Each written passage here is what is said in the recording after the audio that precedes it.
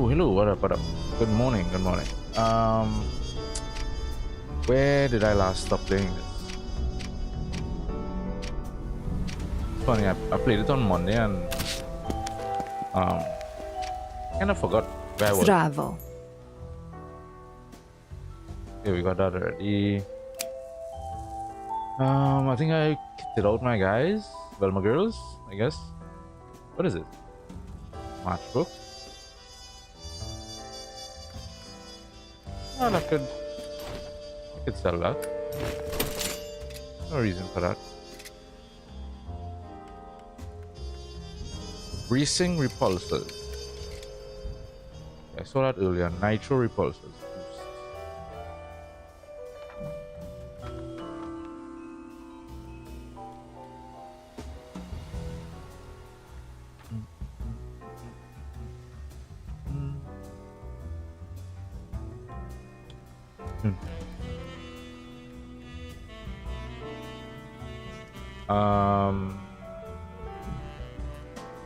I could pick it for who? Yeah. I think we'll go with Looking that for now. something in particular? Don't be a stranger. I don't think there was anything else for me to do, so I think I already went. I spoke to everybody, I think. Oh yeah, that's why I ended, I believe. Spoke to everyone. Alright, continue the story.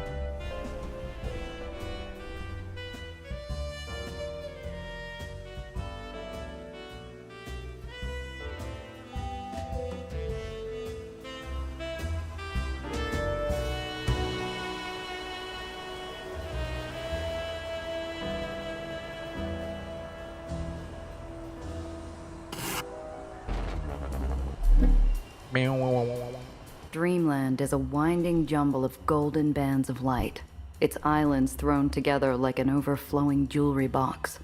As I come out a tunnel, yellow and black shadows dive into my rear view. What's that? A fight?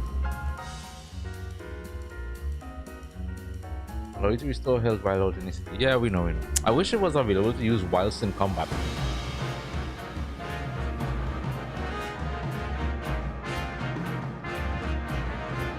All heroes share the same experience, right? So you can bring whoever you want. But right now I only have one person.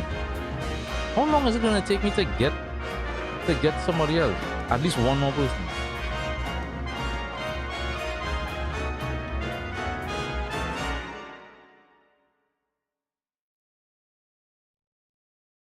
Hope it doesn't stick in. The game has been doing quite fine already so far with performance. I hope this is not a thing. Like when you first load it, it does give a little bit of a stutter. Hey sis, can you do us a solid? Depends on the ask. See Lucy over here? She just graduated, so we're taking her out to celebrate. Gotta help her earn her stripes now that she's running with the big girls. Yeah. You look like you can take a hit. Mind if she wails on you a bit? I'll drive you off the road if you try. Oh, goody. Come on, Lucy. And it's supposed to be like a eliminate all opponents. Right? What are we looking at here? That. Oh wait. Oh, we have to kill those. Oh. Interesting.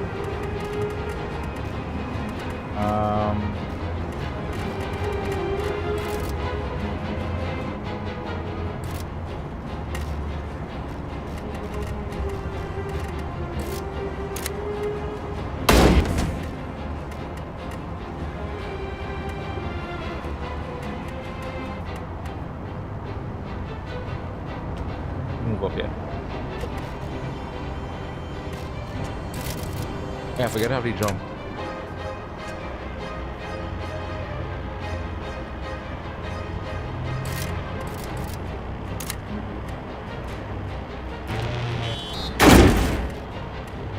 Ram you.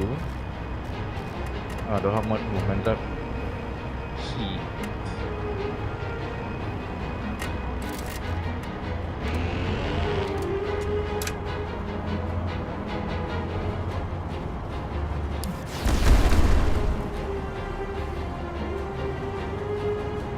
They didn't die? That was too close for comfort. This place is falling apart, fast.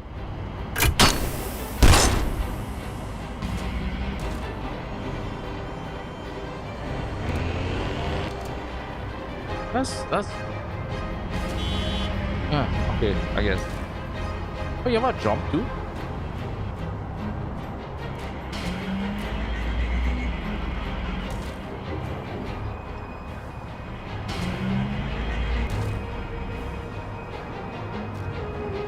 GS2, alright. Let's see what do we got.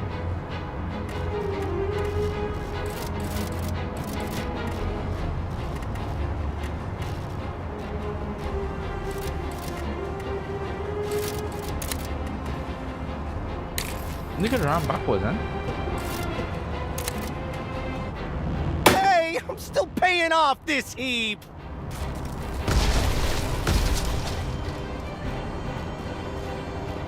Oh, they have so much, right?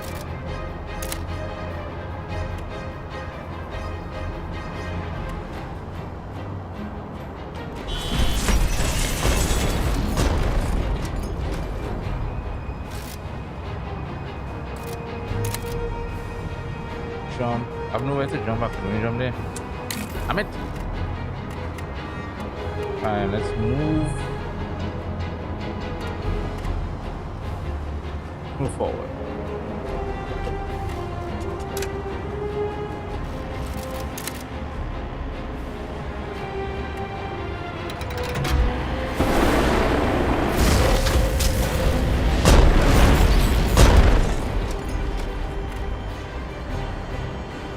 Alright. Do like a ramp.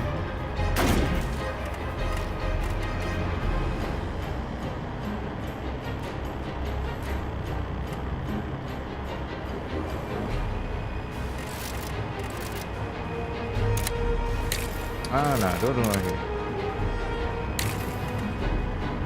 Move forward.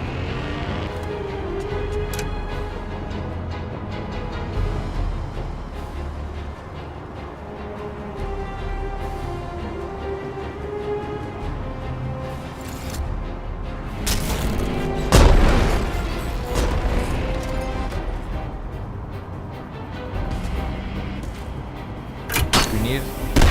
My insurance don't cover this kind of monkey business.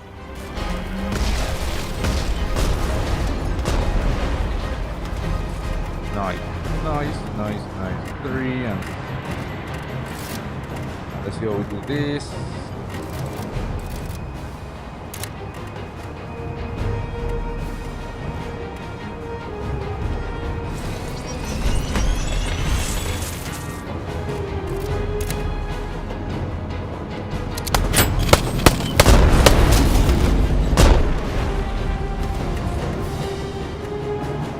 Now you can move up here. Turn.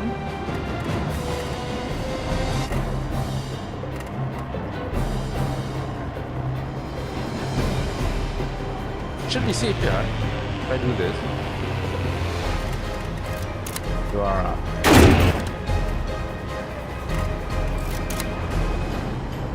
Oh, should sure. Oh damn it! I forgot about that. Spoil sport. Alright, whatever. Probably healer.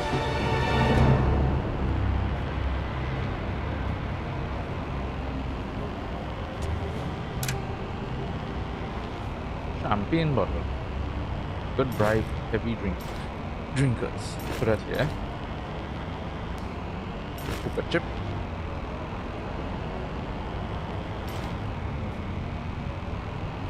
Pistol. Take it. We're gonna give you that one time.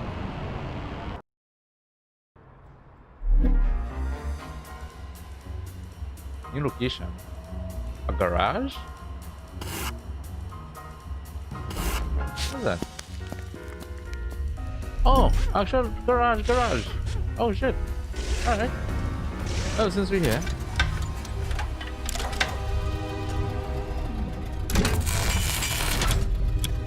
No reason to use that. Nice.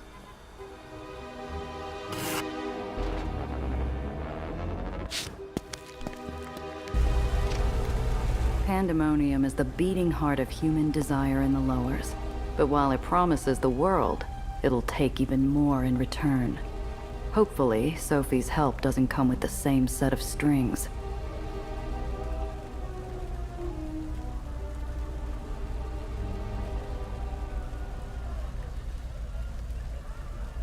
Napahuta. Napahuta.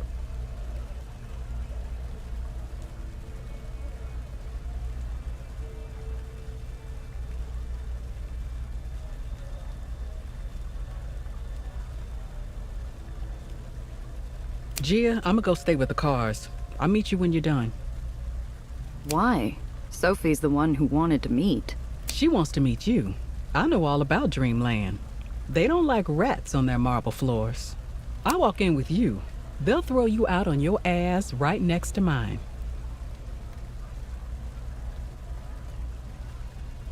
I'll meet you when you're done. I didn't pay attention to that, huh? I'll meet you when you're done. My Sophie is the one who wanted to meet you. I know all about it. They don't like rats on their marble floors. Oh. I glance at the security guards by the door, already watching us intently. Their fiery eyes clash against Cress's watery blues. All right, sit tight. I'll be back soon. Be careful, Gia. You can't trust those sparkly vultures.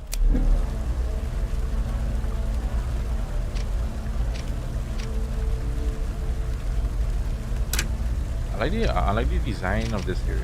This looks nice. Overall, this has a really stylish design, I must say. Obviously, there's a huge Art Deco vibe with the overall aesthetic, but obviously with the kind of like steampunky type stuff. But is it a really nice, artistically very The fountains pleasing. outside Pandemonium are a gaudy display. In a place like the Lowers, where ordinary people struggle to get clean water, these spew torrents of the stuff over a pool of filthy coins. Come on, really? I peer into the rippling water and scan the endless... No, whatever. I'm not gonna... The fountains flush with enough coin to tempt any slots addict into taking a dip. I watch a twitchy-handed woman gaze longingly at its waters, under the security's watchful eye. I keep my wallet in my pocket. In this line of work, Hello, my friend. Test your hands in a game of nimbleness and daring. The name of the game is Snapdragon. All you gotta do is snatch a raisin from the jaws of the flaming brandy, and you win a prize.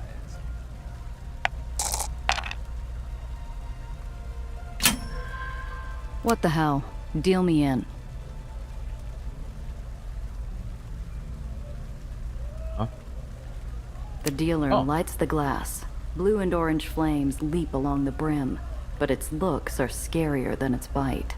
The flames only lick my palms as I pull free a warm and slightly sweetened raisin. Congratulations! Say, you seem like a bold lady. If you liked that, there's plenty more coming, courtesy of Soap Jackson. Soap? Marm knows someone else is running a racket on her doorstep?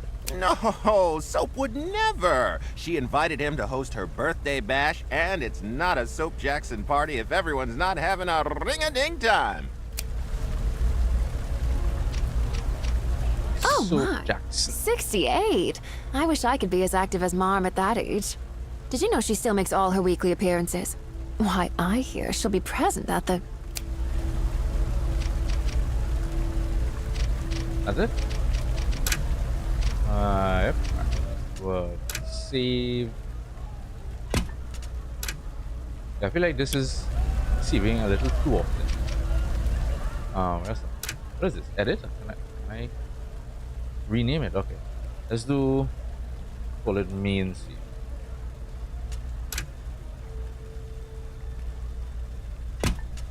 Right.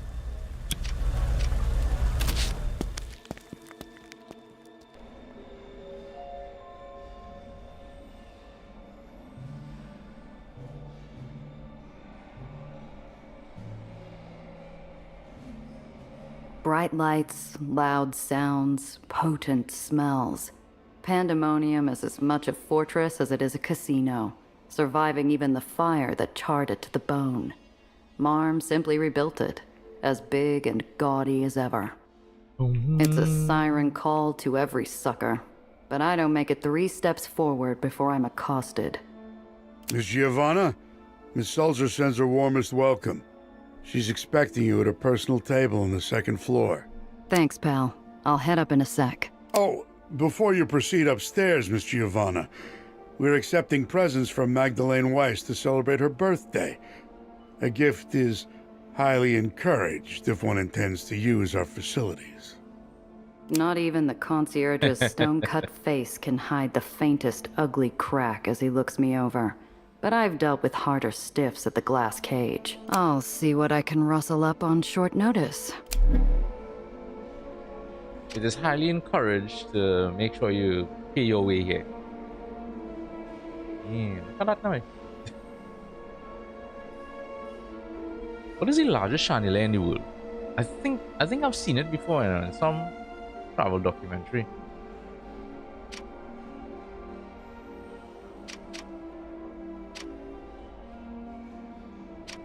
Crowds of somebodies loiter about, decked out in their finest for a chance to lose their shirts.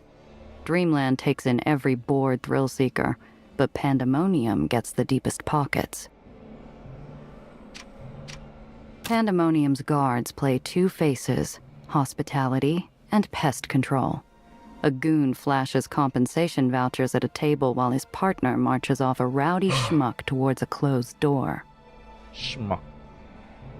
I don't know why that word is such a fun word. The effigy of Magdalene Marm Weiss graces me with her life story on a golden plaque. Orphan to barren. Not a line dedicated to any of the dark deeds done to get there, though. I mean, why would there be? Let's do Alright, scene 3. Let's see what this has. The closer I get, the itchier my palms. There are more trophies and firepower here than in a dragon's hoard. Wait, that's the birthday thing? Watchful eyes from security guards and curious glances from guests follow me up. Whoever I am, if I can visit Pandemonium, I've got to be someone who can afford the birthday tax. Birthday tax? Do I want to do that, boy?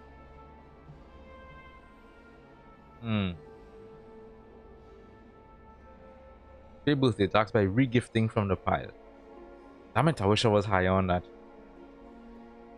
I grind my teeth and heel turn from a mountain of expectation. I'm not celebrating anyone's health while they shake me down. Oh, stick to your guns. Stick to it. Staff jack. The players are gone, leaving the dealer to compete against a pool of bourbon. While he beats back the stain, no one's left to guard the black and gold jacket. Oh, okay. These are other things I can do. Oh, come on! Only VIP holders get to play the tables on Marm's birthday. You don't even want your pass. Okay, and what is... The light past the doorway is blotted out by a hulking shadow. The gorilla crosses his arms, nodding at a nearby basket. Paying patrons only.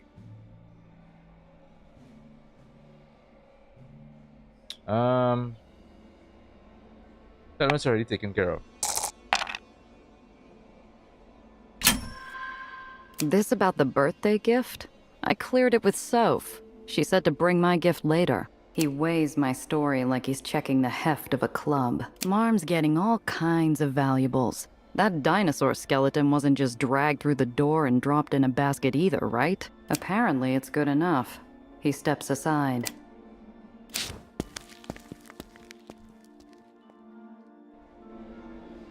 Are you trying to insult me, Miss Sulzer? A manila folder slaps the table like a white glove. The challenger locks eyes with the woman across from him, daring her to flinch or draw. I've been doing business with Marm since before you could even stand up to her skirts. I've built half the streets you walk on, and you repay me by showing me this garbage. We have other properties, of course. However, this offer is not an insult. Think of it as a token of Marm's esteem. A chance to get ahead of a gold rush. This property is awful, and some competitors have already backed out. What they've overlooked is that this is non-dock land. We're unable to add new islands to it, so we intend to add a beach. Hey, morning. A beach, eh? My wife and I recently visited one of the Uppers beaches to get away from the Coney Island mobs. But you know Uppers folk. They quibble about social propriety, but weekend here. Pandemonium Institute. What am I looking at here?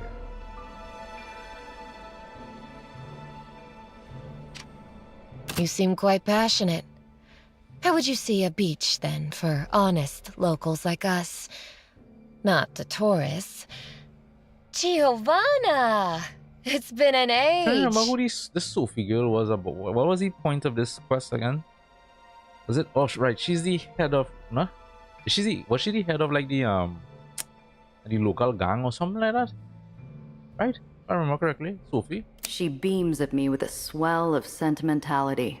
Before I can process it, she rises and sweeps me into a hug like we're long-lost sisters.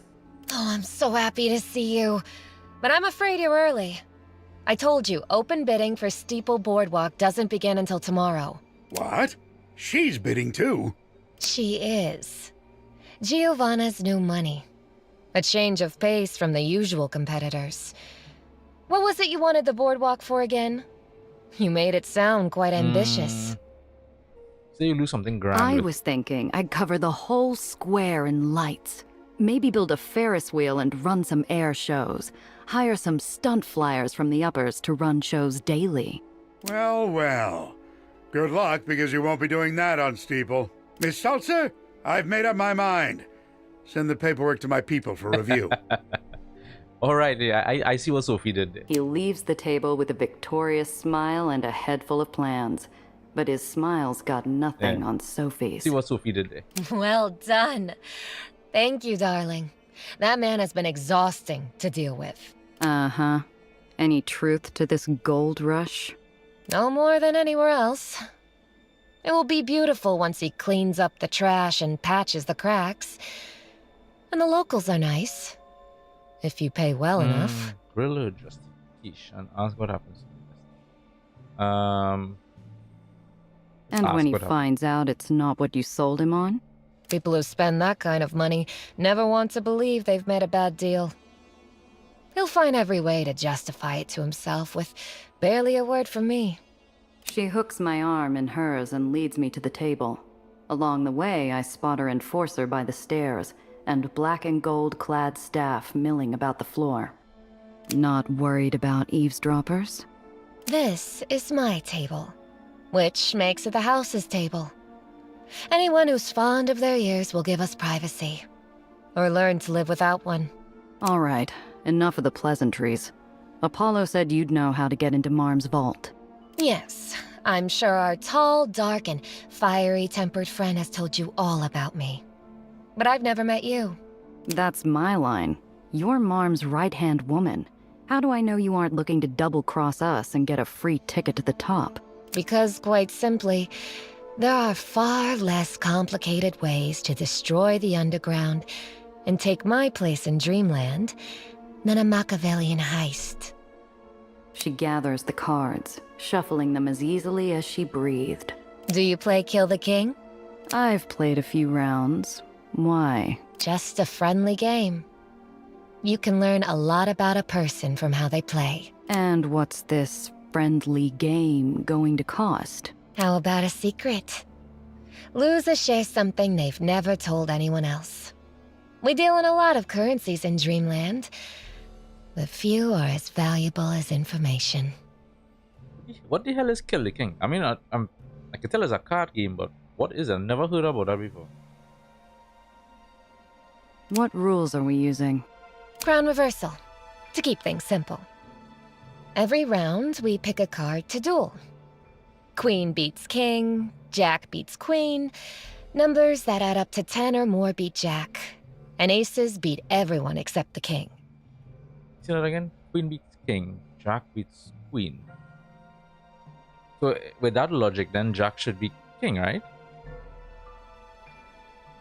If the queen beats the king, then the Jack should also beat the king. Numbers that add up to 10 or more beat Jack. Okay, so it's a cumulative thing. It has to be like 6 and 4 or 7 and 3 or whatever. And aces beat everyone except the king. Okay. First woman to 10 wins. You said you learn a lot about someone from how they play. You see, an aggressive player might be risk-friendly, while a defensive player only makes safe deals. The most pleasant person might have a horrible temper while under stress. Or they simply prefer number cards. Like me. Ask for a fresh Hold deck. up. If we're playing, I want a fresh deck. A new deck. Really, Giovanna? Do you distrust me that much already? I mean, I'm in your territory. What do you expect? Would you trust you? She inhales softly, rolling her eyes playfully while she signals a staff member. The decks are swapped, and a shuffled hand is passed across the The table. ironic thing is that the deck that was swapped out is probably the good one, and the one that the one that was swapped in from the staff member is the one that's not. We trade blows across a polished table. Funny. King versus king. Numbers versus queen. I thought Eli's killer would be a little taller. Same to you. Apollo said he had a mole. Wasn't expecting Marm's second. We peer over our cards. Sophie's poker face is as calm as a lake. I see if I can make ripples. Okay, over. Sophie's poker face is as calm as I see if I can make. I mean, I guess there's no right or wrong answer. I mean, I'm sure there's a right or wrong answer, but no clues or anything by plain number cards. Play Jack.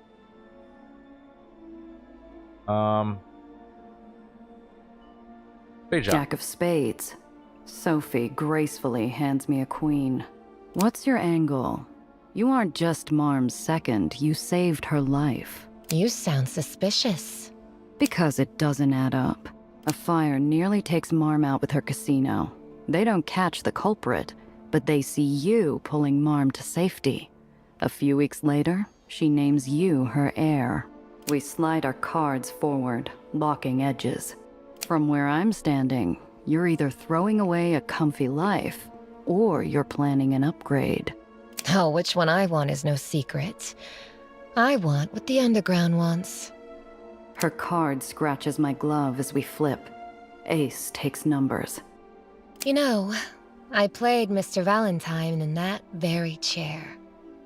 He was Mom's favorite gentleman criminal and excellent at cards.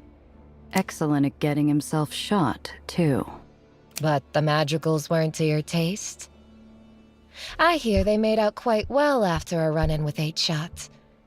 So well, they've stopped taking work from us to focus on a new venture. Her 7 and 10 mob my jack. I watch her fingers worry along the edges of a card. 1 jack's left. How many aces and kings? So she played numbers to kill my jack. I watch her fingers worry. 1 jack's left. Wait, who's jack? My jack or her jack? I'm guessing I played a jack already, right? And then another jack, I guess. How many aces and kings? Your history. Valentine, Eli. I wonder, what does 8-Shot Mondazzo want with Dreamland? Are you looking to add another Baron to your dashboard? Look, Sophie. Do I look like a bloodthirsty sadist to you? I'm a smuggler. I'm not here for some vendetta. I'm just a gal looking to get paid. I take a chance on King of Clubs. She clubs me with a queen. Oh, okay. Well, I don't really have any choices here, really. A 7 and a 4. I take her jack and add a point to my pile. You want to trade reps? Let's start with yours. The Benedict Casino, the Juno Silk Heist, the disappearance of Dropper Brody. Any of that true? Now. No one's ever proven that Dropper and I have even been in the same room. Ace and King of Hearts. I hand her my ace. We continue firing cards at each other. Sophie shoots down my card and the next, building a tidy sum of points on her side of the table. A few more hands like this and she'll sweep. Play aggressively and start cheating. What? Yeah, why not? Look for an edges. Zio Alfonso never played an honest game in his life. And I see Sophie holding her cards the same way he did. 2 cards layered flush against each other. Your hand's looking a little stacked. Grab an extra card? Oh, well look at that. It must have happened during our last hand. Uh-huh. Your casino's gotta have rules for that. Forfeit or penalty? Since we're close to the end, let's call it a penalty and strike a point from my pile. Shall we? 1 point's good enough to tip the board. Luck comes back to my side of the table. For every hand she grabs, I take back 2, narrowing the gap. We throw down our final cards. My queen kills her king. Well, beautiful game, darling. As much as it pains me to admit it. Now then, shall we settle up? What secret of mine do you wish to know? I only have one choice here. Ask about how she fell in with the underground. Ask if she had anything to do with the pandemonium fire. The same fire that she saved that woman life in. Ask about the disappeared Baron. What disappeared Baron?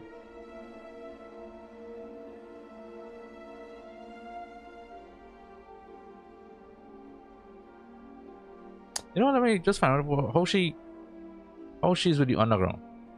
All right, cards on the table.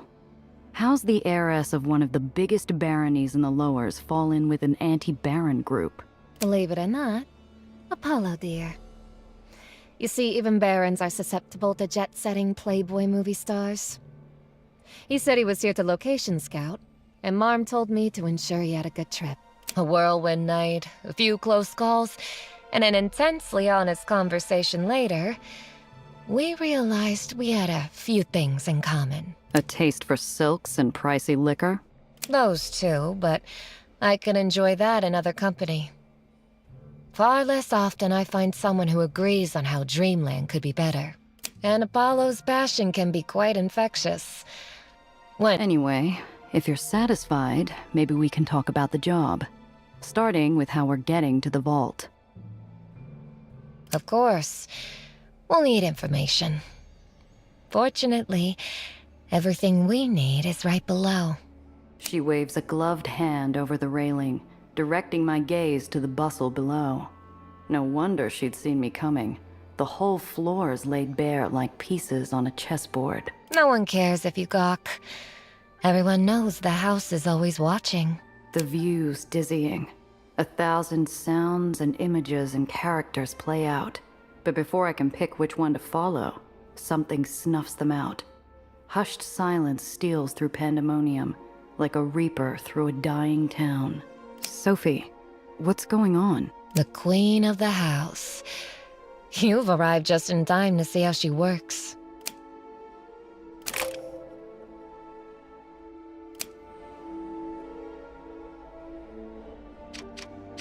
Down there. Hold on. Let me see what else is available.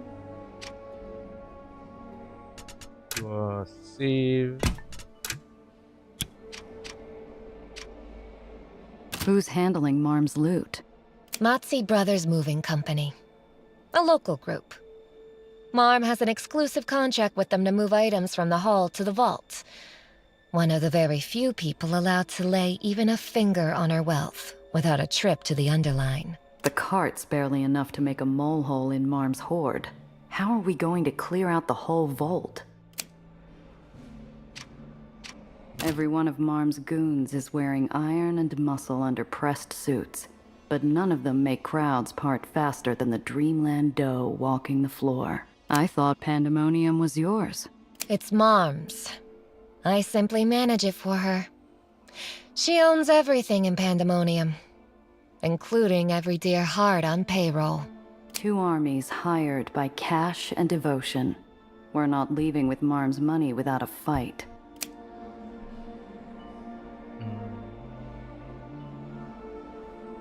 Is it? Yep. Part poisonous viper, part soothing vixen. Magdalene Weiss is an ancient dragon in the lowers. Beauty, elegance, and deadliness hold her above her age and the masses.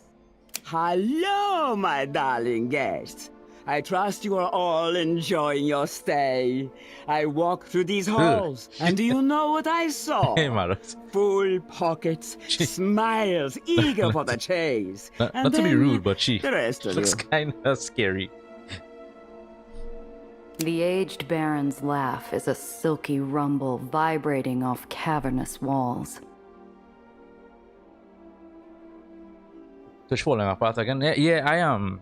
I haven't been watching anything at all. Every time I try to watch something, it just does that for me too. Now, I ask you to pause your games for a little diversion. A game between myself and one of my beloved dolls. Elizabeth, say hello. The young woman on the platform waves as she enters the arena. Sharp uniform, polished goggles, muscles raring for a fight. She jabs a finger at some sap at the slot machines. Hey, you with the gross toy! Get your greasy paws off the level while Mom's talking. This is a prime entertainment. Oh god, is that isn't that New Jersey type accent or something like that? Ah, you see how protective she is, and so confident. Some of you must already be familiar with her achievements. The Dreamland Hippodrome, the Schuster Cup, and of course, the surprise conquest of Belmont Castles. Holy of German ads. Must be fun. Hey, it might be a good way to practice German. It's a moment out of a greeting card. The elderly baron's hand on her adopted daughter's shoulder. An indulgent smile on her face, but the borders are dark. Lizzie's shoulders tighten as she takes her seat. Listen to German ads whole day. Eventually you'll understand what they're saying.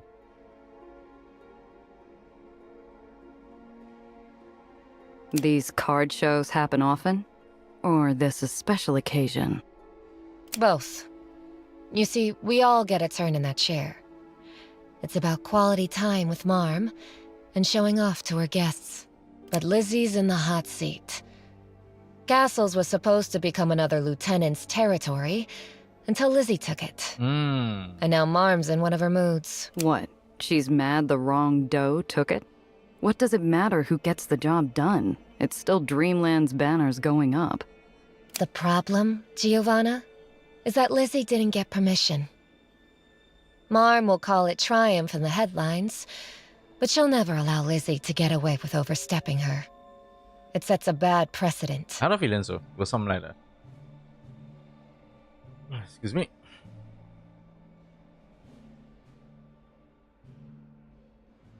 I mean, it's food, eh? You know, food vocabulary is always handy for travel. What would you put money on? Are you asking me for a bet? I couldn't afford your rate. I just want to know if your sister's got a shot. Then I'll do you a favor and spare your wallet. No, not in the slightest. The slow draw of cards. The Sato voices calling their bets. The friendly facade splits into bloodshed with their opening hands. First hand, Lizzie throws a valiant play. Marm slaps it down with ease. Second hand, Lizzie tries another angle. Marm cuts her off, carving through Lizzie's chips and pride. Oh no, they're playing poker or blackjack or baccarat or what did we just play? King of Kings?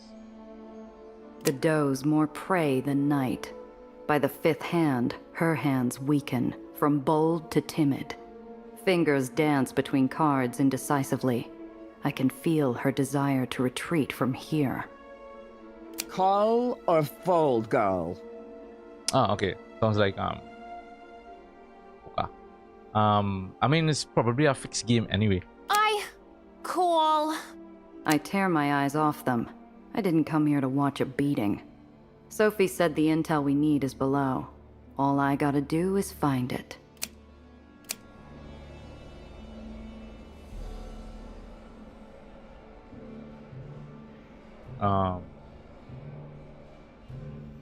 Find it. Every patron holds their breath, but there's not a quiver of fear. Their ghoulish smiles spread, mouths slavering in anticipation. Can't leave, right? I have to do it from on top here.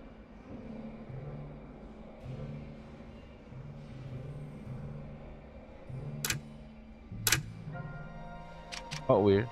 The crowd's a sea of bloodlust. I break them into individual numbers in my head. Too many bodies break between us, the vault, and the exit. Pandemonium got any slow days? It's near Marm's birthday, so no. The celebration is a weeks-long affair. We have tourists coming in from all over the world, and it's only going to get busier the closer we are to the big day. So, we need to find a way to get them out of the way. The hall holds its breath for the final blow. A full house coming down on a meager high card. Over already? My, what a game! Don't you agree, Elizabeth? Sure was. You were amazing, Marm. The crowd applauds, taken in by the heartwarming display. The bustle returns to the hall. Tables fill with smiles and vices, but Marm and Lizzie remain on the platform. Baron Magdalene Weiss turns her razor-sharp gaze towards the balcony. I'm caught, staring down the maw of the beast, but I'm not the intended target. Excuse me, Giovanna. I need to see what Marm wants. Think she's on to us? I doubt it.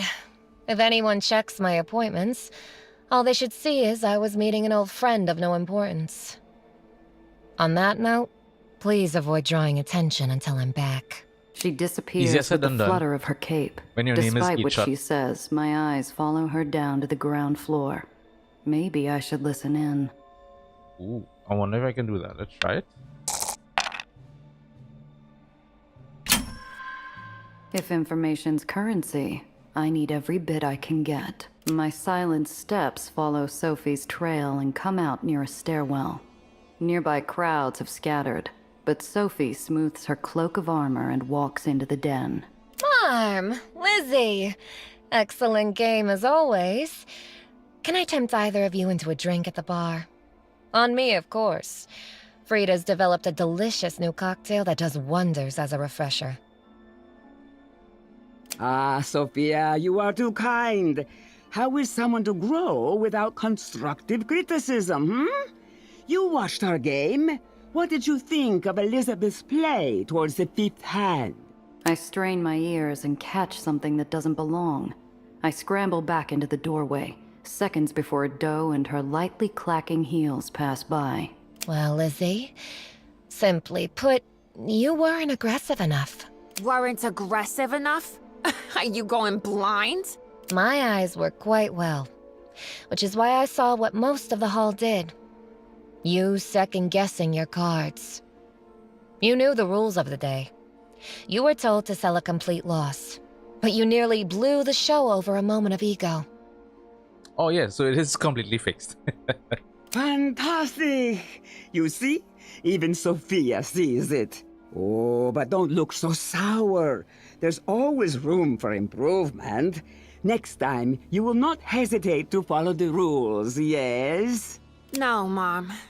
It won't happen again. Her face is hot enough to tint her goggle lenses red. She spits fire at the only target she has. Thanks a lot, Princess. She races off, slamming the doors behind her. It could have been an act of rage or a cry for help, but Marm's already dismissed her for her other daughter. All it takes is a gesture, and Sophie lends Marm her ear. All it takes are whispered words, and Sophie's whole body becomes a frozen lake. I'm left to wonder as I hurry back to my seat. A few minutes later, Sophie returns. Despite her calm face, her movements are choppy. Looked serious down there. What did Marm want? Patrol. And it can't wait. Sophie, you can't just take off. We weren't done talking. Well, hurry up then. We'll chat on the road. Think of it as a guided tour.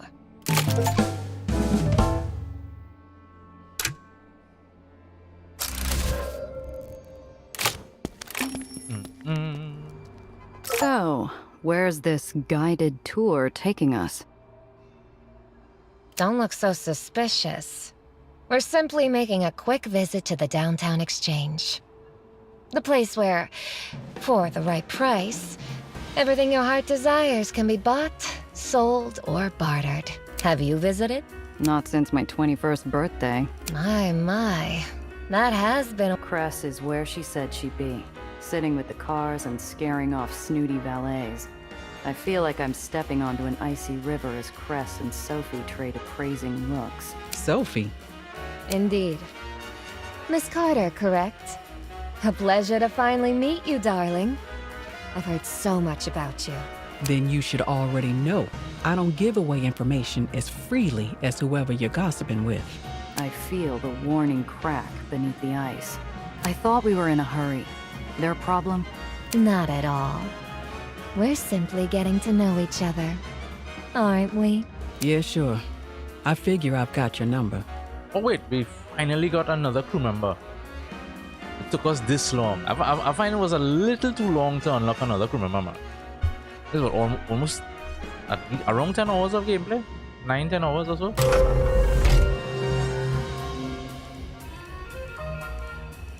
Sophie's a bon vivant with a conscious, complicated woman who enjoys a luxurious lifestyle but wishes to better the lives of those around. Clever, charming, and resourceful. She operates as mom's right hand. Coupes, sedans, and flatbeds.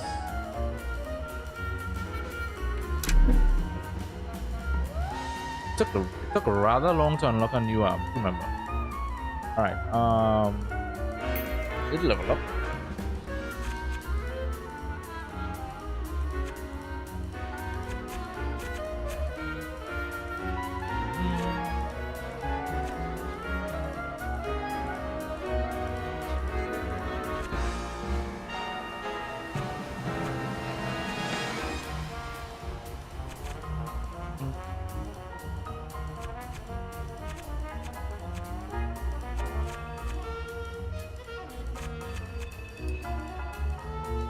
Where to go? Where to go?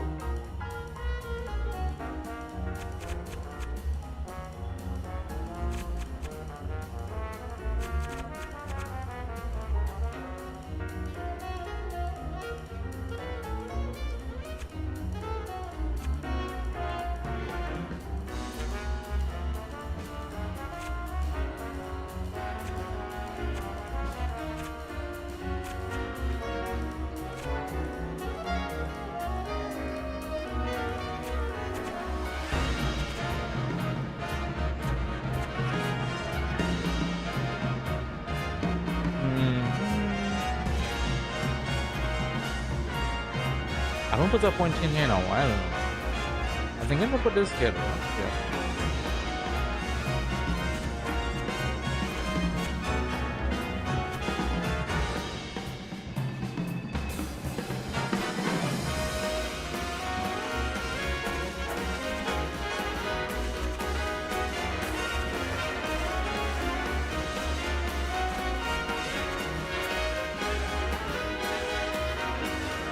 It's not the enemy, but we see the end.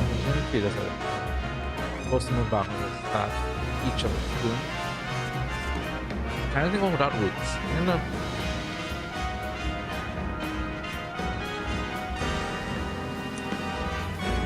Yeah, kind of work. What is this one? Oh, 2 cells. So this is just one. All enemy within 2 cells receive that. Okay. So it doesn't have to be adjacent.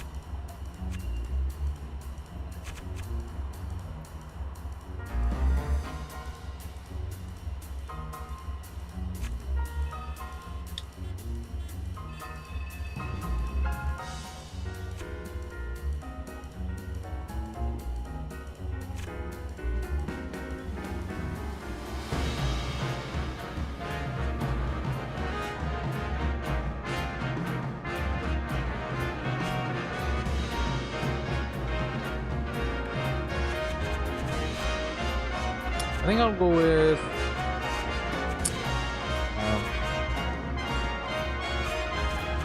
do this one on this.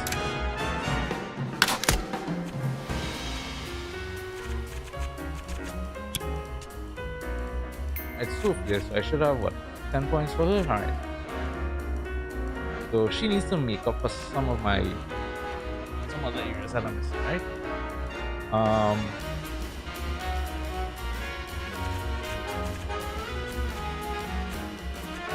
If we go strategic on her. What am I building here now? Yeah, right? She's smart and brown.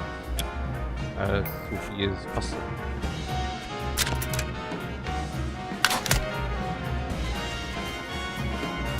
Could do it Phantom, yeah.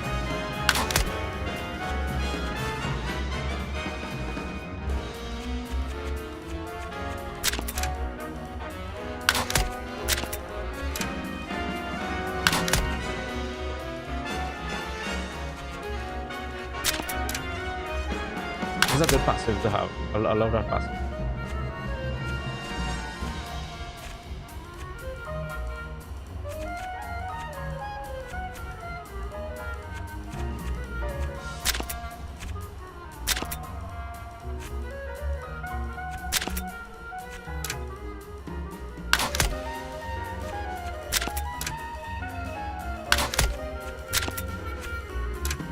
One here. And I'll do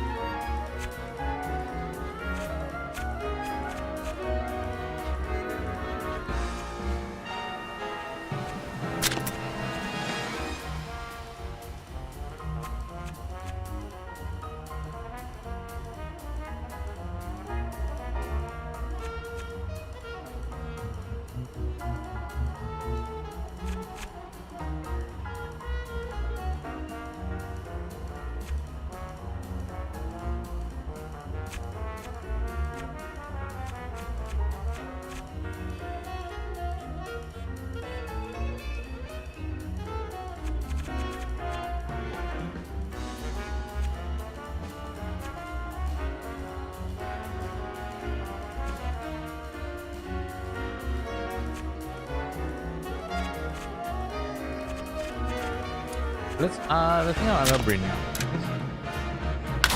Right. And for you, one point available for her.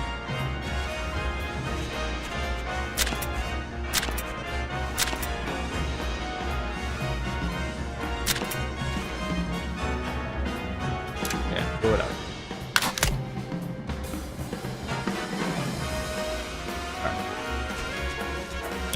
Alright, let's go. Save. Yeah. Oh, you know what? I better go to the garage first. See if there's anything I have.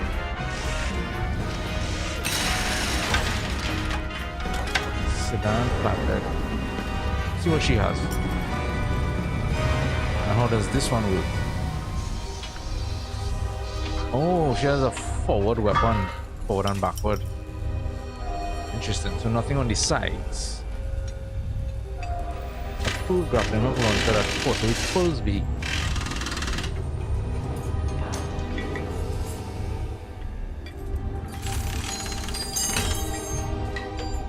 As a light weapon. Ooh, this is where the sniper could have come in handy, boy. Sniper could have come in handy. Machine gun.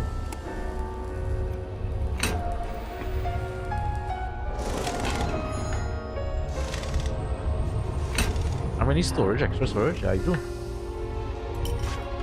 Why not? Give her that. For extra storage. There's this one. That provides a jump. I think I need to keep that on her. Over the engine. Yeah.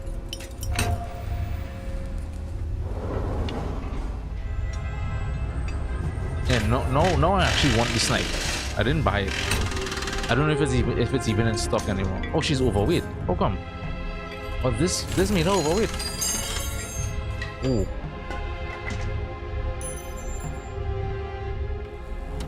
How much storage does she have? 17. If I remove it, what? 15.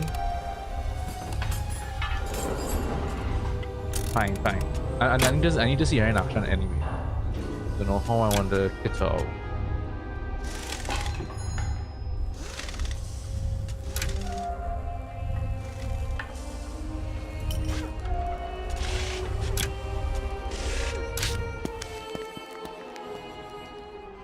Alright, going down here.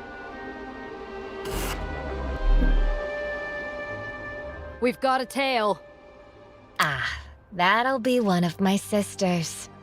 Someone wants to play. What? What's the matter, Sophie? Too good for a goodbye now? Oh, see, the same Lizzie?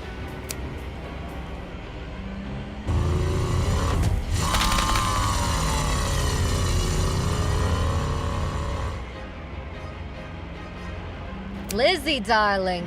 I have a patrol to get to. And I thought I told you to enjoy a drink at the bar on me. Oh, go suck on a lemon. I don't want your pity. I want to see how sharp you are. And that goes for you too, you trench-coated broad. I talked to Gunther. Says you skipped out on your tab. You're already batting 0 for 1. I like my odds. I thought your game with Mom would have tired you out a little. But I was wrong. How about we settle things with a friendly wager? You can even pick the game. Battle Royale. You and me. First car to stall out's a goose egg. We're looking at eliminate Lizzie or eliminate Lizzie's goons. Protect Sophie. Okay, this is... Oh, Sophie's here, okay. It's me. Press bystander. These are the goons. Alright. We're doing this.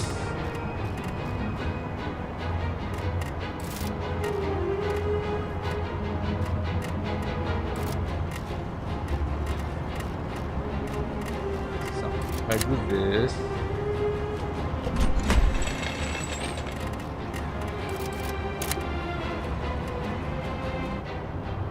Can't ram backwards? I thought I could.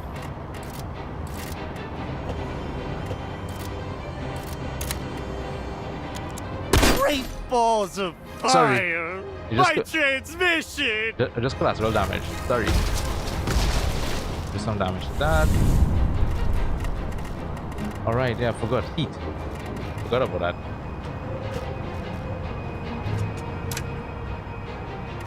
Oh, Sophie plays first. Interesting.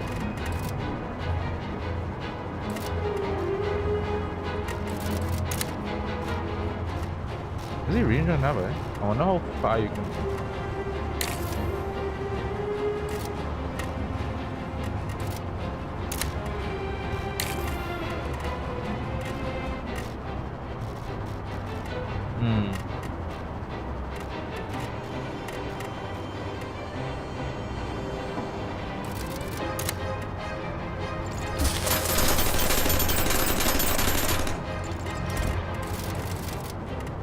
New one spray?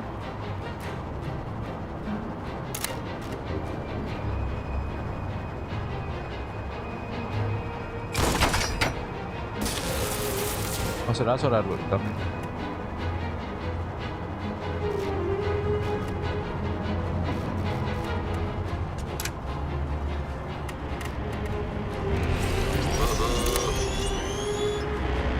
Oh, applesauce! Oh shit! Look what you... I didn't think about that. For ya? Beautiful, darling. Anyway, I'm just trying to. Now, if only you could take some of that fire and put it towards your car play. Can it, princess?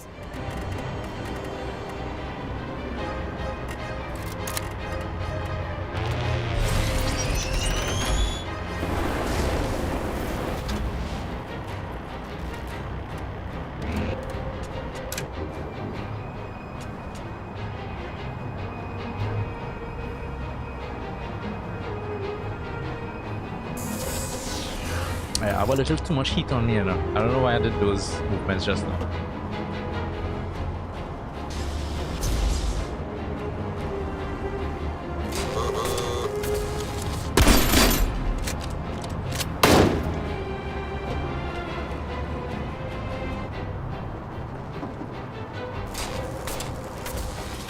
Whoopsie daisy. Do that again, and I'll shoot your repulsors out.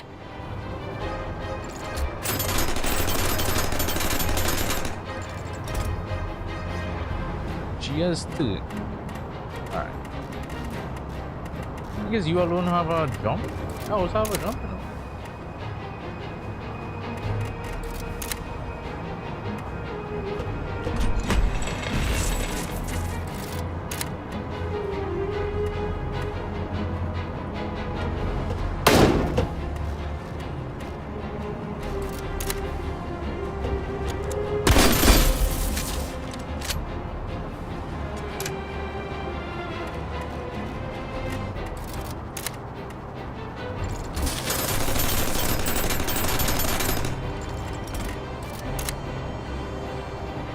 Oh, you could only jump like that. I thought you could jump like maybe she can't do it right now. I don't know.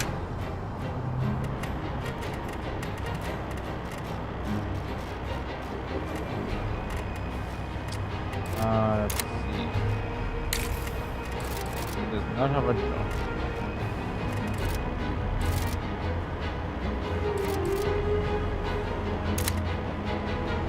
That.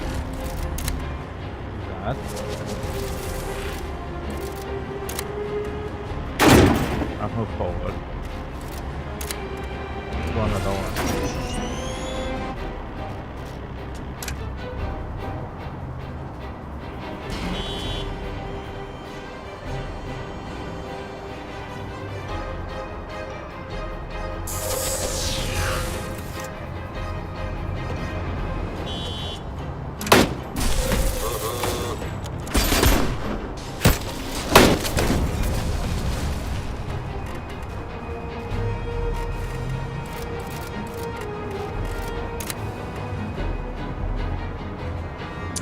Oh, you're in my way. You're in my way.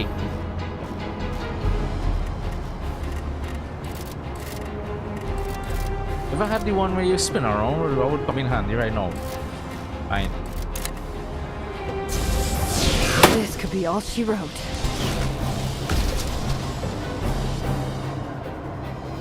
Oh, nuts to this! I'm out of here!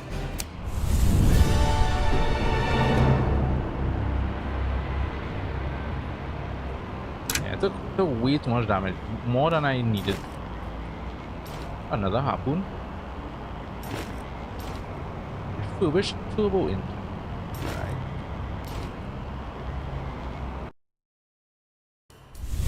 The other Doe lieutenant runs for it. We catch her breath and shake off enough adrenaline to run a marathon. You really pissed her off, huh? I usually do. Lizzie wanted to play. It's nothing for you to worry your head about. She'll sulk about it for a day or two and then call me up for a lunch date. Uh-huh. Got any other sisterly games I need to prep for? Think of Lizzie as a taste of what we'll have to contend with during the heist. Believe it or not, she's one of the tamer does. Okay, first things first. Back to the garage. Need some healing.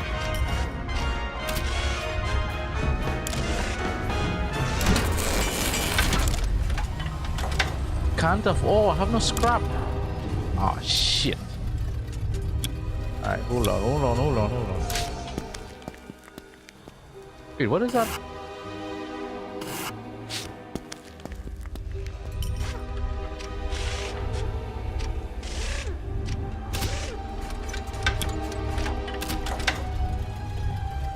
Oh, you know, I didn't know there was a parts store here as well too.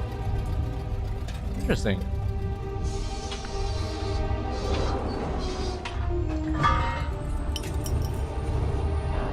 We can sell it.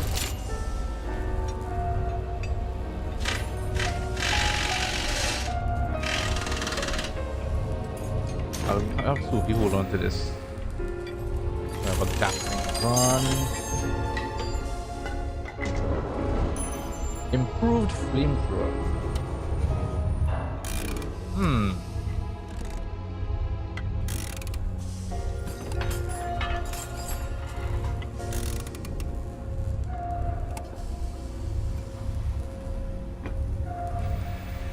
Medium storage. Welding station.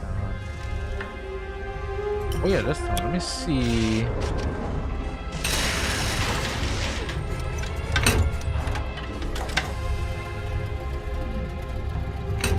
Oh, I already have a refurbished turbo engine. Okay. Okay, what about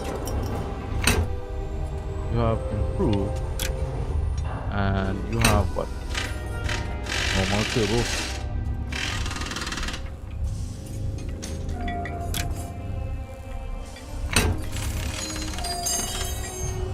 Wait, now how is she overweight? Didn't I get rid of this? I did. How did that end up back there?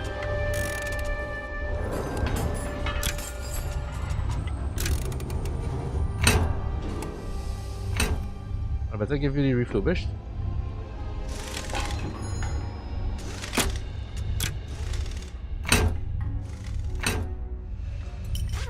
This is a downgrade how? 10, 9. Oh.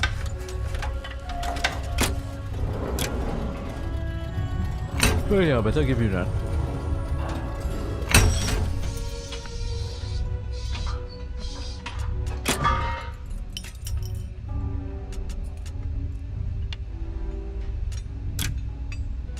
Confirm that. I think I'll pick up the range. I will sell that.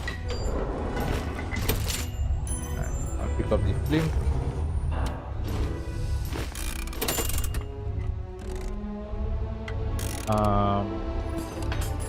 Good sell.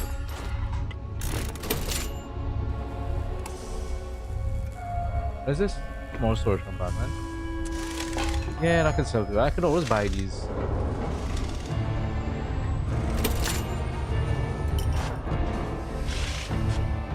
Alright, let me pick up a retake it of 2 4.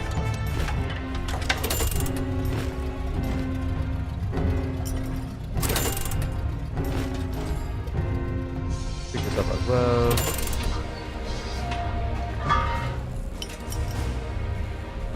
Alpha. Do this.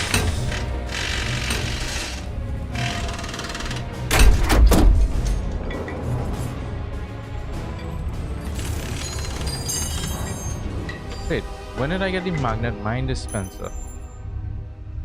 Oh, that, no, alright, that's in the stash. Yeah, I forgot you see the stash as well.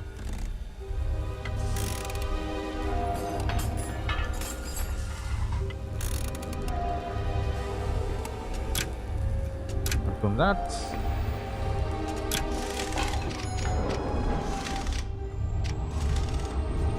Alright, I have no money, so I mean no scrap. So I have to heal them the old school way.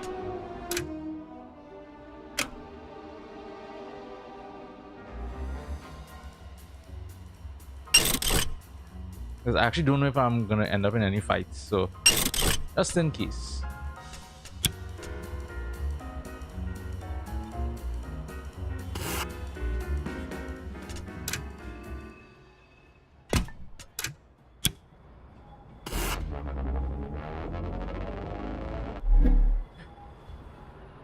I round the corner and find myself in the mother of all traffic jams. I strain my neck to see what's causing the gridlock and spot a number of Marm's finest cordoned off I have the level road 3 ahead. heat, so I can't hide from that. I breathe out slowly to steady myself. I'm not carrying anything explicitly illegal, but there's enough heat around me right now that just getting recognized could be trouble. The car in front of me floats past the barricades, and I idle forward slowly, making an effort not to look jumpy. Evening, ma'am. If you don't mind my asking, what is this about? Routine crowd control. A lot of money out on these streets tonight. Mom thinks trouble's bad for business, so she sent us out to make sure nobody gets any ideas. Never can be too careful. Glad you're out here making sure everything's on the up and up. Glad you think so. Means this won't be any more unpleasant than it has to be. Open your trunk so I can take a quick look and send you on your way. I mean, I have nothing to hide. So, yeah. Should be fine. Do what you've got to do. I've got nothing to hide. I pop the trunk and wait for Marm's finest to finish looking to her satisfaction. After a brief search, she waves me past, and I'm back underway.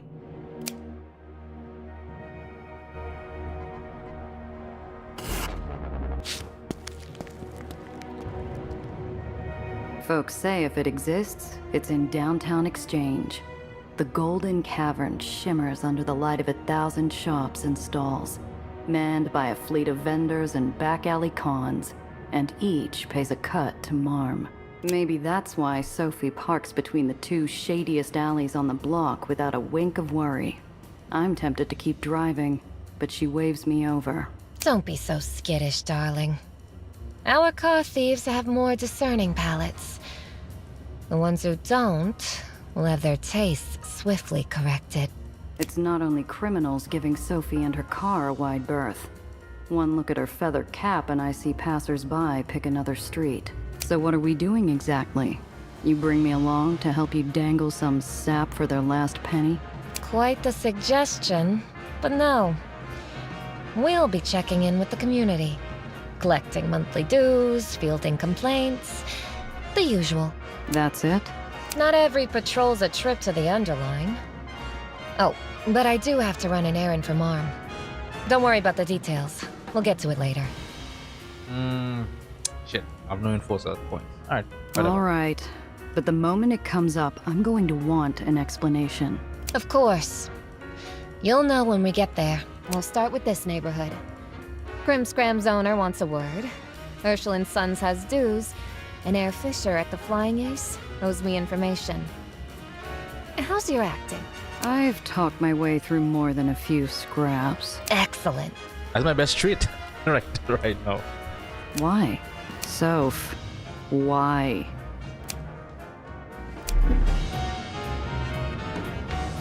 Let's see what we have here. They say the exchange started as a smuggler's market. One of Marm's first acts as Baron was to transform it into a proper community. Can't say it didn't pay off. People talk about the city's metaphorical underbelly, but this is the real thing. A hidden enclave where Dreamland's vital organs pulse with life.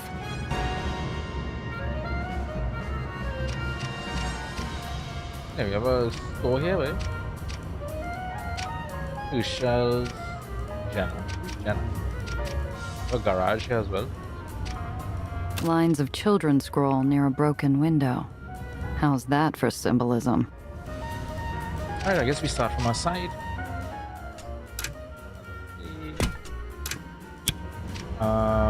You, Janet. What are you staring at?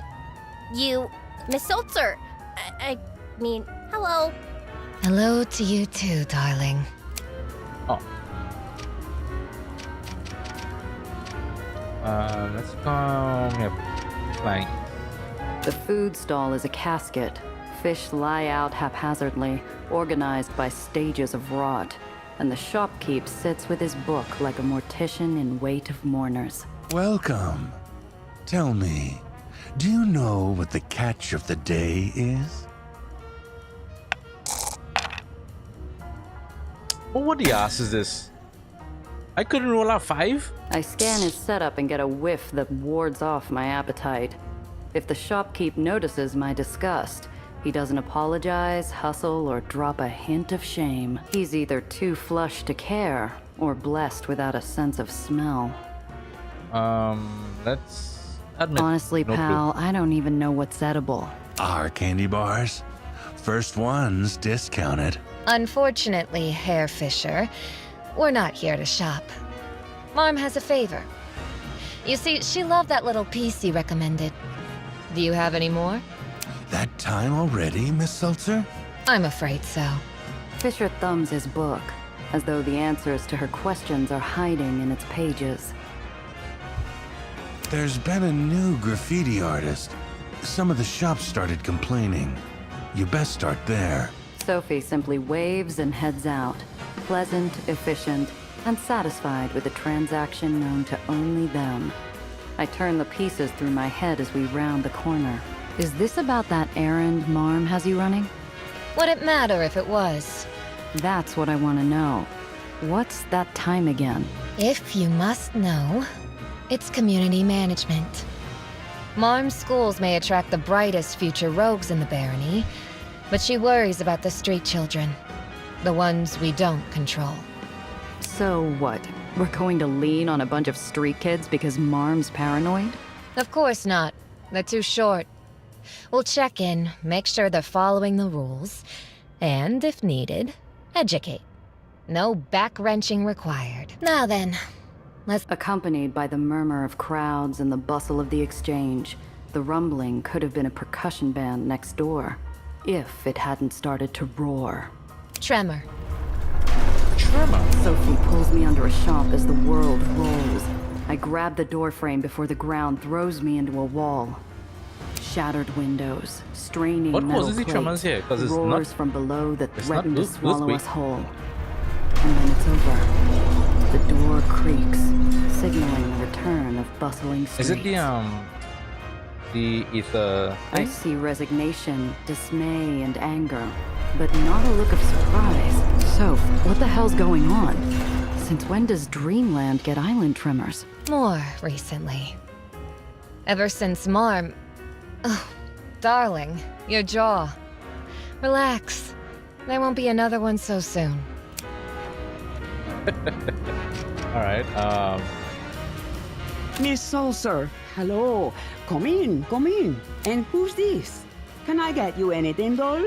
We got a new radiator and some fresh bits straight from the burrows. Lily, darling. This is Giovanna. She's here to take a census of the neighborhood. Pleasure. We're getting numbers for neighborhood planning. I need your name, age, and occupation. Oh, well, of course you are. The neighborhood's been a little, how to put it, chaotic lately. But don't let me distract you. Name, Lily Lopez. Occupation, scrap dealer, age. You know what, I'll just write that down. Thanks. While you're at it, maybe you can fill me in about what's going on around here. Giovanna's a transfer. Quick as a whip with a pen, but a little out of touch with the ground floor. Sure thing. So, first thing you should know, write in pencil because Dreamland's expanding fast. Lots of renovations, lots of new islands, lots of people moving in and out. Business is booming.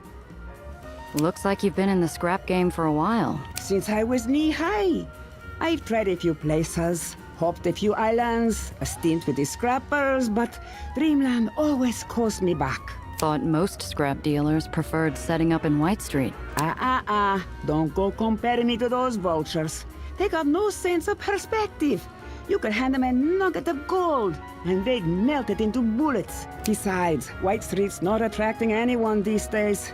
Not after old Eli took the final ferry trip downstairs. See, you got a full stack of orders. Must be doing pretty well for yourself. I can barely keep up with the demand. New islands are like sandboxes. Every investor can't wait to plant their mark, and they're all demanding rush orders on parts. And don't get me started on the cleanup. You think they're the ones throwing on gloves and digging through the debris? Thanks. Anything else I should know? Well, maybe less for you, and more for Miss Salsa? How do I put this? Come now, Lily. Don't be shy. You said on the phone you had a few concerns. Something you couldn't leave with my office? Sure. It's just, Miss Salsa, you've got Mom's ear. Could you maybe tell her to slow down a little? All this expansion biz is stressing folks out. You know how it is. Not everyone's got somewhere to go. I'm well aware. How about this? Send me an estimate of how many are missing a roof over their heads, and I'll see what I can do. Aw. Sophie's 9. Alright, last place. Let me check the shop. Did you fix that with duct tape? Show me what you've got. Handle with care, please. Ooh, another grenade launcher. Harpoon, machine gun, improved Gatling gun. This will go good on my prisoner transport thing. Tinker repair. So if I should pick up another one. I'll pick up one for her, please.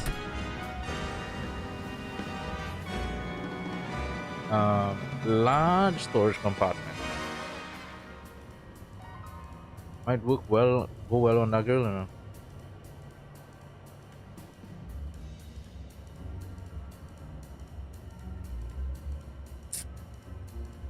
Nope. Let's save money for now. Don't be a stranger. Some good stuff though. Alright, and then the normal garage, right? Yeah. Oh, we have some vehicles.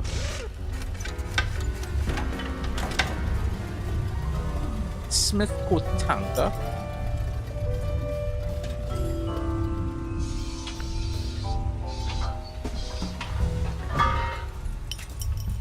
It's a flatbed. I wonder.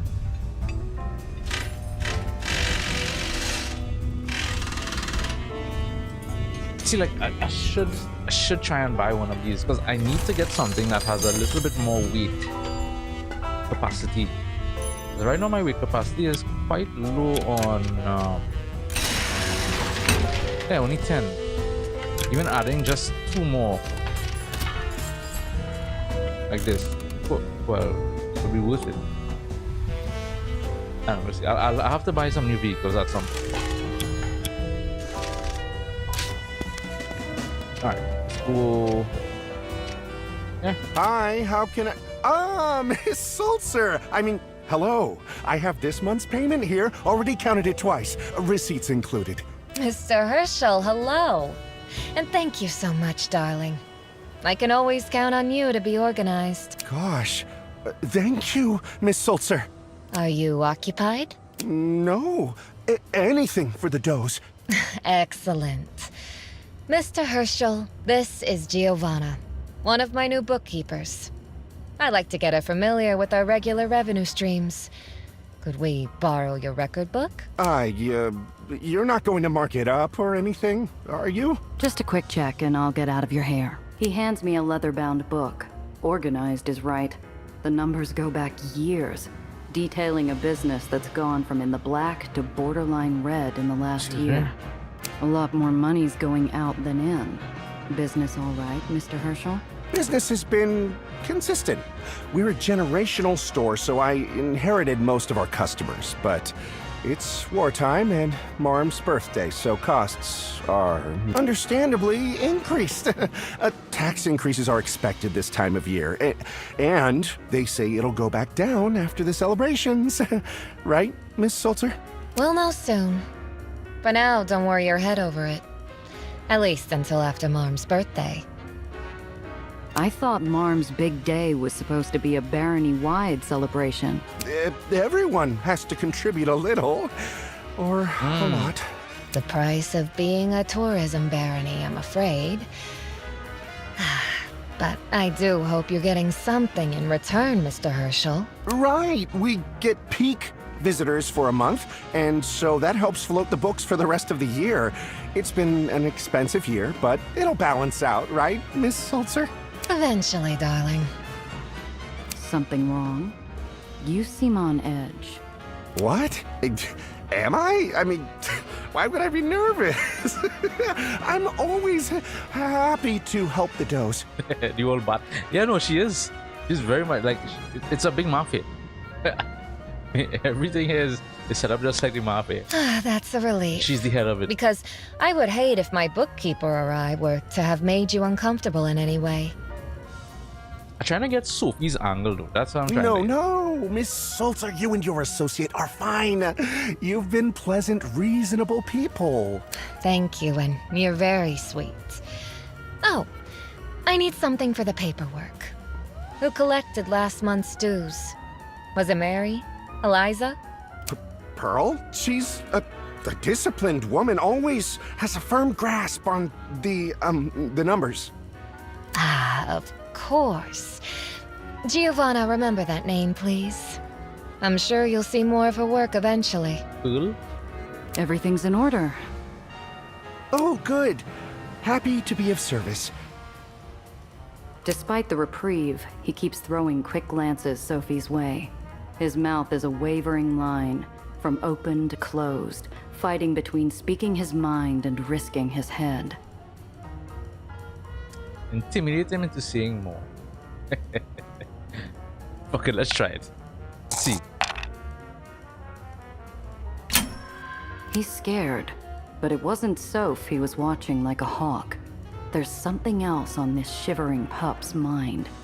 Maybe he was hiding something? Something that wasn't on the books. Where are you going? Please? Something on your mind? You don't need to worry.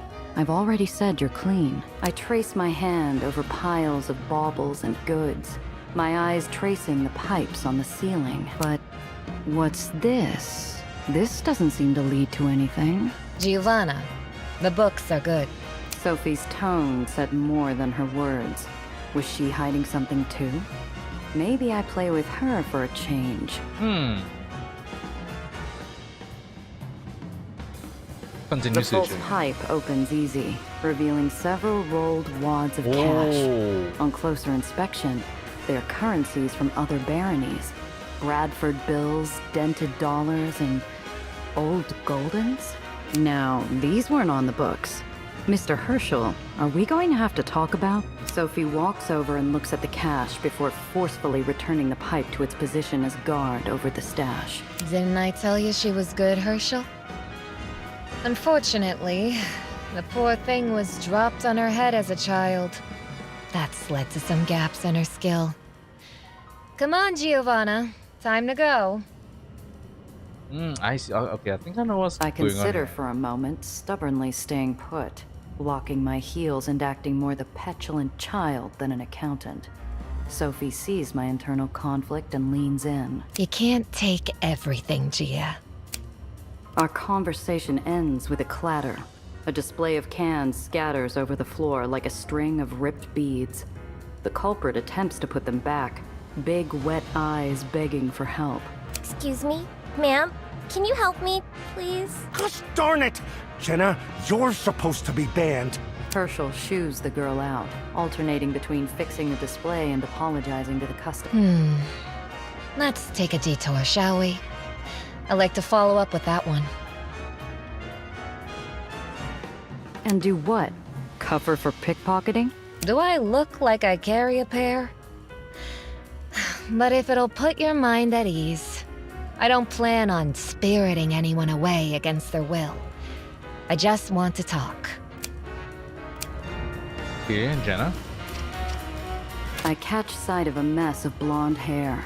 She bounds towards a narrow lane, steps as soft and quick as an alley cat. But Sophie's already one step ahead. The girl skitters back, all but hissing. Let me go! I'll scream! I mean it! Easy, kid. We just want to talk. Nuh-uh! I didn't do anything. You're just picking on me because of stupid Mr. Herschel. You look pretty chipper for a kid in tears. I cleaned up my face. Really, really fast. Help cover for Jenna. Let's Sophie take the I lead. Let's wouldn't see what trust this a is doe about. on a good day, but the underground vouched for her. I decide to see how different she is from her sisters. Well, of course you didn't. If you had, there'd be evidence. Such as in your hair, or your pocket, or... Oh, what's that in your shoe? How did you...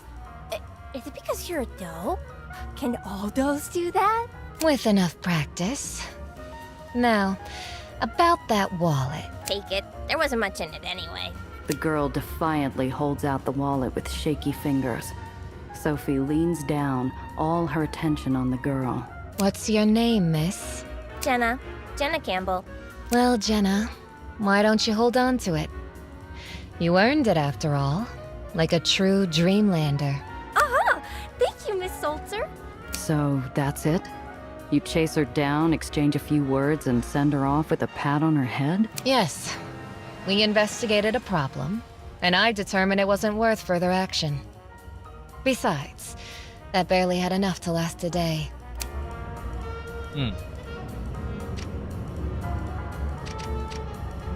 These crates are black market fare. They've had all their shipping and customs markers removed. They're also reinforced with metal brackets and dovetail joints to protect something valuable.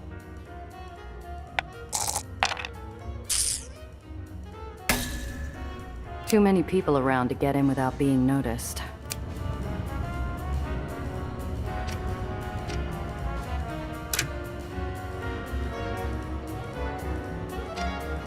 The girl's a wisp, floating from window to window, as though she'd blow away at the slightest breeze.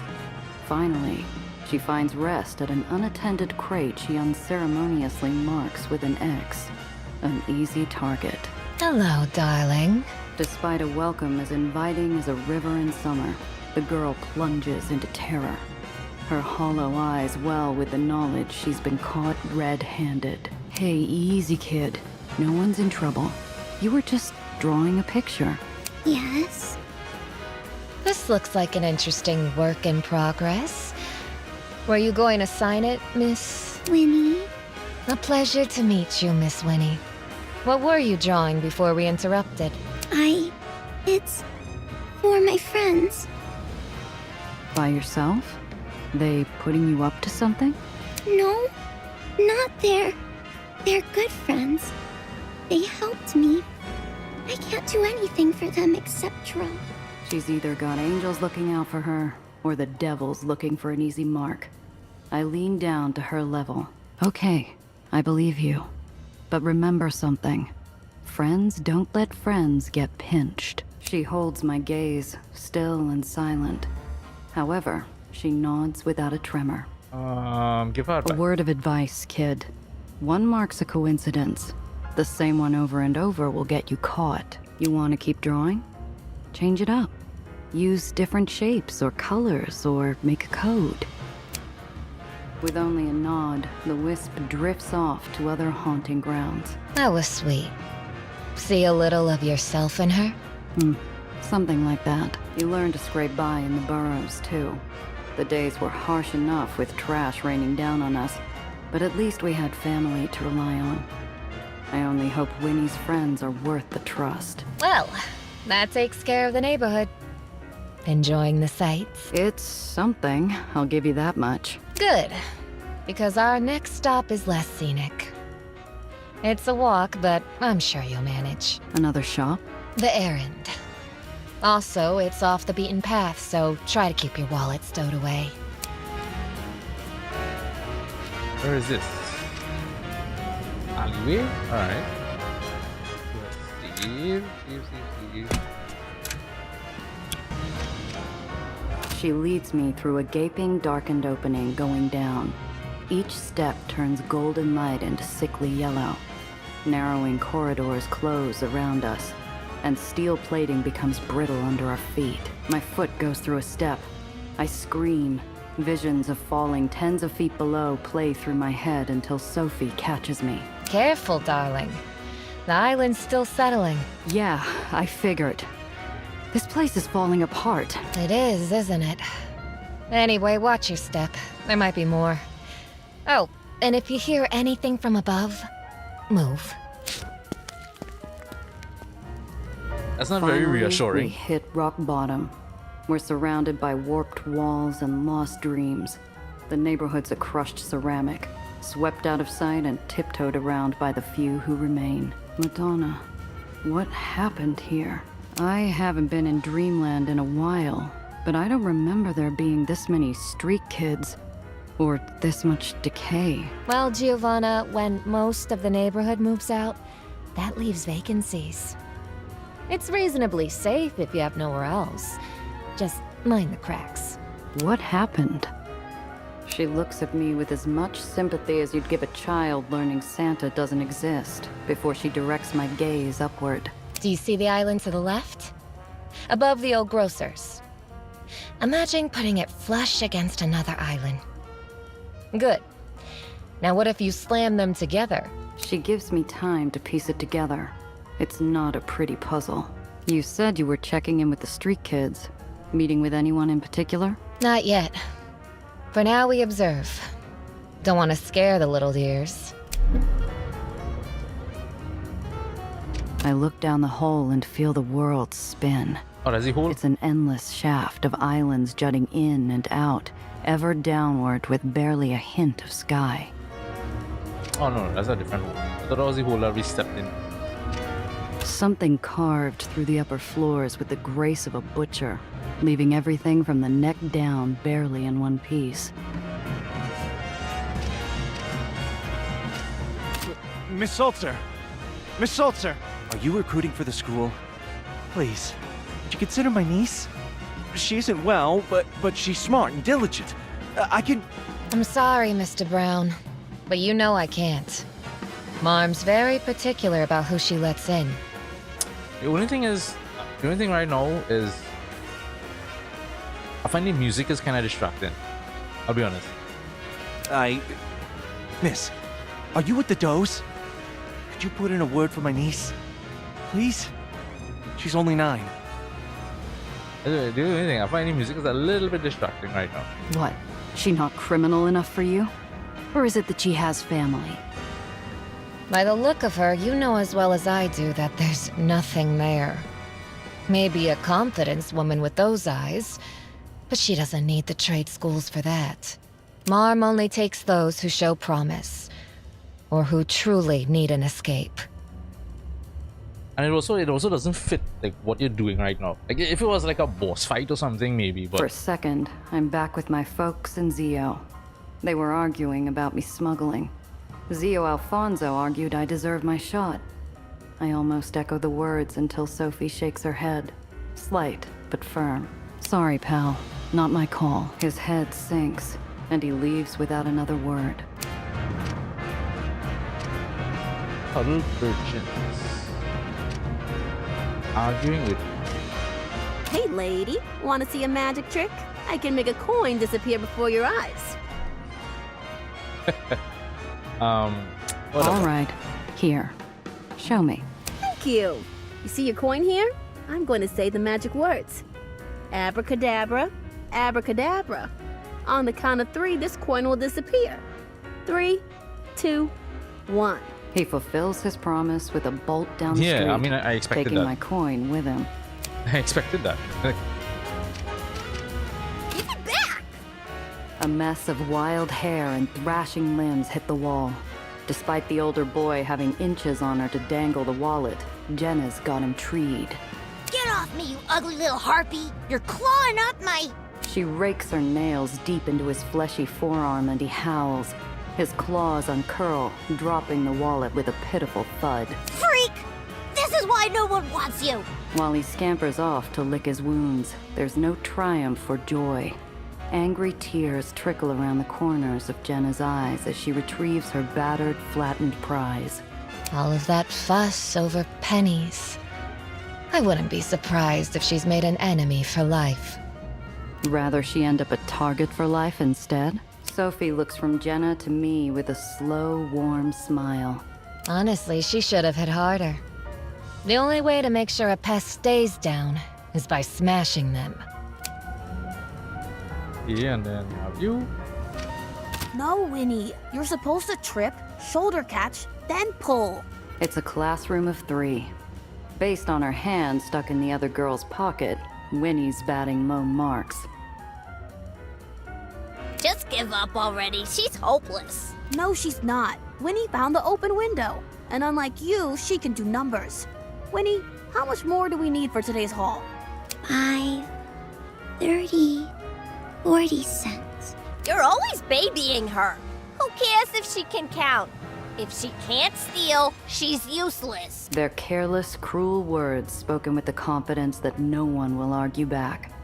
However, Winnie's hands form tiny fists pressed firmly against her coat. Ah, someone's angry. Tell me, how do you see that shaking out? Sorry, are you asking me to bet on kids fighting? It's just a question, darling. Not everything has to be so mercenary. Let's hope Winnie's playing it smart. The kid's not stupid. Throwing the first punch looks bad, no matter how much they deserve it. Quite unfairly, too. But blending in is the right play. After all, who would you prefer by your side? An even-tempered treasurer? Or a talentless, penniless bully? Sophie's a piece of gold in a muddy river. Every street we walk, every urchin we talk to, leaves ripples of fear and hunger. Some shirk back, but too many tiny, starved faces follow our every move. Sophie looks back like she's picking cards at the table.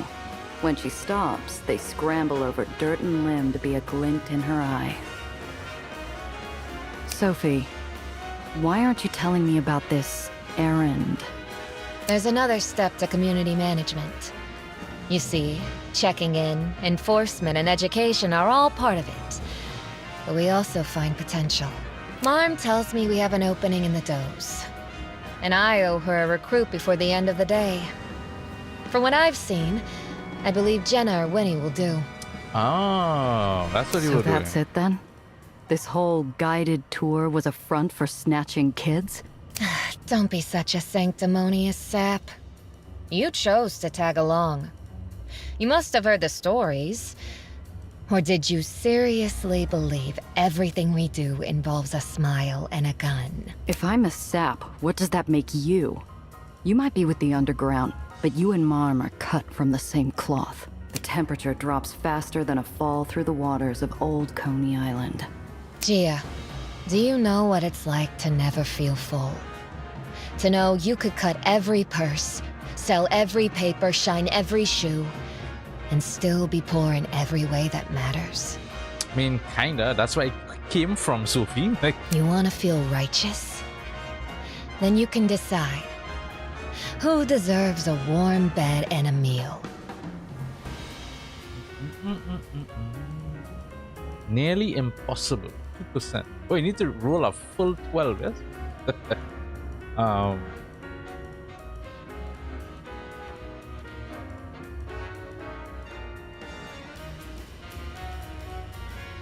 I like Jenna's fiery attitude, but also like Winnie's like calm demeanor. Good Winnie. I take in the faces around me, each echoing a desperate yearning. They really want to be like her, but I know who it has to be. The one with hollow eyes that fill with every flutter of Sophie's cape. There are plenty of sharks on the street. If anyone needs the does in their corner, it's Winnie. They will. Believe what you will about the doe. She approaches the girl. Winnie's caught mid-float, torn between flight and grounded confusion, until Sophie leans down with a smile and a casino chip. Hello, Winnie. Would you like somewhere to stay tonight? There's a steeple in the old brewery district. Show this to the front, and they'll get you settled with a nice hot meal and a bed after they show you around. Oh, that's the school I was talking about. And if you stay, we can discuss schooling. Winnie's pale face is a wordless cry of fear. Fear that this isn't real. Fear of what happens if she takes that chip. But her hand still hovers over the token, unsure of what to do. This isn't an order. It's simply an offer. Although I hope you say yes. The choice is yours. The silence fills with something new. Winnie's frail fingers grab the chip like a freshly born soul reaching for the light. Thank you. Winnie's off, carried by hope and a ticket to a new life. Sophie's feet weigh like concrete heels, dragging her towards the open bar top.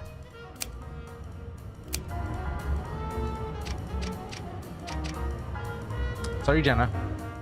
That's not me. Is it true? Winnie's gone? Yeah. You two close? Not really, but she was one of us. We look out for each other. No one else does. And you've seen her. She wasn't good. But she'll be okay, because she's going to be a doe. The Dreamland does rule the barony. No one lays a stinking hand on a doe, or yells at them, or takes from them. I wish there was like an alternative thing you could do with Jenna. Thank you, darling. It smells as wonderful as always. Here, your usual.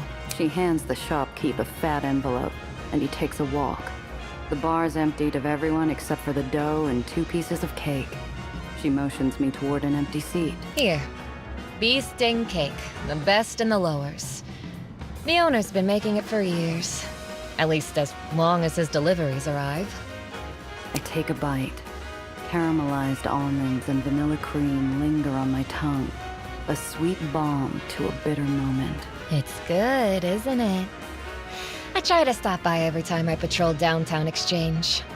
Takes the edge off. For a while, the only things that pass between us are the soft clinking of dull cutlery on chipped porcelain and the scent of honey.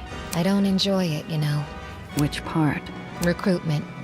It may come as a surprise, but the leader of the Does does have some inkling of what awaits our recruits. She skewers an almond. Still angry, but I doubt I'm the one who she wants to snap. Then why do it? Because the Baron and her Does make hard decisions every day. It's part of our charm. Along with the hope that if lost girls like us can make it, anyone can. After all, a Doe might face a bullet, become a cutthroat, or perform unwanted tasks. But that's business. A little discomfort for an extra 10, 30, 60 years of life. I feel a lull in her speech. A silent invite. Is she looking for validation? Or an alternative? Ask if I was worth going into. Let's go with it. Let's say you weren't a Doe. Where would you go? I'm not entirely sure. I've been a pickpocket since before I could walk. Humor me. Right now, if you could be anywhere else, where would it be? She nudges an almond speck through a streak of cream. You know, I've never seen a real beach. Coney Islands is so artificial. But I'd need something to keep myself busy once the novelty of sunshine and waves wore off. My Zio could never sit still either. Always picked up a new hustle whenever he traveled. A gentleman of culture.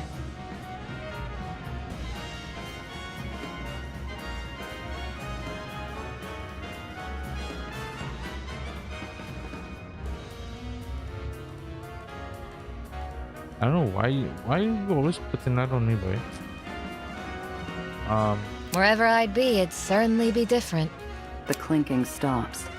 She stares deep into the empty plate like it's a scrying mirror. You know, despite everything, I admire Marm. Whatever she is now, she'll always be the lost girl who climbed her way to the top of the lowers. And she brought us with her. Then why'd you join the underground? 'Cause as brilliant as Marm is, she's always been hungry. We all are. But not all of us have the power to wreck our home while chasing a self-destructive whim. She jabs an accusatory fork at the floor. A gaping wound whistles back at us, lined by debris and fresh cracks. Injuries that mirror the plaza's caved-in buildings and broken pillars. Marm caused that island tremor. Indirectly, of course. But when you recklessly expand your territory past its limits, there are costs. And the costs are growing by the day. Dreamland's the richest barony in the lowers. If anyone can afford a patch job, it's you. Oh, we try. Think of Dreamland as a stack of spinning plates. Impressive, but prone to shattering. You see, Marm has a dream. She's always wanted to be the woman behind the biggest, wealthiest barony in the city. And it broke her up when she had to shelve it. No, but doesn't she have that right now? Isn't that what Dreamland is? Not by choice, from the sounds of it. No, it was island capacity. At least until someone gave her Aether powerful enough to support every island you could dream of. Marm saw her chance and declared us back in business. Something rings familiar. A new, more powerful Aether. This new Aether, It happened to be red? Ah, I see you've heard of it. Apollo warned me White Street has something similar. A new kind of Aether weapon? Had. It blew up with Eli. She taps a delicate, expectant finger. I changed topics before she could ask me about a melted wreck of blood-stained metal. Something's always bothered me about White Street. How'd they get their hands on a souped-up piece of Aether tech anyway? I assume they shared Marm's supplier. Whoever they are. Surprised Marm never told you. Marm's frustratingly tight-lipped about her VIPs. But rest assured, if I knew who they were, they'd receive a personal tour of the Underline. Why? You think they set Marm up? So that red ether has to be coming from that has to be coming from the rich part, no? I feel like that's where it's coming from. The professor, yeah, maybe, or somebody linked to him or something. An excellent question. What I do know is this. Marm would have retired a satisfied woman if someone had invaded her with the promise of one more island. I've heard a lot of things about Marm, but stupid's never been one of them. What'd she get out of breaking her barony? Yeah, especially since if she knows that it's breaking. The chance to win one last gamble. How grand can she make Dreamland while she's still able? Swell. So if she's playing for bragging rights, what'd she get if she loses? Honestly, I doubt she thinks she can. But Marm is Marm. And she's never been one to call the game early. All right. Let's say we steal Marm's money and stop her expansion. You still haven't said a word about what happens afterward. Well, this is the lowers. Shooting the Baron and swapping them out with someone new is quite traditional. Look, Sophie, I get it. You don't know me, but you either trust me enough to give me a straight answer, or you don't. My words put a wrinkle in her practiced spiel. For a moment, she looks just as unsure as I am. And I'll give you this. No. If we succeed, I won't become Baron. My sisters would never stand for it, let alone the Underground or you. However, I have no intention of letting Dreamland become another White Street. Okay. Thanks for the honesty. Excellent. Now then, shall we go somewhere private to finish our earlier conversation? And I imagine our mutual friends will want to report. Fine. I've got to stop back home anyway. What Sophie said hangs over my thoughts like a storm cloud. There's something more to this red Aether. And Nellie's been mum on the details ever since Eli's parade. I think it's time I got some answers.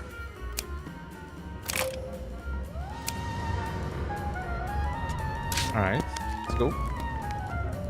I don't have much cash on me, so probably have to leave those things for now.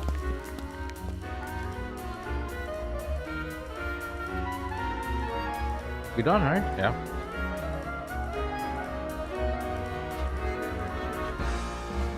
Where did I go to Ellis Island for again? Forgot.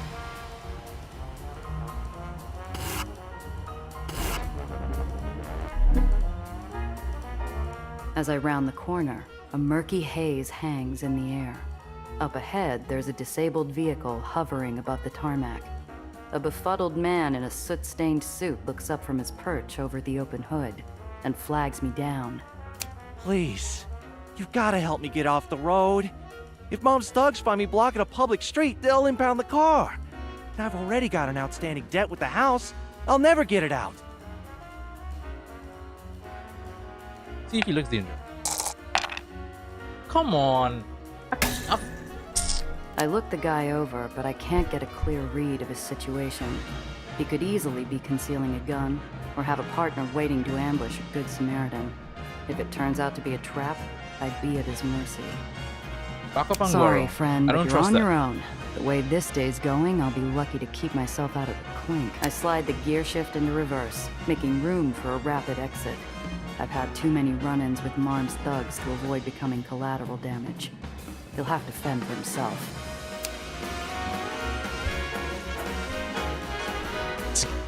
It's beyond funny at this point. It's just I don't know.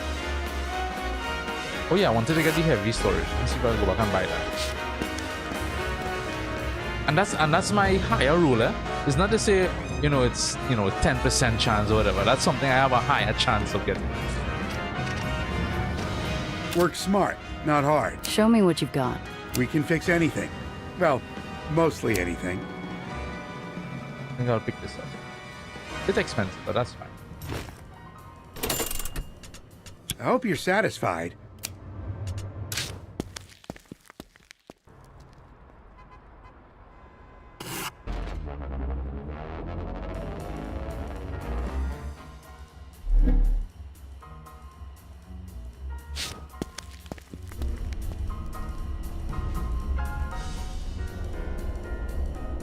I mean, she already fully repaired it.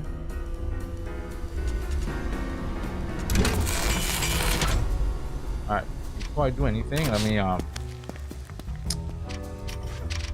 do what needs to be done.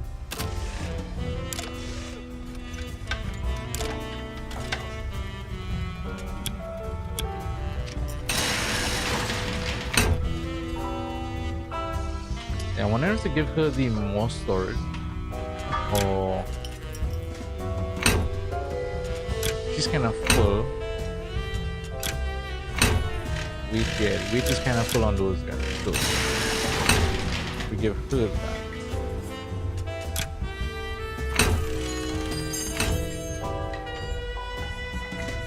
What's the weight on? Oh, that's some heavy weight, boy. Ooh. Can't afford to put that in right now.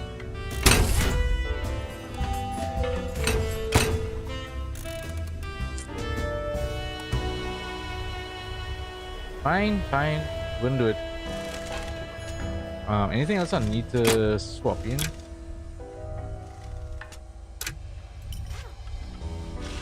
The flamethrower there. Who got the engine? Was her, right? Yeah, the refurbished turbo engine.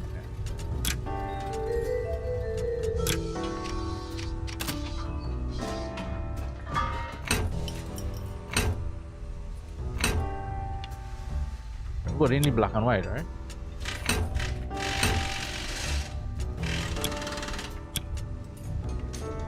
Yeah.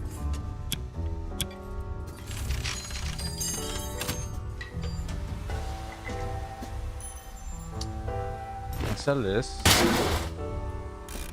I'm not sell, but I need scrap.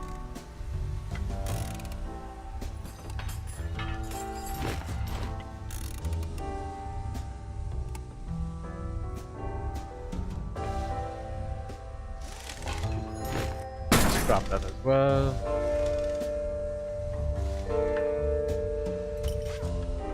More concealed storage. Let me see how my I can't see my stash from here.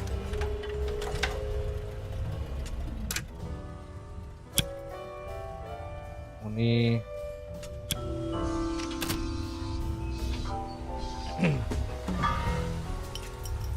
Alright, so I'll keep you around for now. This is what the stabilized ether beam. What is the ether damage thing? I guess we can get more concealed there. That could come here. Let me sell this.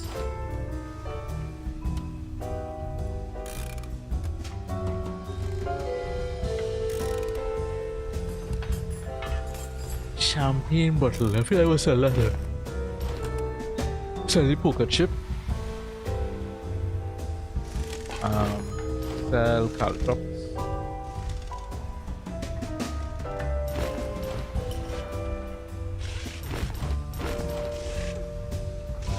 Sell the stock engine. Sell the rusty pistol. The machine gun. This is nice. I'll keep this around for now. I'm not sure if I'll use it, but this is, yeah, I could sell that.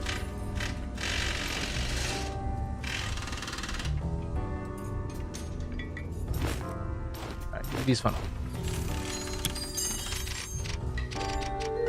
She works tirelessly on. That's what I do. Alright, Come here. Alright.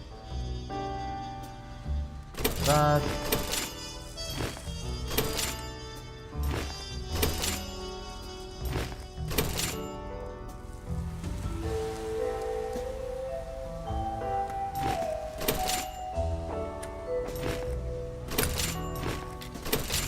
Right, almost made back all that money.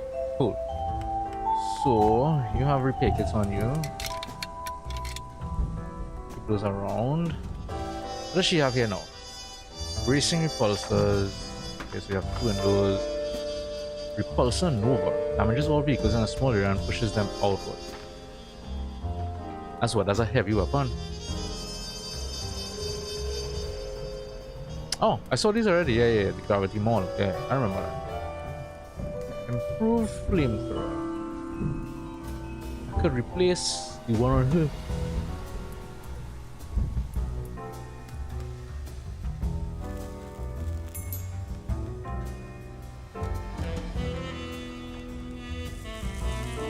Yeah, let's do it. Take that.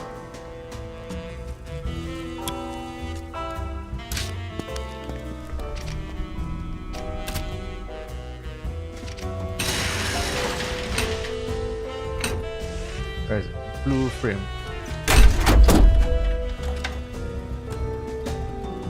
Wait, how did her weight get? Wasn't it like 17 out of 90? Huh.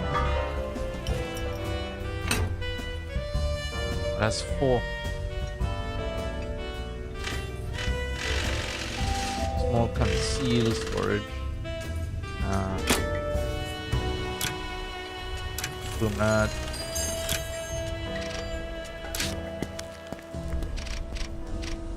Let's come back here. Stash. Drop this here.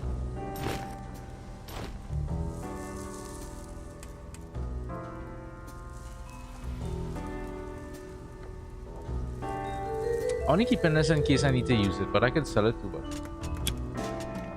just in case anything.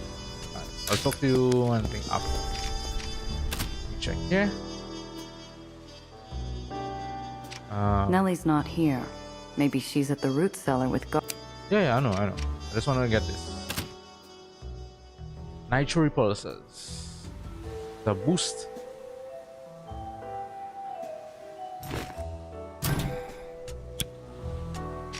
Sorry, Nelly. I know you worked hard on that. I'm gonna sell it.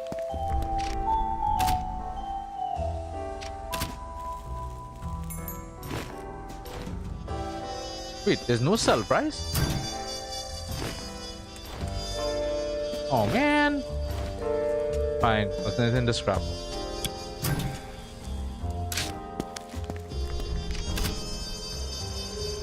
She works tired.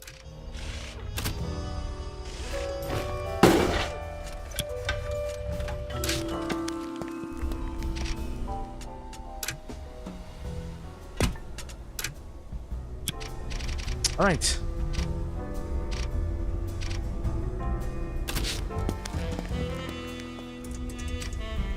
Ah, Gia.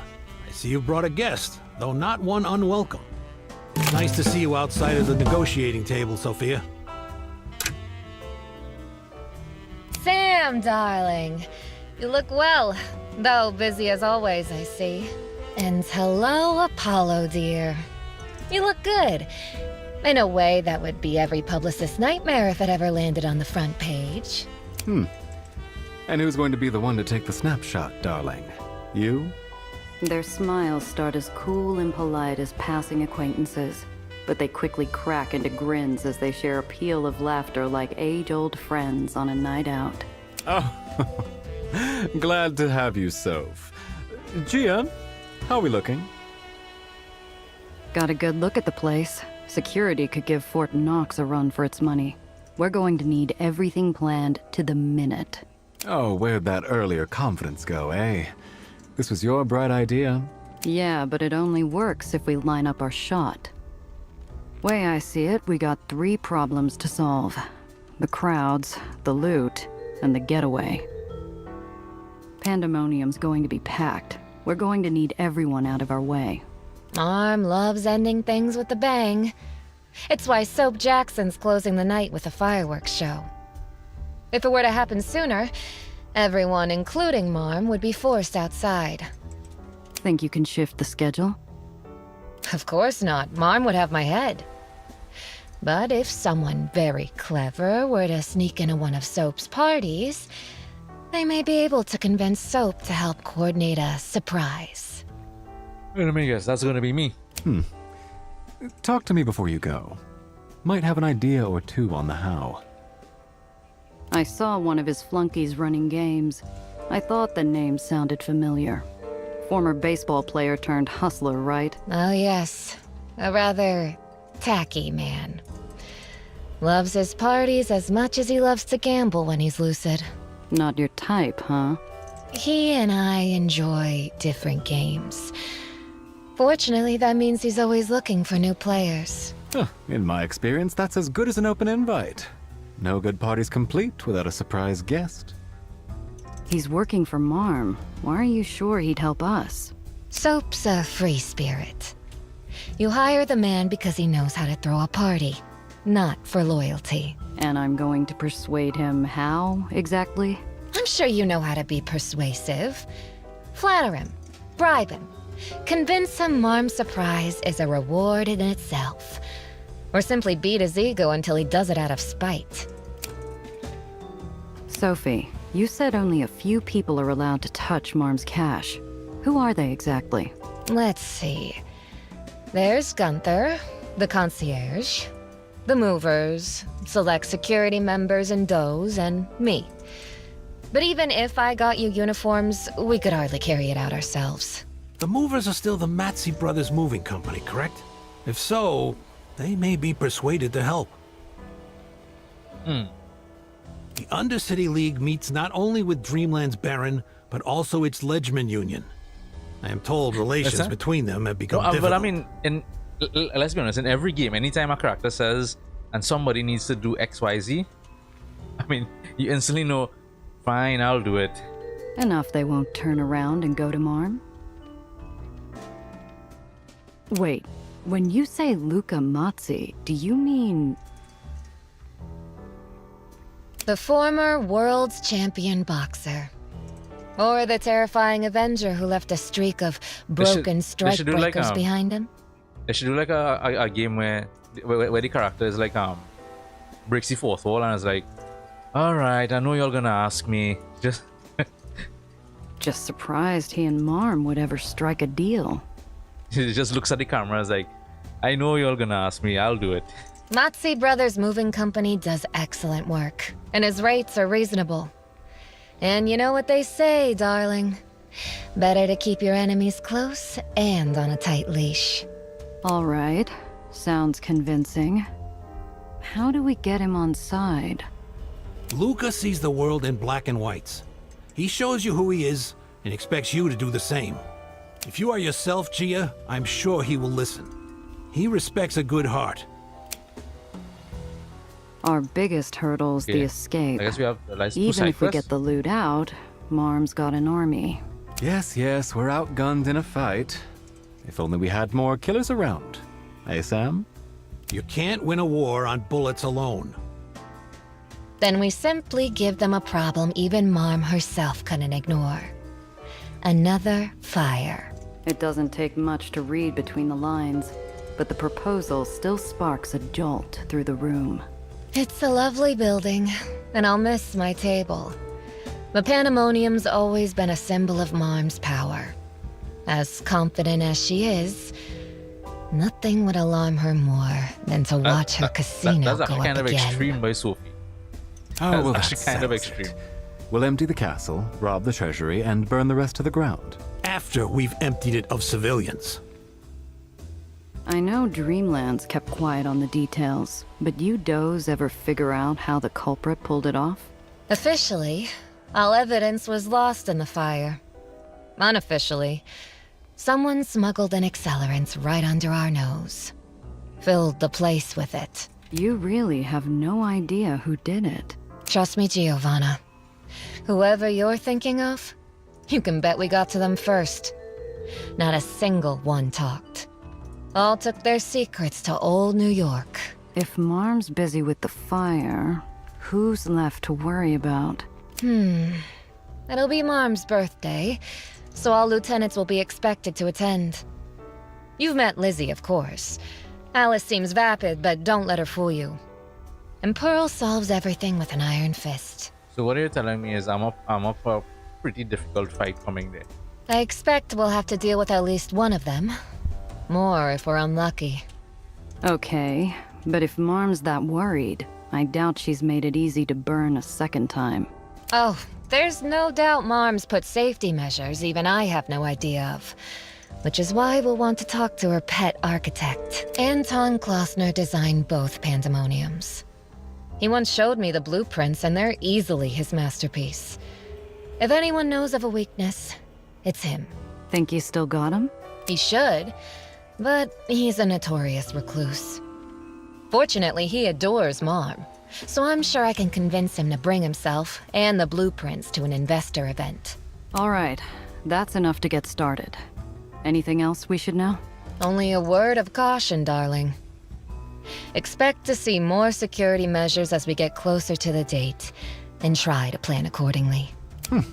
Good thinking. We get minutes to plan, so let's hurry up and work.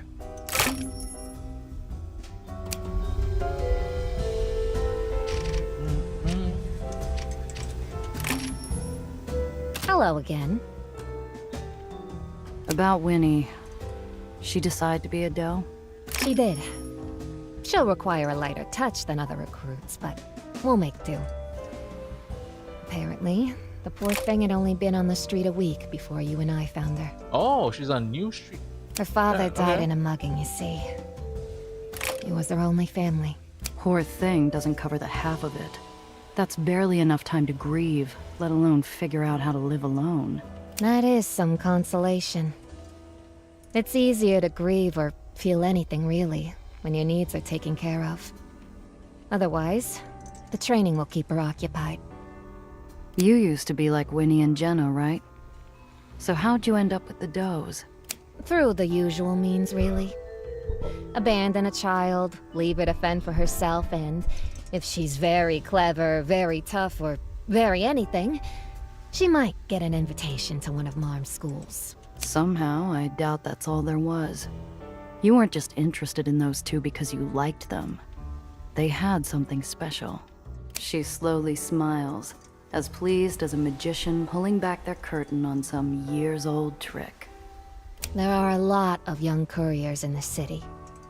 If you wear the right outfit and say the right things, anyone could be persuaded to give you what you ask for. Knowing you, that must have worked out pretty nicely. Beautifully. I got a new coat, a bolt of silk, and a doe's button before they tracked me down. Fortunately, the doe was in need of a recruit, and I was in need of new opportunities. Until next time. Back already, huh? Look, Cress, about what happened at Pandemonium. If you're about to apologize, save it. I don't want to hear from you. Dreamland's never been kind to Aetherians. Only got worse after that damn fire. Amateur sleuths and tabloids alike have thrown around answers to the Pandemonium fire like it's a game of pitchpenny. A vengeful Aetherian might have only been one of them, but it had still left a mark. Now that I think about it, I don't think I've ever heard you say anything positive about Dreamland. Is there anything positive to say? That's because there's not much to say. Sure, they're not yanking up every able-bodied citizen for their war. Sure, they won't lock you up for having a bottle of booze. But they're cutthroats. Money's everything over there. They don't care who you have to step on to get it. So as long as you have enough scratch. I'd like to believe they're not all that heartless. And last I checked, cutthroats is how the rest of the city describes the whole. Don't say I didn't warn you. And try not to blow your wallet at one of their tables. See ya. Hello, Gia. Thought the Undercity League was supposed to be a neutral organization. But here you are, helping to run the underground from the top. The League is unaware of my affiliation with the Underground, and I'd prefer it stay that way. If, God forbid, I'm discovered, that will allow them to deny culpability. Still a hell of a risk if you ask me. What's stopping the Barons from deciding the whole League's gotta go? The Aetherneer's pale washed eyes fall on mine, feeling centuries older than his salt-peppered hair would imply. I've dealt with Barons longer than the Underground. Though the Barons may call us rats, and though they may disparage our contributions, they need someone to keep the peace. Without us, they would be putting themselves at the mercy of hundreds of thousands of Aetherneers. I grimace as I place myself in the Baron's shoes. I could get rid of the League. Most Aetherneers would keep us flying, but one might decide to let us drop. That's enough to make me flinch. I've read a little of the Undercity League in the papers. Your name usually comes up with... It keeps us visible. Though the headlines are not always flattering, they remind the world that Aetherneers exist. They force topsiders to see us as fellow humans, making it easier to get their cooperation. From what Cress said in White Street, it doesn't sound like every Baron agrees. Cressa often sees a glass half empty, for good reason.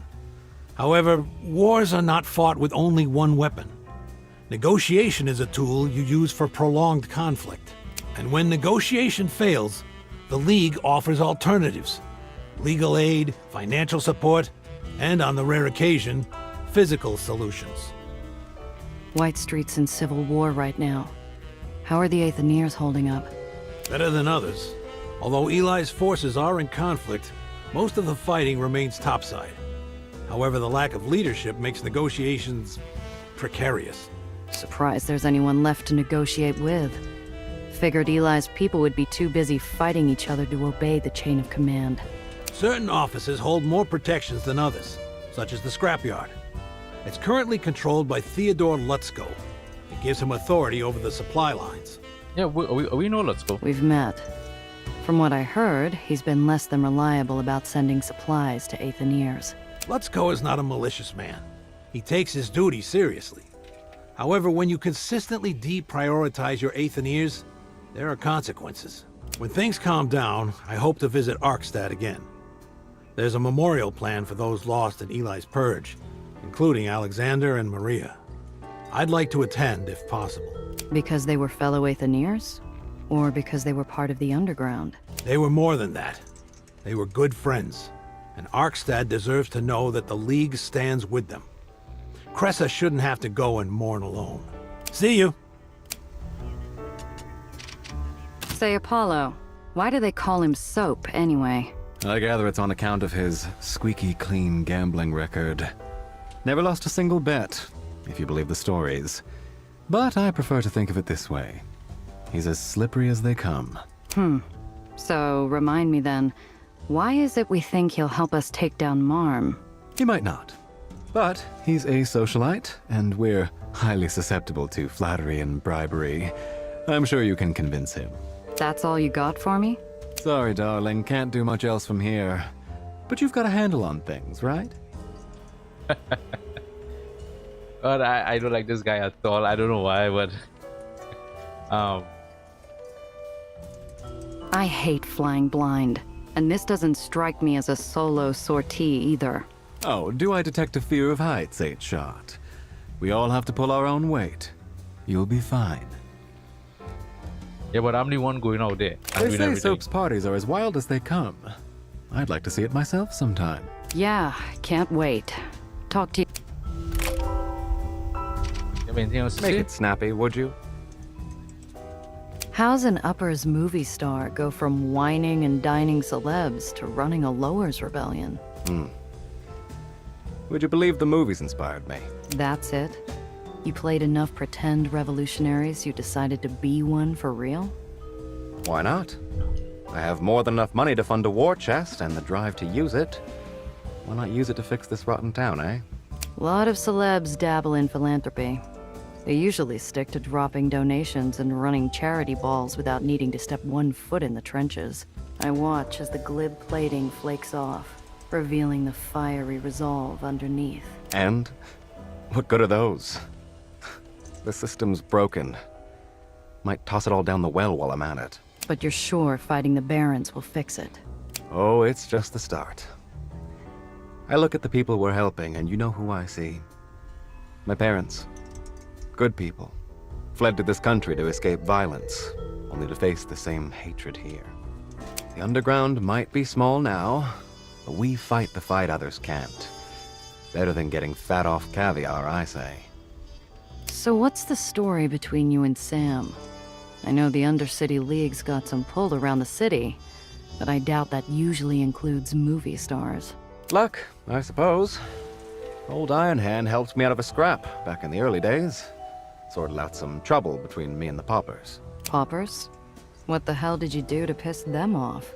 Needed a spot to hide, I'm afraid. I was running supplies to a budding resistance group when the shooting started. Ducked into an Aether tunnel before they took my head off. And you got lost. He smiles, as innocent as a wolf idling near a field of sheep. I'd heard rumors of Aetherians fighting the fight. Bypassing terriers, smuggling resources, rolling back years added to contracts, etc. Thought I'd see if they'd like to chat. Took a few meetings before Iron Hand was willing to let slip that he was one of them. After that, we were as close as houses on fire. See you soon. Alright.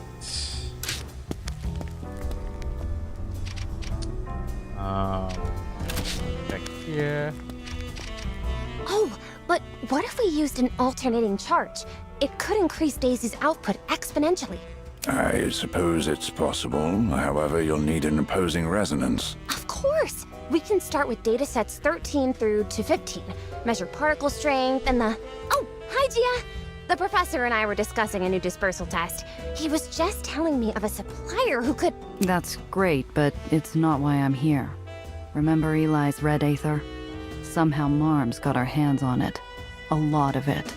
It's how she's expanding her barony. The reminder shuts a blind over her enthusiasm. Her shoulders shrink, withering like a plant in a dark cupboard. What? How? It shouldn't have... A plant in a dark cupboard. I remember those. Back in primary school, we used to always have a projector. I think it used to always be like a red bean or something, planted in a cup and place it in a cupboard or some stupidness like that. That was always a class project. Shouldn't have been what? Gotten out? You said that before, back in White Street. Where's this red Aether coming from? It's...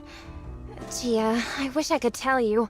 Truly, but I simply can't. What do you mean you can't? What? But that's what we're fighting against.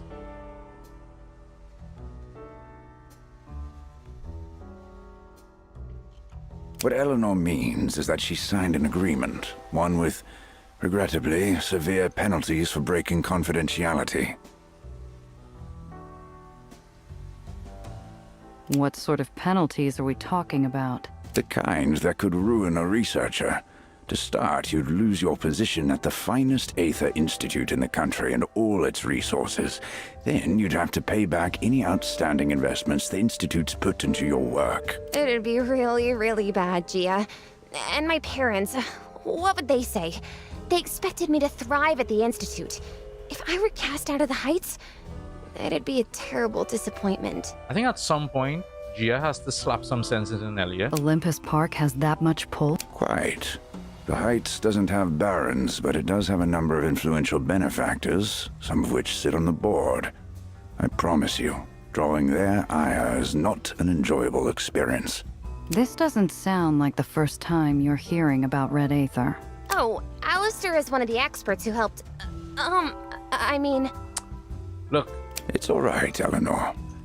You're quite correct, Miss Randazzo. I'm familiar with red Aether and its applications, for better and worse. Which is why I find it troubling to hear it spread further than a tiny corner of Eleanor's lab. Look, kid, I get it. But you've seen it yourself. That stuff is out there, and we need to know where it's coming from. Next time could be a hell of a lot worse than a cannon. I know, but... Professor, isn't there something we can do? Surely an exception can be made. Gardner smooths his hand over the table, regarding Nellie's plea like a puzzle short a corner piece. He finds the solution with a soft rap of his knuckles. Well, only one of us has clearance and tenure. If, hypothetically, I were to consult while you were away at the bar, you could hardly be held accountable. Oh, and order what you like. It's a business expense. Thank you so much, Professor Gardner. Oh, but what should I get? I usually drink soda or water, you see. Maybe something that takes a while to make. I'm confident you'll find something. Nellie flits off to the bar to learn spirits, leaving me with her mentor.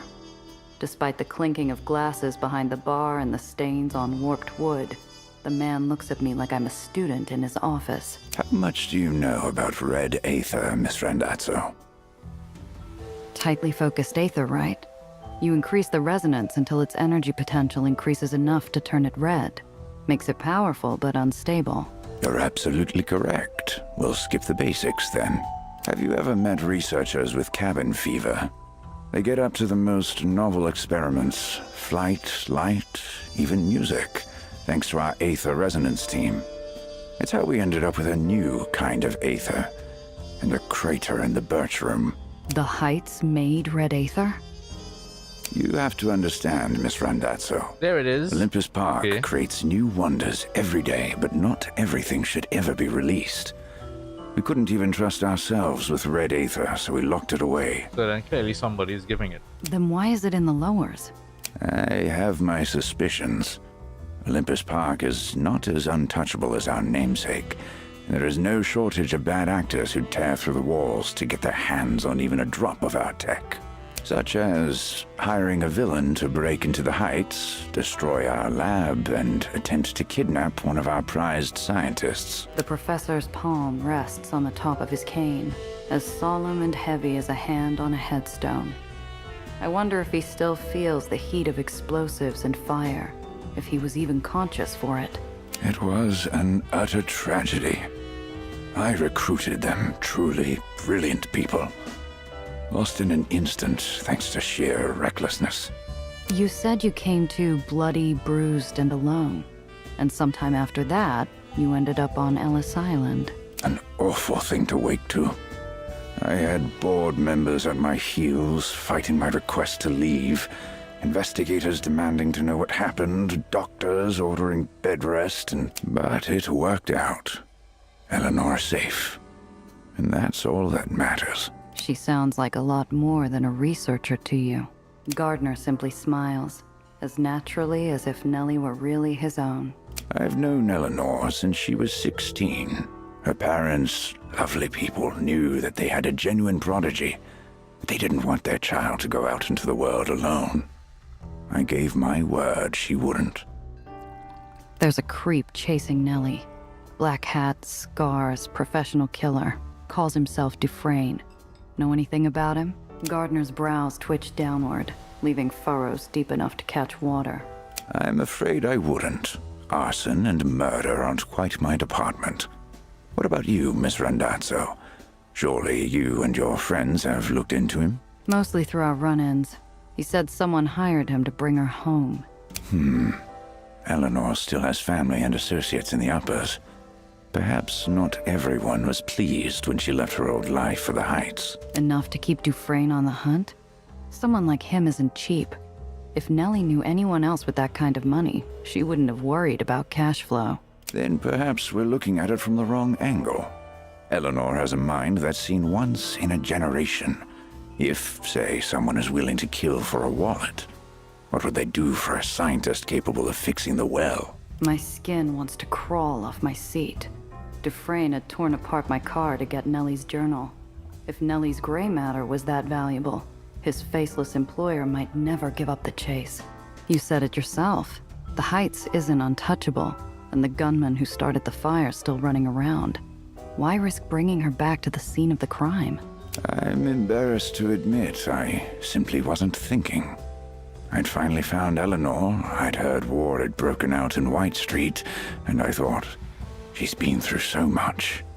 Best get her home quickly. If you were in that much of a rush, what took you so long to find her? You obviously have resources. There's faster ways to find someone than planting coded messages in radio ads. You know the lowers more intimately than I, Miss Randazzo. Money, influence, and connections only go so far when half the baronies are in conflict. And believe me, I tried. A deep weariness drapes around his shoulders, made up of several weeks worrying. He looks to the bar, as though confirming Nellie was still where he'd left her. I'm aware I seem unreasonable. I came into your lives and nearly spirited Eleanor away without explanation. But wouldn't you do anything to keep someone you cared about safe? Yeah, but you tried to carry her back to the same place that she was attacked. What do you mean? My mind What do you places mean? the shadowed streets and warring baronies against a kiss of sunlight from upstairs.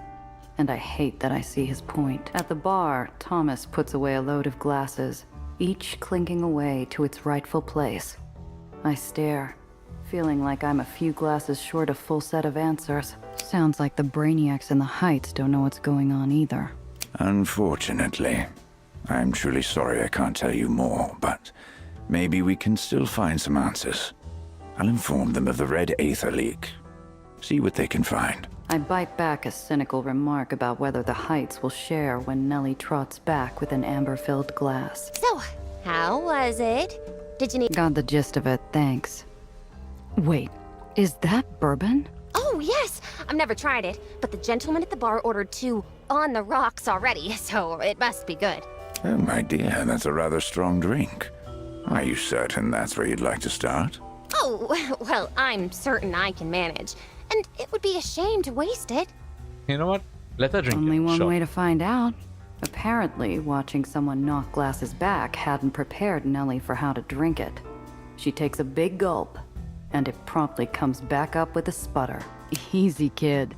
You're supposed to take it in sips. But in the movies, they always... No, in the movies you always sip. But what movie have you been watching? Often exaggerate and lie for dramatic effect, I'm afraid. Now then, let's get this cleaned up. Thomas will get you a towel. Just remember to give him a good tip. Yes. Also, Nellie, darling, might I recommend something sweeter? There's a lovely apricot drink. Right, let's see. Well, well. Okay, nothing for you. Don't be a stranger. I Let's ankle focus over to the superiority. bar, squeezing between a chair and the dough to order a well-deserved drink.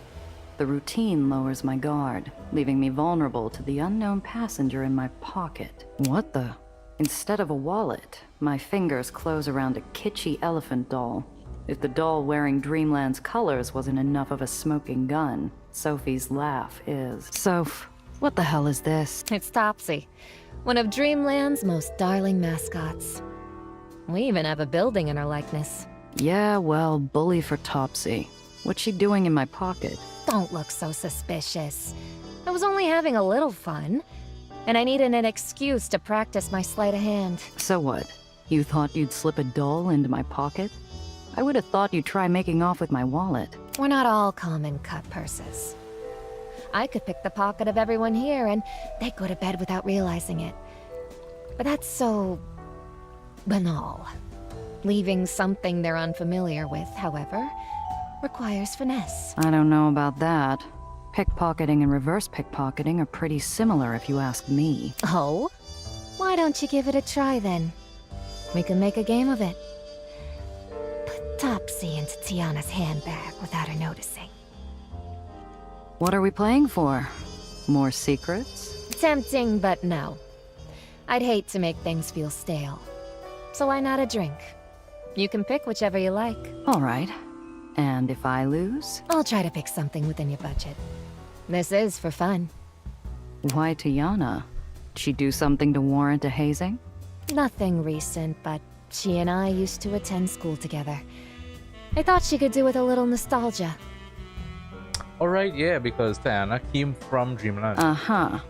So you won't mind taking the fall when Tiana gets mad. Of course. It is my idea, after all. And unless she's grown rusty, she'll know who's to blame anyway. What the hell? I could use the practice. Just have your money ready. We work out a plan.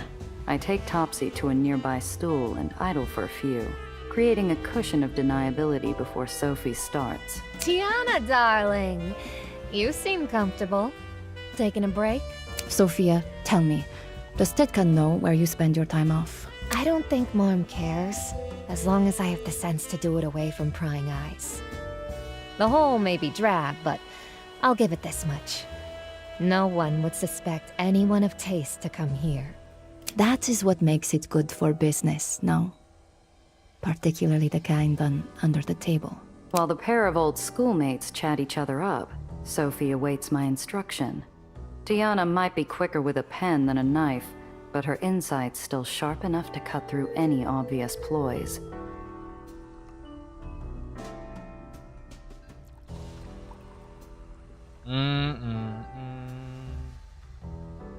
I mean, I guess let's just go with this. Keep it subtle. I tap the counter 3 times. Gunther's easy to bribe, you see. He loves peach schnapps and... Oh, that is a lovely pocket you have hidden in your wrap. May I? Aha. You know what they say. Look, but don't touch. Of course. Then, may I get your professional opinion? You see, Mom's recruited a new tailor from Bluebird, and I'm not convinced of the design. Tiana smiles thinly. I don't know who's giving the harder shakedown, but soon they're talking tailors and imports. As Tiana's critical eye probes Sophie's cape, I slip the doll into her hiding spot. Is that so? I'll pass her name along then. Thank you, darling. How should I repay you? A drink, perhaps? Ha! Information like that will cost you more than a glass of wine. Come see me after hours. I'm sure we'll find something suitable to settle your debt. Tiana reaches for her bag. I feel like I'm watching a thriller. Anticipation building to a silent orchestra as I hear the bag click open and Tiana gasp. Sophia. Giovanna.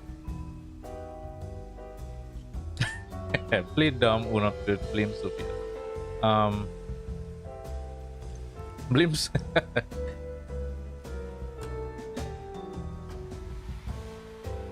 One of the let's just one of the having a little fun. You know, there are circuses that are hiring. Perhaps you two would do better to audition there. Relax. You'll give yourself wrinkles. It was just a little prank. I recently picked up this doll and thought I'd remind you of old times. You remind me why I am no longer one of Marm's lost girls. Giovanna is not one of your orphans. Save your games for them. The fence gathers her bag and leaves. To my surprise, she takes the doll with her. Maybe next time I see Topsy, she'll be on the shelf of Pier 6 with a lush price tag. What was that about? Oh, nothing much. We does compete with each other from an early age, so we learn to make games of it. Leaving surprises for one another is one of the first things we learn. And you never grew out of it, huh? That's why Lizzie tried jumping you. It's just another game to you does. Yes, not every game is as dangerous as a car chase, but they stick with us all the same. So, I like to ensure girls like Winnie learn healthier ones. But never mind that. You won the bet, and I owe you a drink. What would you like? We settle up. I might have felt a little bad ordering a glass that'd rival the glass cages, if she didn't order something more expensive for herself. Alright. Hello, miss. Almost Marm's birthday. Ever take time off to enjoy the party? Few times. Back when it was still the Parade of Triumph. Parade of Triumph? Not sure I ever heard of it. That'd be because the old girl swallowed it up. Used to be a celebration of Dreamland's accomplishments. Let me guess. Marm couldn't help but make it about herself? No. Caused a stir among her lieutenants at the time. Emboldened a few to try mutiny. That solemn look could fill a history book.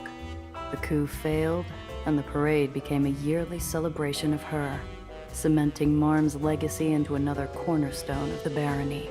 You said you used to be married. Is she... No. LMA, she and the kids left the city many years ago. You still keep contact? I hear about them. LMA worked for the newspaper. Well, she's retired, but writes guest columns. pen still as sharp as a set of pike teeth. Our eldest went into theater, on tour in Europe, last I heard. Youngest is a captain, upstate. Captain, huh? Must run in the family. I've barely finished speaking the words when the old sailor's eyes swell, a hint of pride stuck in a pool of melancholy. No captains here, Miss Randazzo. Mr. Throg'll do. Bye now. Giovanna? Oh. Tiana never talks much about her school days. That's no surprise. She was rather quick to leave when she learned everything she could. And before we even had a chance to take her out to celebrate graduation. She talks about Marm, though. Her Tetka. From the sounds of it, Marm used to be pretty fond of her before their falling out. Must have made things tense on occasion. Are you asking if I was ever jealous of her? Were you? It's certainly possible. But as you've already seen, I have my share of green-eyed rivals to deal with. Between them and Tiana, Tiana was always the lesser threat. I've seen Tiana shake down schmucks for giving her a bum deal. Lesser threat's the last way I'd describe her. It's because, Giovanna, she and I weren't playing the same game. Even back then, I never felt her interests were in competing to be Marm's heir. And I've never had an interest in her little fencing scheme. Until next time. Back so soon. Happy hunting.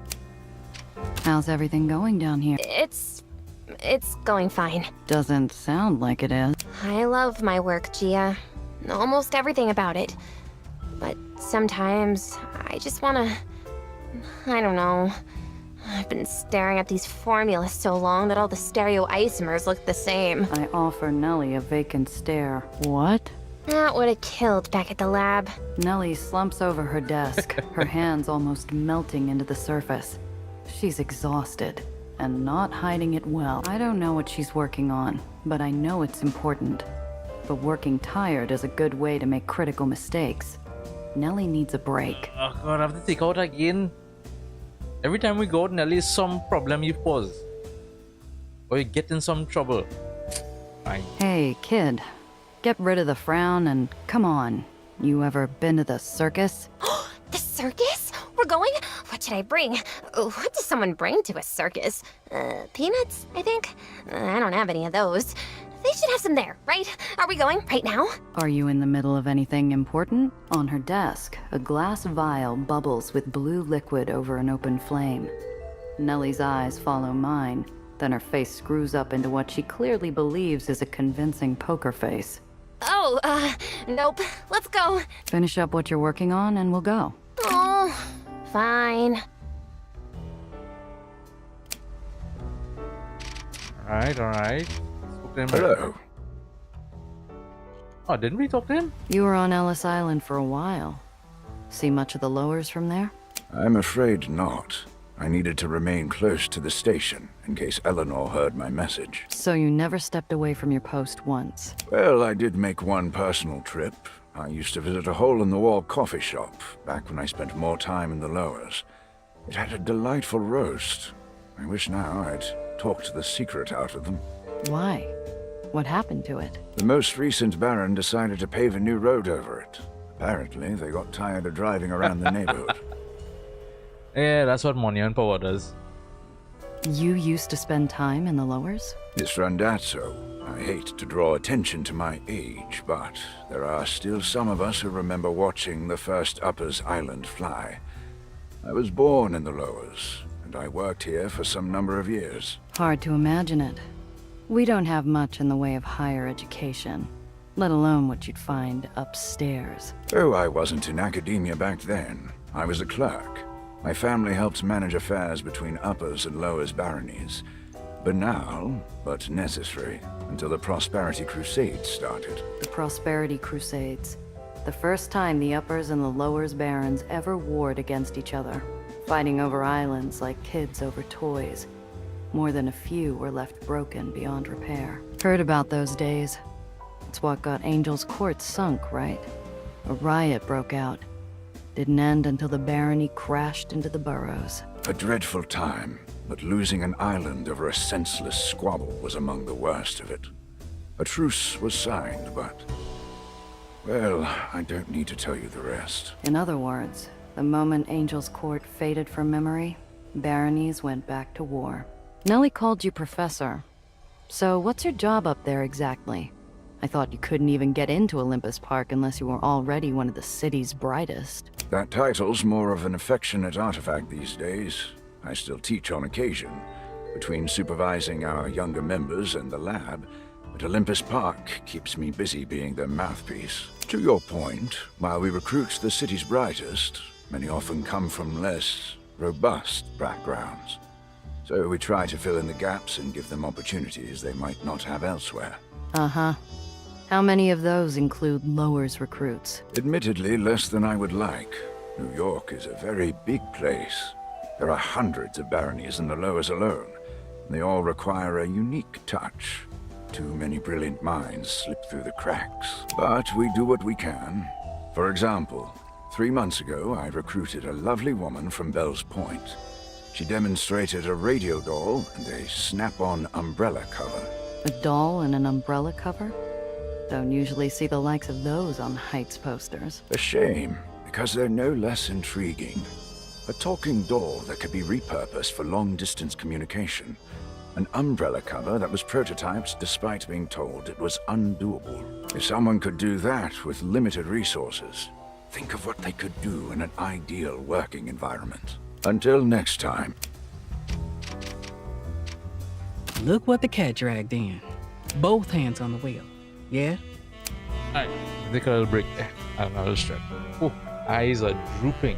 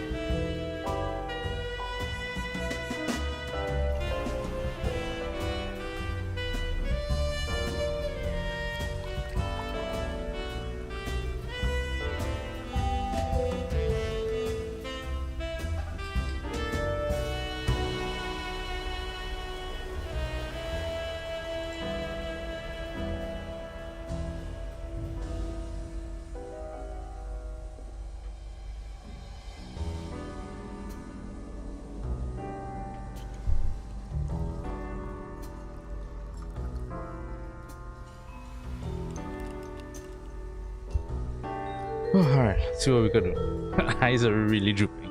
I know what it is, it's only reading. Only reading in the game is kind of getting to me a little bit.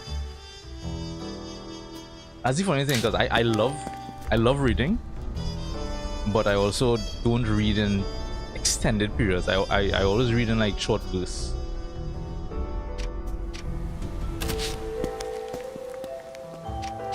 Yes? Come back soon.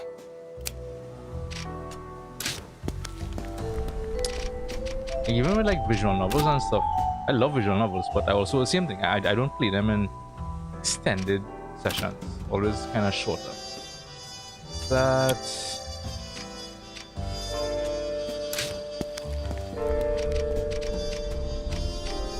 I think I did everything I need to do, right? I mean, they need some healing. They need some healing. Oh yeah, I have some scrap now, right? So I can just here.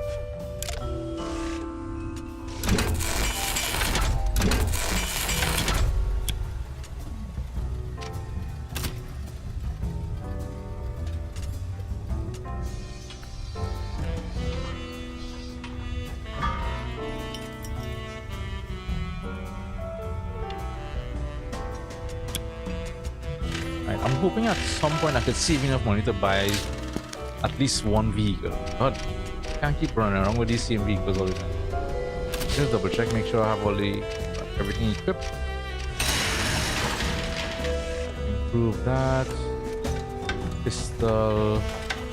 Gun. Yeah. Go with you, the boosters.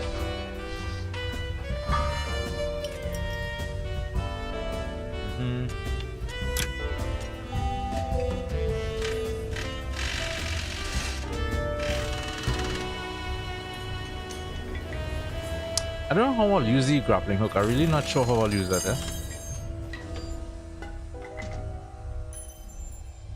because I don't know if I want to pull anything towards me, and you know, I actually think I want to keep things away from me. I don't know.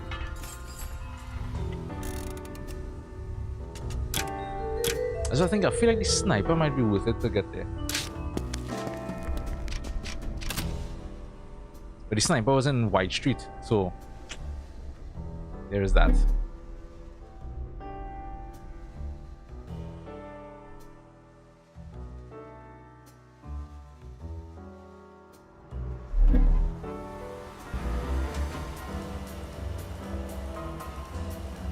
Okay, a couple of things to do now, right? Let's see. What is this one? Let's go to the carnival. Pony Island with her. Alright, let's do that. That's a side mission, so I'll do that.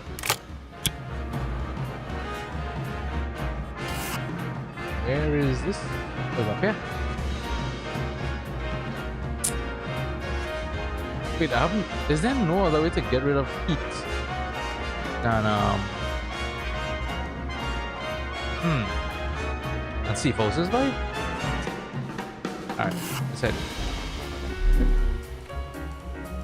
There's a commotion at the far end of the boulevard. A group of Marm's enforcers have begun running a velvet rope across the thoroughfare while directing traffic down the nearest side street. Normally, this wouldn't be an issue, but I've been drawing a lot of attention to myself lately, and there's a strong chance one of the goons might recognize me if I get too close. Step on it before they close the street. Nah, we got it. Oh, this is where you could use nitro. Gotcha. Dr. Manali. I can't believe I almost failed that, huh? I crank the wheel hard to the right and glide down the nearest alley, hoping to put some distance between me and the local authorities.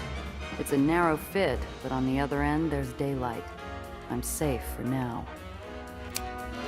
Alright.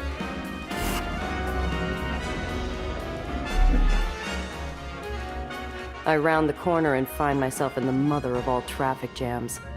I strain my neck to see what's causing the gridlock, and spot a number of Marm's finest have cordoned off the road ahead. I breathe out slowly to steady myself. I'm not carrying anything explicitly illegal, but there's enough heat around me right now. The car in front of me floats past the barricades, and I idle forward. Evening, ma'am. If you don't mind my asking, what is this about? Routine crowd control. A lot of money out on these streets tonight. Mom thinks trouble's bad for business, so she sent us out to make sure nobody... Never can be too careful. Glad you think so. Means this won't be any more unpleasant than it has to be. Do what you gotta do. Whatever. I pop the It's the same trunk thing and again. wait for Marm's finest to...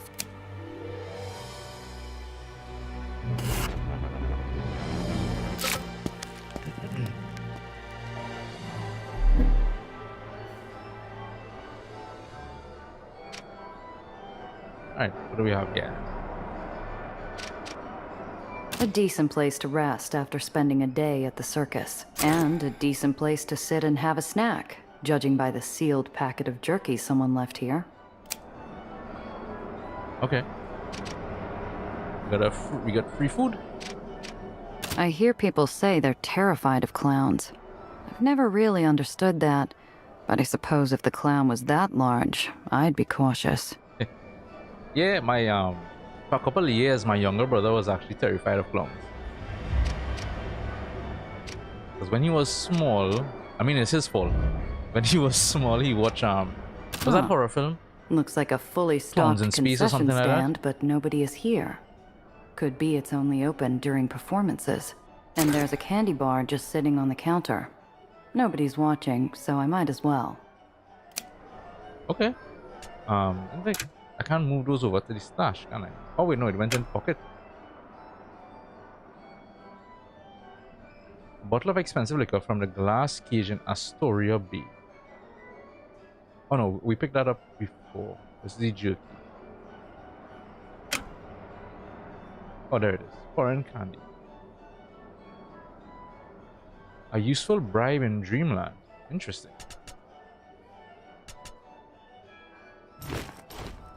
I mean, it's not contraband, so that could remain there.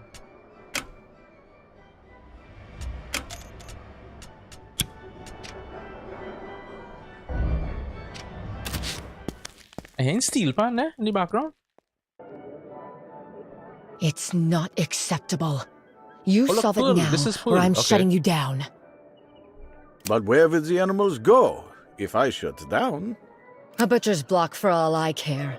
You're causing problems, and you're going to fix them if I have to say it again. So this is the famous Pearl. I understand. Please, forgive me. Handle it. A fancifully dressed man stands despondent before a group of shrieking monkeys. It's the kind of contrast one normally only finds after a night that's stretched on too long. Gia, look! Monkeys!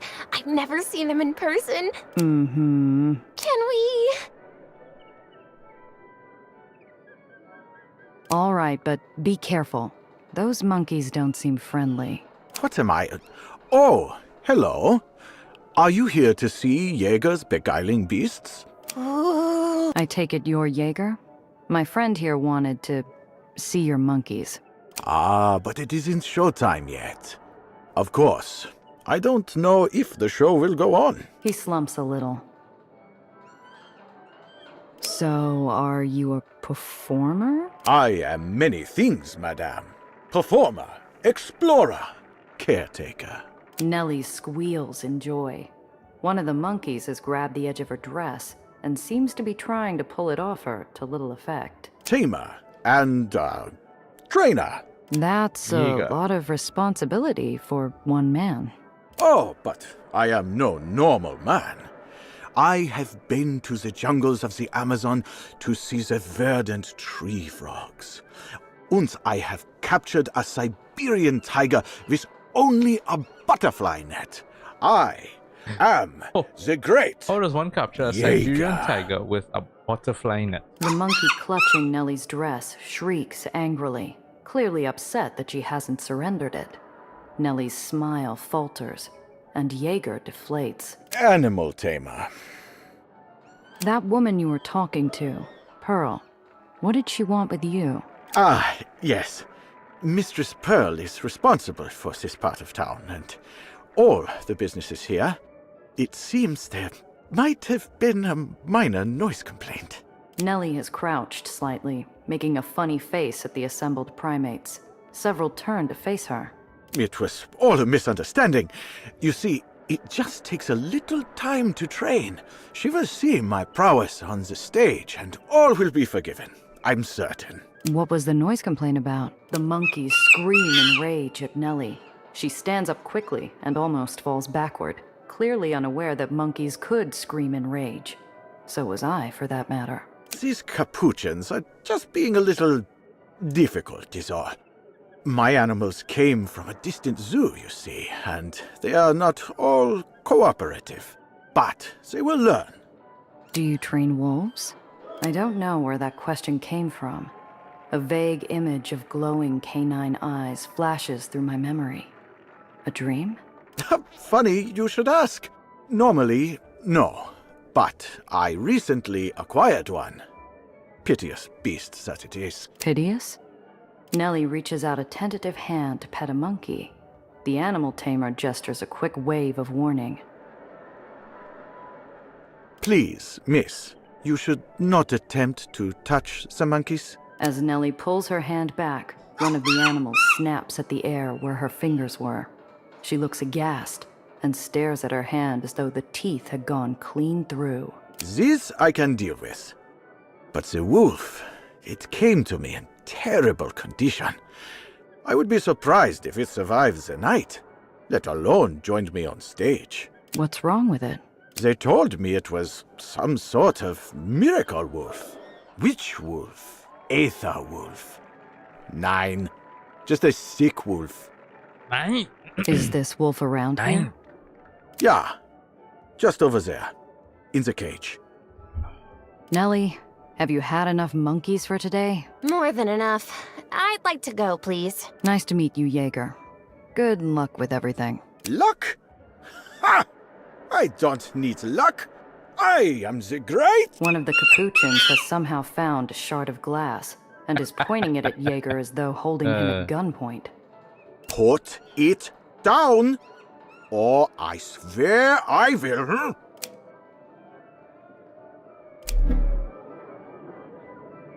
Investigate the wolf. Interesting.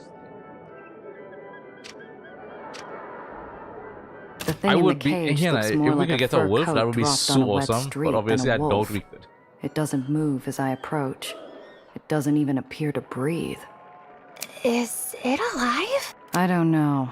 I'm no expert on wolves, but I don't think this one is long for this world. The animal's fur is falling out, and its skin is gray and sallow.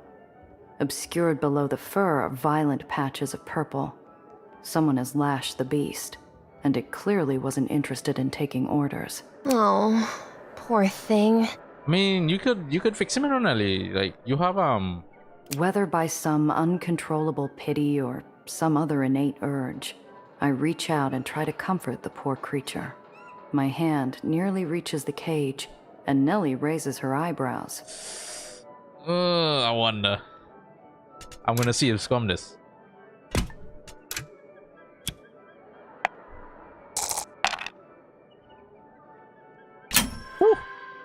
I steel myself and let my hand pass through the bars. My fingers reach the wolf's shoulder, and I feel its warmth under the coarse fur. It's so annoying that this one worked. Gia, the first time. Be careful. It's all right, Nellie. It doesn't mean me harm, doesn't it? How do I know that? The beast looks directly into my eyes, and for a crazed second I think it's speaking in a low whisper. I lean closer to listen. What was that? Did those hellions come this way? You mean the monkeys? Of course I mean them. Who else?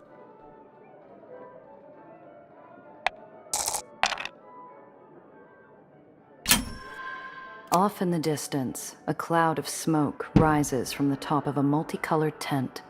A child's voice rises in what might be a scream, or perhaps a shriek of delight. Something tells me to look in the opposite direction. Down an alley, a painted wooden ball rolls by at high speed, knocking over several wooden crates and spilling their contents. Tiny blurs of brown follow. I think I might have seen something in that direction. Violent dunk! I should say, where's the beast? I glance back. It's gone. The cage is closed, but empty, as though the wolf was never What jail there. is this? But it was just here. What's going on here? She's right. It was here moments ago. In the distance, another noise erupts. Then, the sound of a woman's voice, like a klaxon. Jaeger!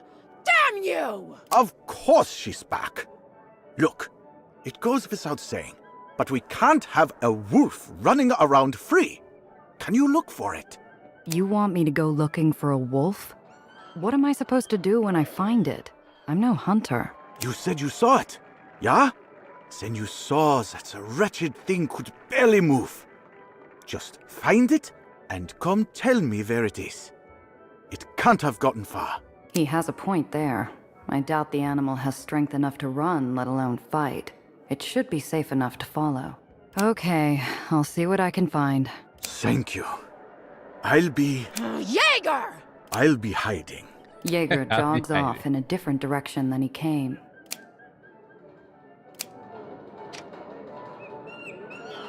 Now, how on earth did you get out of a locked cage? Maybe it wasn't locked? I doubt that, but it's worth checking. Really? I have some decent... I have decent thing on Grease Monkey and still it's hard, right? They want me to roll at 12?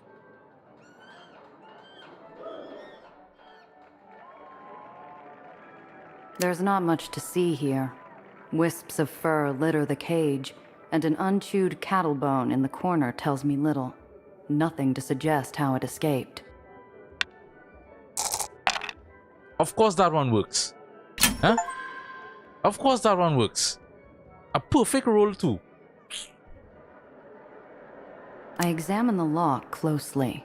Getting the obvious out of the way, the door is closed and the cage is locked. We're not getting in and nothing is getting out. But there's something else. There's a scratch on the inner edge of the keyhole, like it was picked with a penknife, or something else thin and sharp. A claw? You're saying the wolf picked the lock? That seems unlikely. Someone must have opened the cage for it. But we didn't see anyone. We did not. Yes. A little weird, no? Nothing else in here, right? No.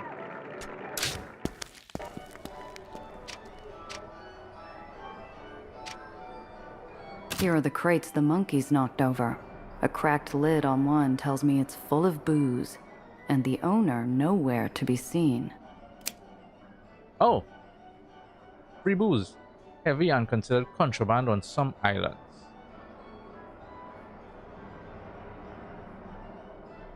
And I don't have any compartments big enough for it to conceal it. So, guess we're just gonna have to hold it here in the open.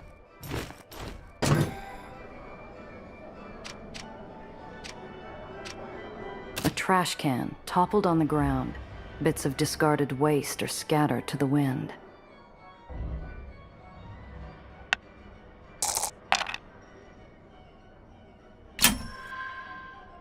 I look closer at the strewn garbage. A hot dog wrapper, a torn purse strap.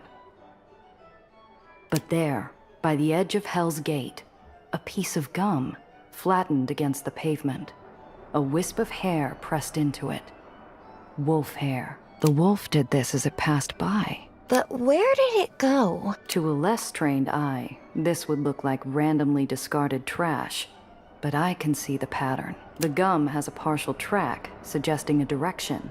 There, a banana peel kicked and rotated, leaving a trail of slime as it skidded in the same direction the print was headed. It passed through this way, but we need to be sure.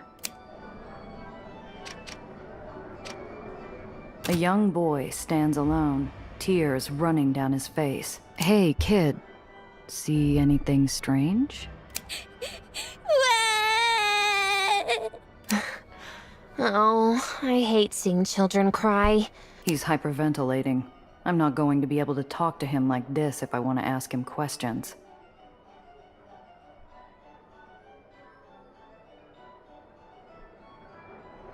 Find a way to calm him down.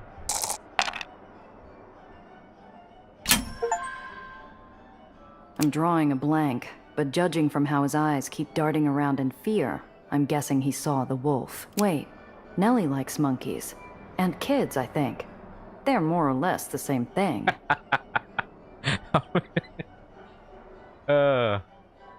Hey, Nellie. That's what that face you were making earlier at the monkeys. Think you could make it again? Huh? Oh, yeah. She bends down and mimics her expression from before. The kid looks at her, smiles, and stops hyperventilating. That's the ticket. Hey, kid. Have you seen something frightening? Big doggy, big and gray. Uh-huh. Just a doggy. Which way did it go? That way. He points down an alley behind Hell's Gate. That's everything. The wolf got out of the cage, ducked down the alley next to Hell's Gate, knocked over a trash can, and scared a kid.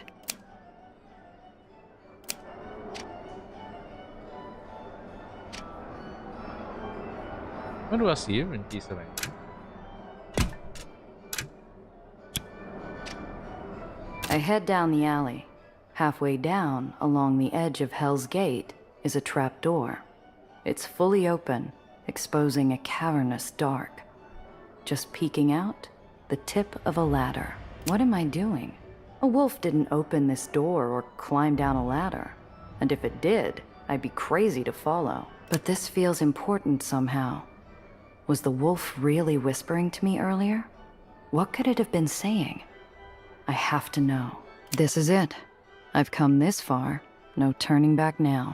Gia, maybe I should stay here and watch for the wolf? Keep a lookout? Go look around the circus. I crawl down the ladder, carefully testing each step as I go. 10 steps later, I hit solid ground. The dark is a poison cloud filling my lungs. Shadows dance in my periphery. As my eyes adjust, I can see the vague outlines of abandoned objects along the floor and walls. The outline of devil horns along the top of the southern wall evokes the right above.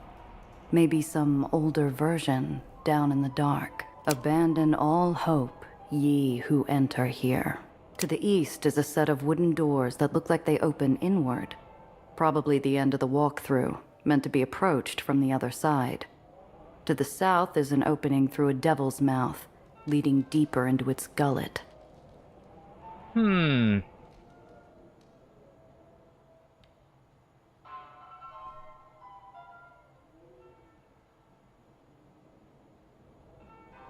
Wooden doors that look like they open inward. Opening through a devil's mouth. To another seat.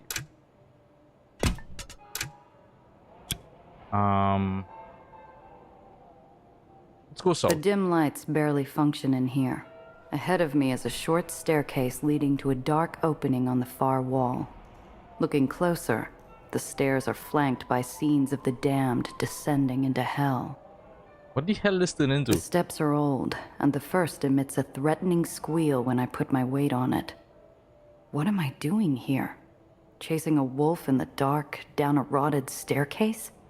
This is crazy. To the north is the exit through the devil's mouth, and to the south is an empty, dark doorway. Go south. This room is round, almost a circle from what I can tell. My eyes are beginning to adjust to the dark, but only so much. There's a bust of Socrates, Plato, some old philosopher in the center. This must be purgatory. It's not so bad here, really. I can make out a lot of gray. It's a boring sort of damnation. Still might be better than most of the burrows. To the north is a dark, empty doorway. To the east is a bright red door on brass hinges. Go east. This room is painted in scenes you wouldn't describe in polite company. Tawdry flesh and skin on full display. I'd almost rather not look closer, but something about the painted scenes draws my eye. This kind of turned into like this little section. It turned into like those old school PC text adventures. That's what this feels like. So many people. The artist must be saying something here about how easy the second level of hell is to reach. People. Huh. It's strange, but I'm starting to feel like I have real friends. It's been a while. Working as a smuggler is a bad way to meet anyone worth trusting. Maybe this time they'll stick around. To the west is a bright red door with brass hinges and an unusual handle. To the north is something that looks a lot like a restaurant's kitchen door. Is she like on some trip or something? Like she's high on something? What's going on here? The tables in this room are laid out across the floor like a bistro. Piles of rubber food threaten to roll off into the dark. One chair includes a seated mannequin wearing grotesquely stuffed clothes. This is the third circle then, gluttony. Ironically, the rubber food on the tables is mostly fruit. The mannequin's sins must involve a lot of grapes. I hated most fruit as a kid. Not that there was much around, untainted by the wasting. I wonder if what Nellie's doing will help kids in the lowers, even the burrows. It's an opportunity they ought to have. To the north is a hole in the wall. Looks like it was burned through. To the south is something that looks a lot like a restaurant's kitchen door. To the east is a wooden edifice resembling a bank vault.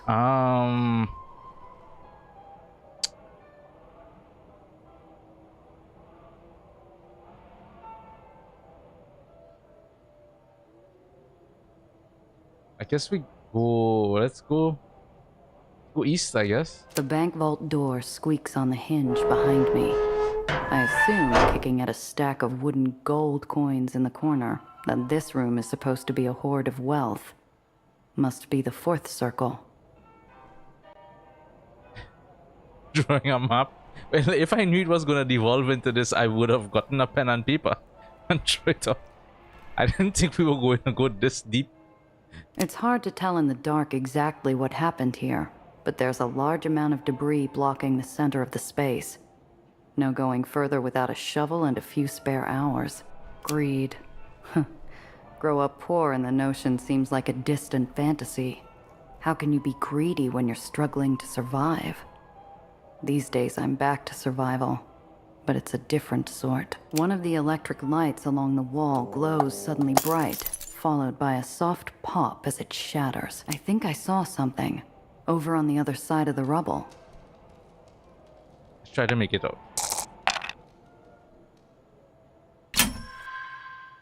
I force my eyes back into focus just long enough to see a cardboard square. There's a record lying against the pile of rubble, but I'll have to try to get it from the other side. The path east is blocked by rubble. Back to the west is a wooden edifice resembling a bank vault door. The third circle.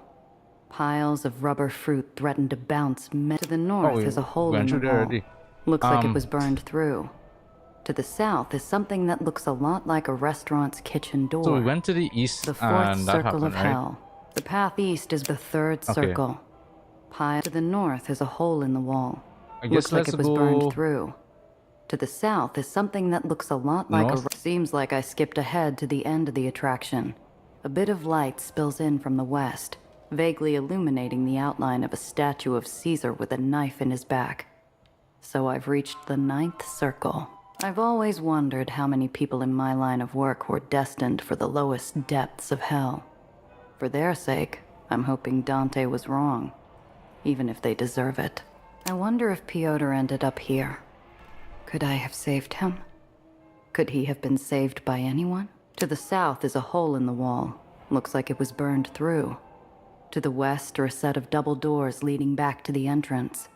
To the east is a black velvet curtain hanging in the doorway. Black velvet curtain. I guess let's go east. It's pitch black in here. I feel my way along the wall to get my bearings. My right hand slides over a face? A mask. Rictus grin reaching almost to the top. Similar masks line the walls, clicking softly as I brush by. I can only imagine that whoever designed Hell's Gate had trouble with depictions of fraud. As I make a circuit of the room, I realize that I'm drawing a blank. Maybe a nice fresco of Marm, or any of the other deceitful, blood-sucking barons. It's always been amazing to me that any of them managed to swindle their way into power. To the west is a black velvet curtain. To the south is a barely passable hole in the wall that looks like it was caused by a collapse. To the east is This is classic damnation. I can almost smell the brimstone, looking at the painted scenes of boiling blood and allegorical violence. Kids must have been terrified of this room. Maybe some adults. Not enough adults, though. Whoever beat the tar out of the wolf I'm after ought to have a comeuppance.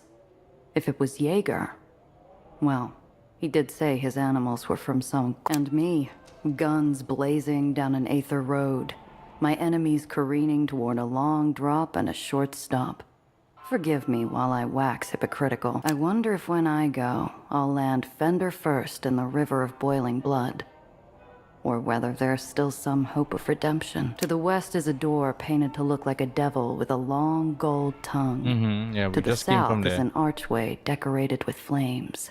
We go south then. Stepping through the archway, I'm filled with... nerves? Some emotion I'm not placing. Certainly not the rage depicted in the fifth circle. The wolf is close. Ahead of me somewhere in the dark. To the north, an open portal from anger to violence. To the south, a stone door made to look like a foreign temple to foreign gods. Something waits for me there. Am I ready? But I want us to the south. As Let's I go. open the temple door, every hair on my body seems to stand up. Like standing too close to an Aether coil. The air is filled with electric tension. Something's here. It stares at me like it's waiting for something. Something important. Who am I? Am I the kind of person who tries to catch my destiny? Force fate to follow my will, even if it destroys everything in my path? Even if it hurts the people around me? Or can I let go? Let something slip through my fingers at the very moment of victory, just because it's the right thing to do?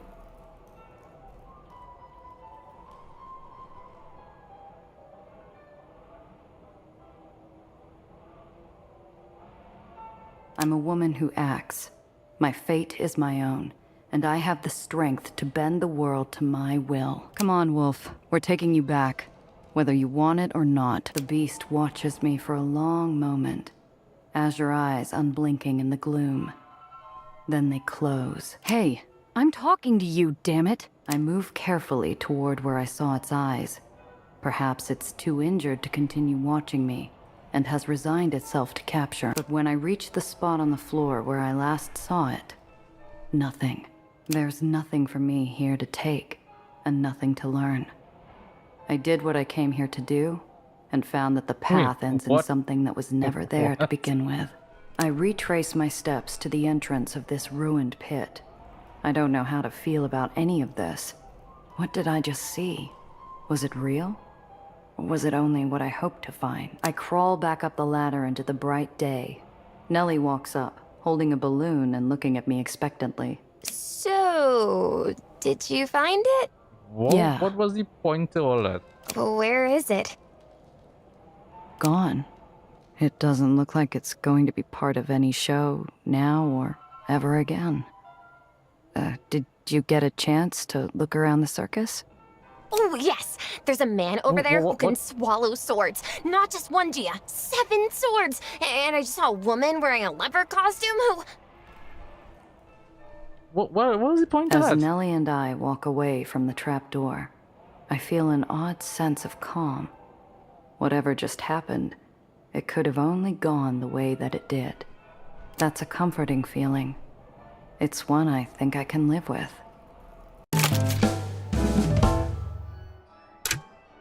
Huh? That's it?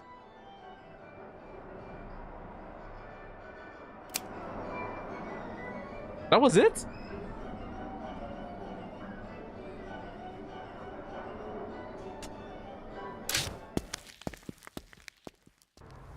Listen, let me go back in and see if the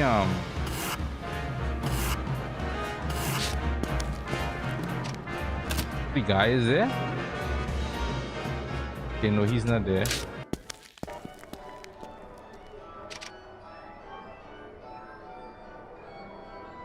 Yeah, that was...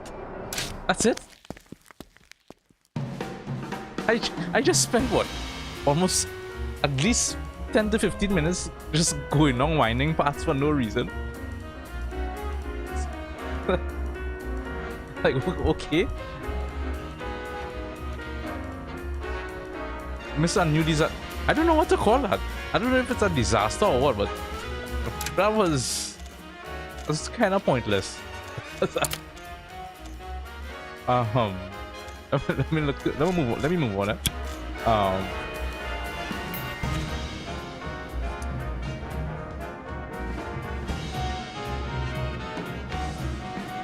No, but that's the thing. There were no sights. It was just a black screen and text. That's all.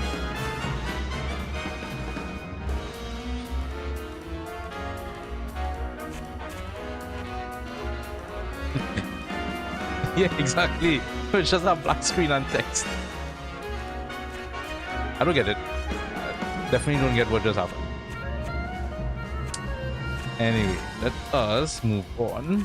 Where am I in terms of stats?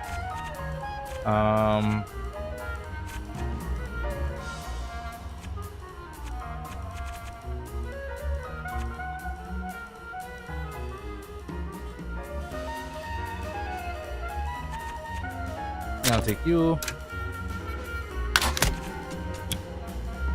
And for you, what upgrade can we take? Okay, now it's a Brainiac, right?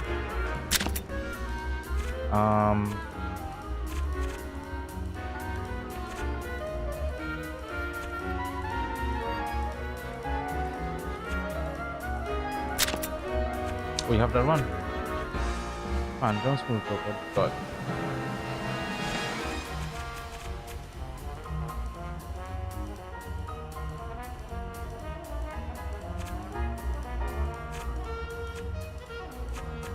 Let's take one more in Dodger. Or yeah, take one more in Dodger. And then for you,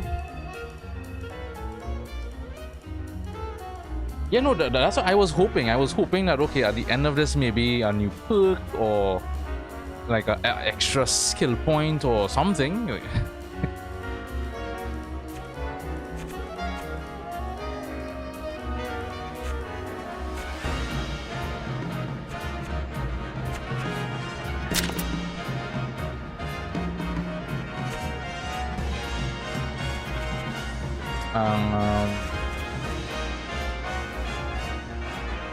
Daredevil, let's do Daredevil.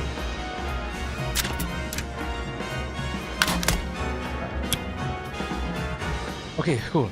Alright, let's see what quest we're gonna take on next. This is which one? I see. Oh, to get the blueprints. This is. Oh, that's the guy who gets access to the ball. Oh, there's an investor part.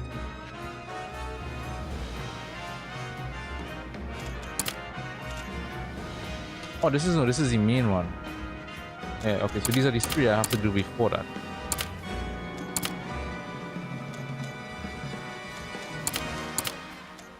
Let's try the investor party. Where's that one? Down here?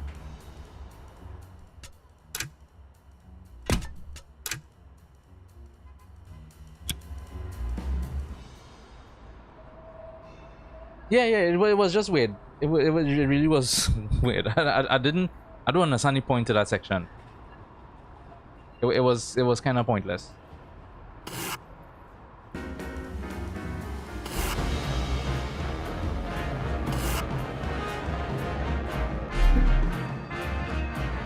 The yacht is a declaration of wealth and power as subtle as a boot to the throat. It's a world I have no business setting foot into.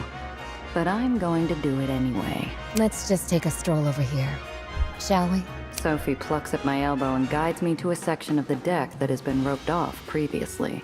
It's as private there as it's going to get, concealed in deep shadow. Sophie fishes a leather valise out from the shadows. She dutifully stands in front of me, blocking the leers of any looky-loos before handing me my new skin. Hey, how long I haven't heard that term, looky-loos. Your gown, Cinderella? Sophie's picked out something elegant that's also businesslike. Putting it on is like entering a world of privilege I've never known. I can feel my face flush as I change, even in this private corner. So, what do you think?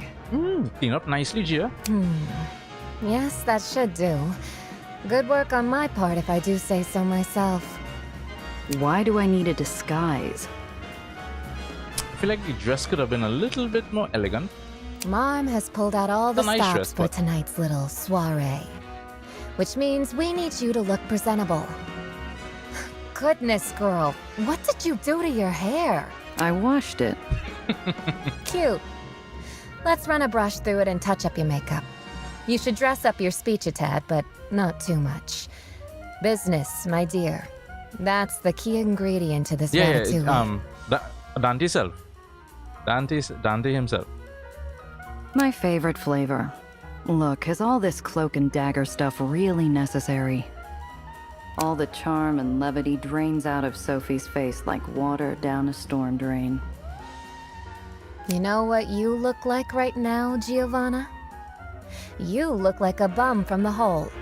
A smuggler and a criminal. All I'm saying is... You're not from this world. I live in it.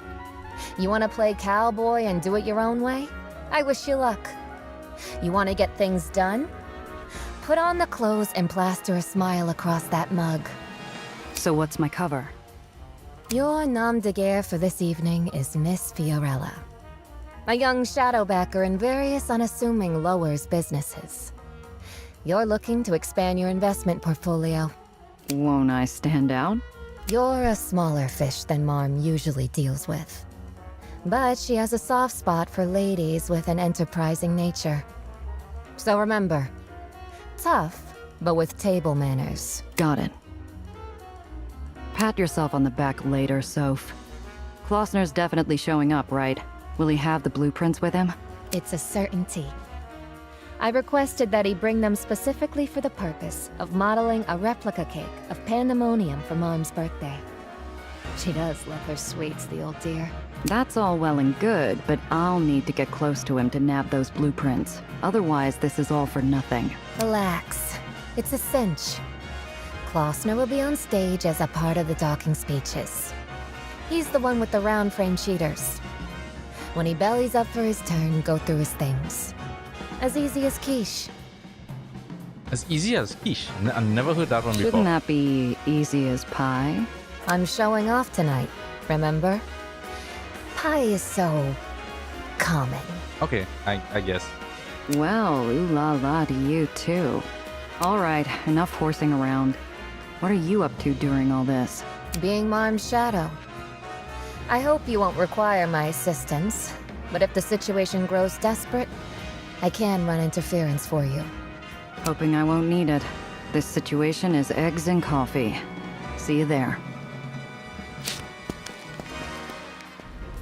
Hey, if you've ever Party had... is in full swing. Ever had good swapping Vietnamese stories about screwing over the coffee? have-nots. You wouldn't be saying Enjoying that. success now that they don't have to bruise their own knuckles. Some guy in a penguin suit passes by, so I snatch a flute of bubbly to steal my nerves. Alright, here we go. What do we got?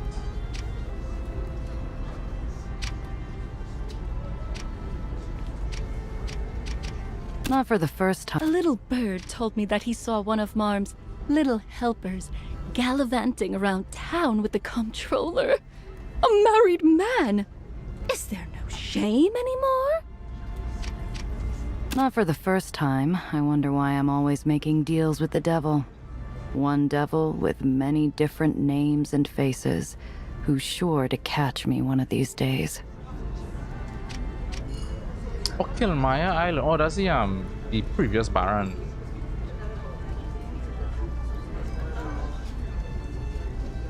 Oh yeah, if I recall correctly, I think it's Vietnamese. I mean, they make it in Asia in general, but I think it's from Vietnam. But they make this really... First time I ever heard about it was years ago when I was across there. This really nice egg coffee. It's interesting. It's actually quite interesting. But it's nice. Are you enjoying the music? Wunderbar. They can play anything from Wöhler to Toscanini. They're worth every penny. But I get them for free. Their brother owes me. Biographer, Klostner. That egghead's a lost cause. I bring him a business proposal, and that crumb treats me like a church lady collecting for war orphans. Collegiate types, you've got to catch their interest. Some swell hooch, maybe a foreign-made doodad. Plenty of Joes around here lining up to make him dough. He don't care about that.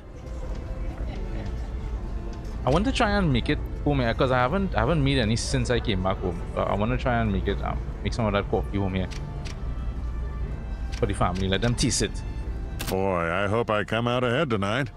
My wife's on me to get a new Aether car, and my girlfriend's got her eyes on a tennis bracelet. Why is it? Okay, I guess nothing there. Not sure.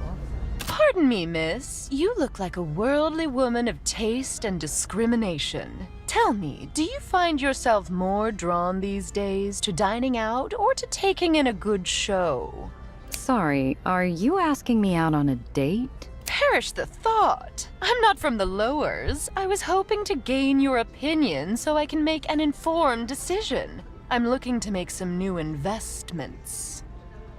Suggest and People can eat at home, but they're starved for entertainment after a long day on the job. Consider investing in funny books or maybe the pictures. The pictures? Are you kidding? I'd be ruined. The big publishing houses in the uppers have a deadlock on the comics market, and double goes for the film studios. Yeah, but those books and flicks don't sell well in the lowers. All those stories are about the idle rich types. Lowers folks don't care about that. They understand back alley deals, crooked cops, trouble in the streets. Perhaps a shake-up of the norm would open up that market. Thanks, miss. You've given me a lot to think about. Sophie there. I interact with him yet? No. Pardon me? Oh, pardon me, miss. Do you have a moment for a conversation? T.L. Watkins. I write biographies. The Venerable Baron has commissioned a story of her life in honor of the upcoming anniversary. I would love to hear any anecdotes you'd care to share. I've heard a few things. Leave out no detail, however salacious. Just as long as they don't get me killed. Ask them if they've heard about Mom's Lost Love, if they've heard about the general Hackthorn disaster. Ever heard about the love of Marm's life? Bet you haven't. That's a new one. Certainly, Marm has been seen around town with a gent or two, but everyone knows she's never settled down. He was a poor kid. No one knows what barony he came from. He pulled himself up from nothing, worked his tail off, all to make a home for the two of them. So what happened next? That's the tricky part. Some say he was shipped out during the war and died overseas, or he passed from the wasting. Some say he was killed to warn Marm off. Whatever the real story is, they all end the same way. Marm would never love again. Who knew Marm was capable of such heartrending devotion? What a tragedy. Beautiful in its way. Who wouldn't be moved by such a story? The second the words escape the author's mouth, I know the answer. Marm wouldn't. She tore her heart in half and learned to do without it. I take it you've already heard of the Hackthorn disaster? Who hasn't? An entire ferry liner carrying migrants from the burrows into the lowers crashing into an island? Why, Marm herself was on board the General Hackthorn, if memory serves. I wait for his brain to catch up to his mouth. He already knows everything I could tell him about the subject. Oh, poor thing. A young Magdalene, emerging from the wreckage, surviving despite the odds, growing up with nothing, finding a way to thrive on the dangerous streets. Truly inspiring. Did you get a good look at Marm's silk wrap? Now that you mention it, that's a Juno scarf, isn't it? As exclusive as it gets. Even the well-heeled in the uppers can't get their mitts on one without connections. Are you saying... Look back in the archives a few years, and you'll find that an Aether freighter carrying Juno's seasonal line was hijacked before Fashion Week. Marm had that nifty piece a few days later. I see. My, Marm has... With a sudden thought and a burst of speed, the excited biographer begins to scribble rapidly. Her shadowy hands looming just over the city, plucking at invisible strings. That's good. Hope there's something there you can use. If you don't mind, I'm going to see about refreshing this drink. I can't thank you enough for these leads you provided on Marm's life story. Don't mention it. Really, don't mention it. I'd like to continue my own life story. Hold on just a moment. If you like well-written pieces, this is the article that actually attracted Marm's attention. The hack hands me an article printed on high-quality, glossy paper like you'd see in a fancy arts rag. The article paints Marm as a genteel patron of the arts. Convincing, unless you've actually met her. The second half of the article is about pandemonium and its design. A lot of words like incandescent and revolutionary are sprinkled throughout. There's a quote by the man himself about the need to ignore distractions in pursuit of one's art. Classy. Interesting. Thanks. Okay, anything else? Where do I see? Yeah. I talked to If Sophie, it what happened? isn't the redoubtable Miss Fiorella. Hello, darling. Isn't this party wonderful? Shall I set you up with a fresh drink? Sophie, nice venue. I see our hostess didn't cheap out on the liquor either. A Class A act all around. If it weren't for the other guests. Yes, business sometimes makes unpleasant bedfellows, doesn't it? At least the men have the good sense not to act ungentlemanly in public. Marm takes a dim view of such behavior.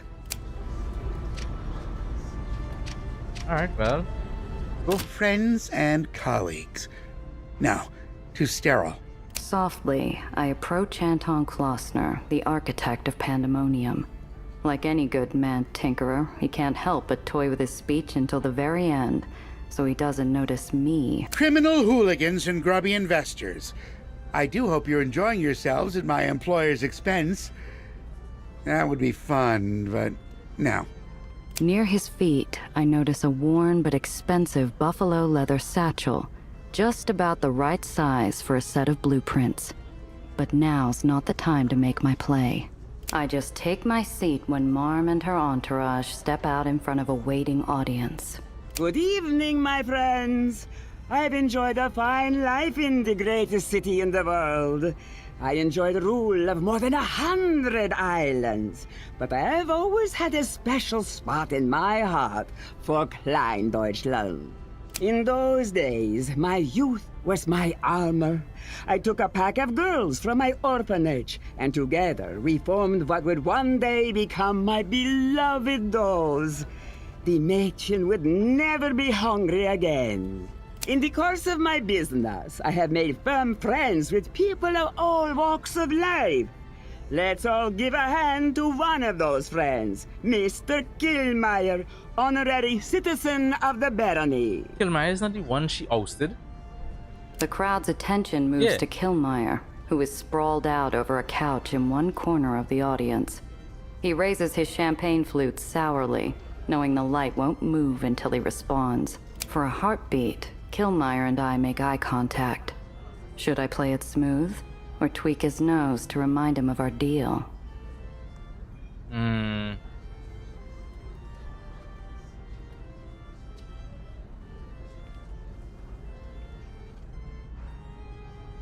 Keep a poker face. Oh wait. He kinda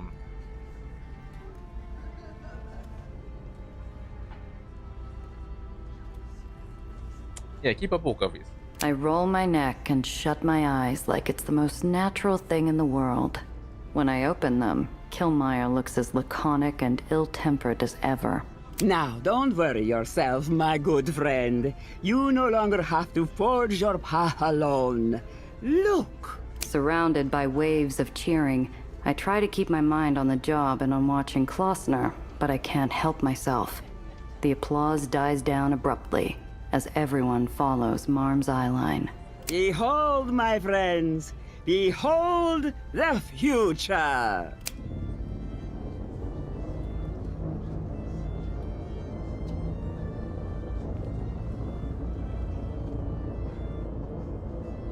Is she gonna crash that into that? What's happening here?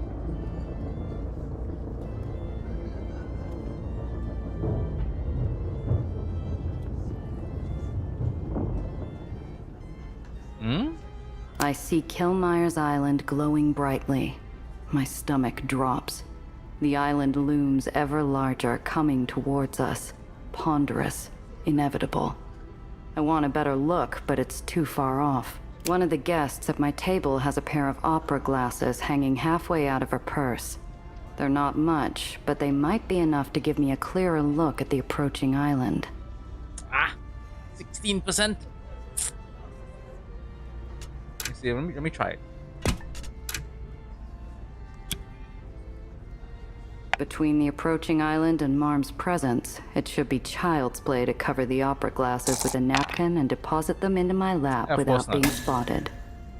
I move my arms as if stretching my back to reach the glasses, but accidentally jog a passing server, causing him to spill on my neighbor and drop his tray in a loud clatter. As well?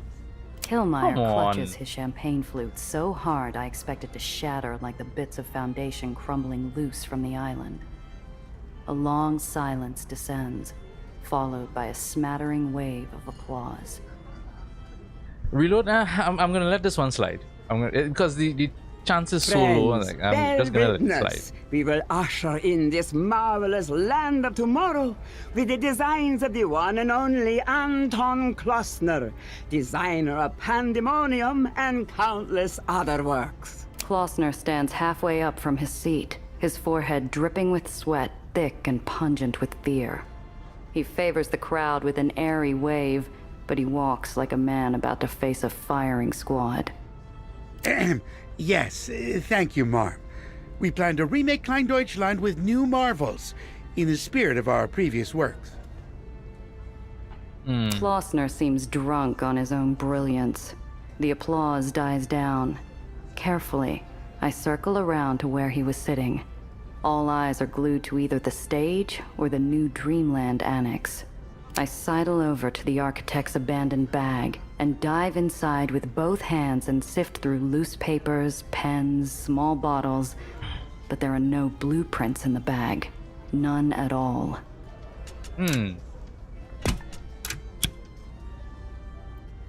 Look hard. Frantically, I dig deeper. I find schematics for some kind of Aether device. I'd need Nellie to make sense of these. Okay, we got something. There are no plans here, but they have to be here. They have to, or this is all for nothing. Maybe he has it on his person. I'm starting to panic when a loud whisper startles me in the middle of my search. Say, what are you up to under the table there, little lady? Did you lose an earring? Mind your own business. I'm going to vomit. I'm airsick. That's not a good excuse, Gia. You're living on floating islands and you're airsick. It sounds fishy even to my own ears. Luckily, this stiff's had a few. Oh my. Just stay there, lady. I'll go find a guy with a bucket or something. The partygoer scurries off, not wanting his suit ruined. Even so, I've been made. I get up as soon as his back's turned and glide away as inconspicuously as possible. Thank you, Anton, for your exciting and thorough presentation. If any of you care to discuss business with Mr. Klossner, do visit him at his table. Otherwise, please enjoy yourselves. The venue is buffeted with laughter and applause as Marm leaves the stage. The band strikes up again, and soon, adventurous couples begin to dance. I need to find Sophie, now. Okay, well that didn't go as according to plan, and my heat is... This looks like the door to the stock room at the back of the bar. There's almost certainly heavy foot traffic from the staff, so if I want a drink on the house, I suppose I'll have to get creative.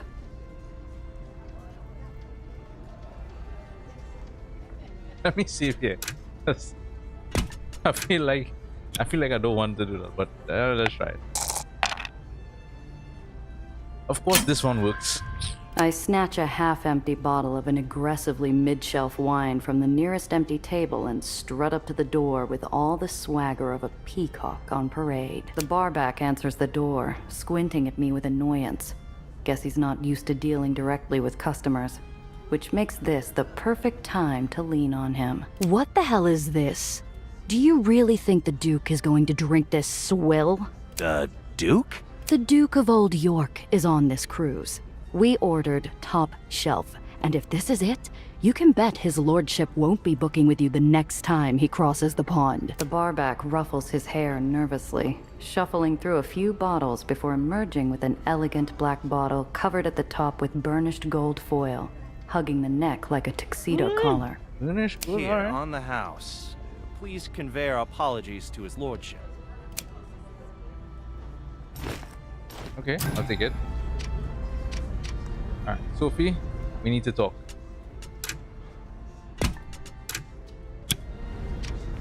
There you are. Did you find the package? No dice, Soph. No prints. No sign of them anywhere. You swore he would have them. What the hell happened? Giovanna, I'm telling you. I heard Klossner and Marm talking about the replica cake just before. I know he has them. You must have missed something. I practically disemboweled that satchel. You said this guy never leaves his house. If we don't get the blueprints tonight, we're sunk. Could he have stashed them somewhere else? I suppose it's possible, but I can't say for sure. Marm would know, but she's busy being the life of the party. In that case, we'll have to go to the horse's mouth. Can you get Klossner alone? I'm supposed to be watching Marm's back, so that's not the right play. Maybe I can set him up. He's the nervous type. Frazzle him and he'll go off by himself somewhere. I'll need your help to make it work. Find me someone I can tear into. I'm going to make a scene so big that Klossner won't be able to handle it. You're not going to fit some poor chump for a Chicago overcoat, are you? Gia, we might be a lawless bunch up here, but give me a little credit. Is this really necessary, Soph? Can't you just ask him to meet you somewhere out of the way? We have the same employer, but he doesn't work for me. If I ask him to meet here, someone will find out and I'll have to answer for it. Yeah. It wouldn't Fair look enough, right. fair enough. Trust me, this is the right play. While we're at it, what's Killmeyer doing here anyway? I'm surprised he bothered to show, seeing as how Marm cut him off at the knees. It's tradition to keep the old Baron around when someone gets annexed. Trust me, even if Killmeyer hates Marm like poison, he'll want to stay on our good side. Still, you wouldn't be a good pick for our little plan.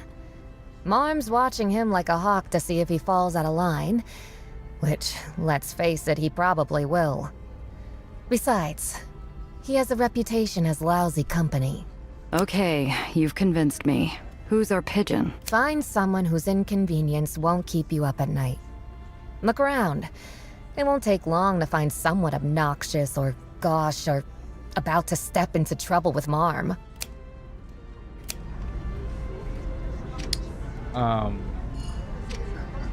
Well, who do we have as gossip?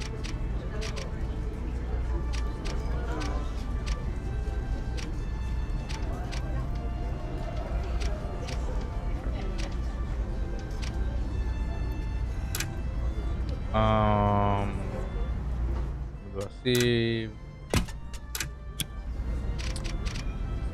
At the bar, I spy a well-dressed boar waving around a hefty bottle of booze.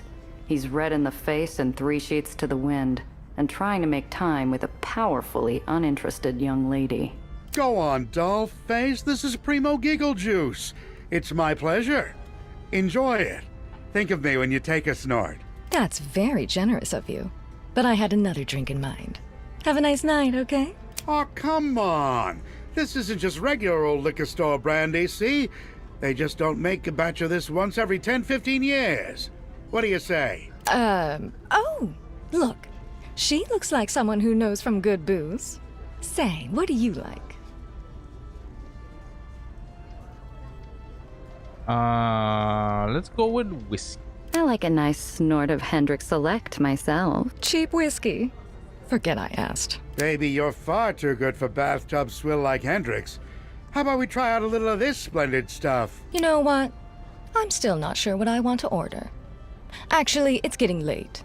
I'm not in the mood for a nightcap. Take care. Wait a minute, come back. I was just saying. Now, why'd you have to go and do that? I'm telling you, she was just about to crack. Right. Sophie was right. It didn't take me long at all to find someone I could hang out to dry without feeling a bit bad about it. I leg it before I start to look good to this creep.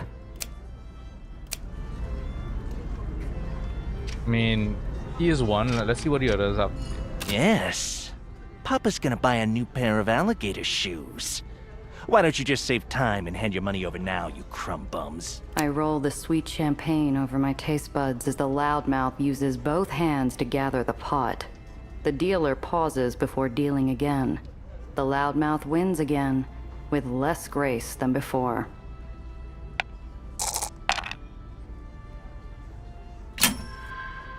I stare at the player's hands and wait. In the blink of an eye, I see a card appear in his hand. I didn't catch a flick of the wrist or any of the other classic signs. Something shifty's going on here. I keep my ears peeled as another hand comes out. This time I hear a slight brushing of metal on cloth, and I instantly know his racket. Yep, there it is. A wire sticking out from his pant leg. Nobody's going to miss a cheater at a gaming table, least of all Sophie. Looks like I've found a sacrificial lamb. Okay. So let's see what this one is. So, how did your pitch go? Did Klausner bite? He listened just long enough to laugh in my face once he found out who I'm working for. The bastard. My boss is gonna have my head if I can't get Klausner on the payroll. So, Nothing how else? did your pitch go? He listened just long enough. And of course, I replied to Fenchurch, nobody is interested in upper-class gentleman heroes these days. That's old hat. Audiences want a hero who lives halfway in the shadows. Basically repeating what I told her. Alright, so it's either one of those two.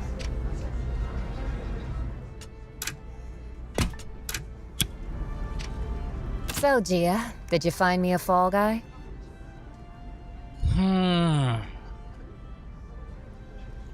Cheater. Go with the cheater in your sense, right?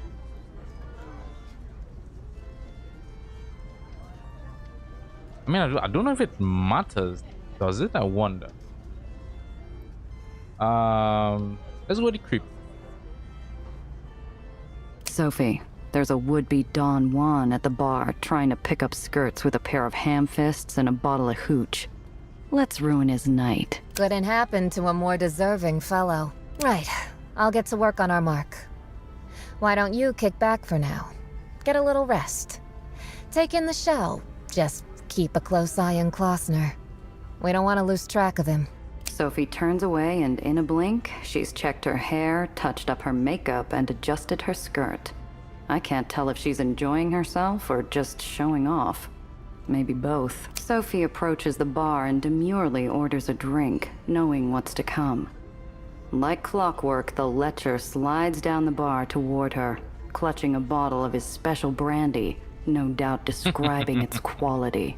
In no time at all, his hands have been bound and he is deposited by the goons onto a small platform attached to a pulley, hung high above the yawning abyss. That's kind of extreme. Attention! Please allow me to introduce tonight's entertainment. This is Craig Vernon. You might recognize him from his expert advice in fine spirits. Say hello, Craig. Yeah. Hello, everyone. Yeah. Excellent. Since Mr. Vernon enjoys educating others, he will entertain us with an educational game sure to teach a lesson or two.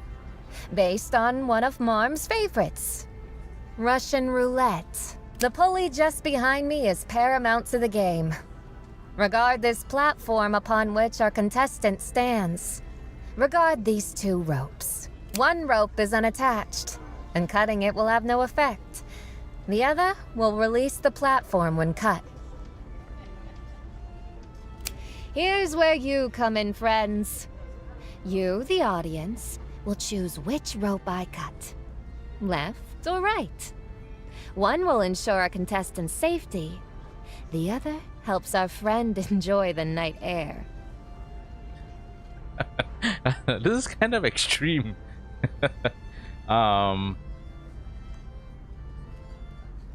Watch Mom's reaction. The crowd is dense, so it's hard to gauge individual reactions, but not Marm's. From the stage, she is beaming with maternal pride. Figures. So what will it be, folks? Left or right? Left. Right. All of a sudden, I'm glad I didn't pick some random sap for this punishment. One of Marm's goons walks forward and hands Sophie a polished scimitar, its honed edge gleaming in the moonlight.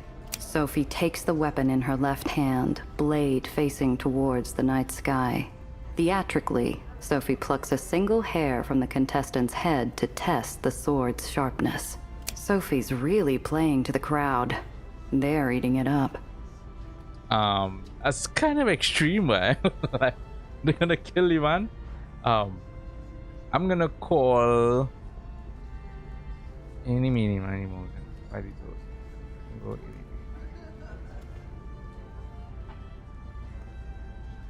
Right. Right! My voice rings out, blending with the audience's. Sophie waits just long enough to play the crowd, then turns to the right and slashes the rope with no more hesitation than I would use to swat a fly. I see the blade part the rope, hear the line giving way. I see the contestant's mouth distend in an expression of utter horror, a blood-curdling scream ripping forth. Sophie's grin is broad enough that I can see every one of her front teeth, shining like cut ice. She's having a great time. Sorry, dude. That was not my intention. The platform plummets. By 10 feet, no more. With a pop and a bounce, the platform springs back up, the contestant sprawled out across its spare surface. Vernon lies upon the platform in an awkward pose, Okay, he's his alive. knees pushed together like he's trying to open a jar with them. As a puddle slowly spreads beneath his prostrate form, I smell the stink of ammonia. Darling, shh. Relax. We were just having a little fun. Okay, yeah, just making sure. Of course we wouldn't ruin such a lovely evening with an execution. Thanks for being such a good sport.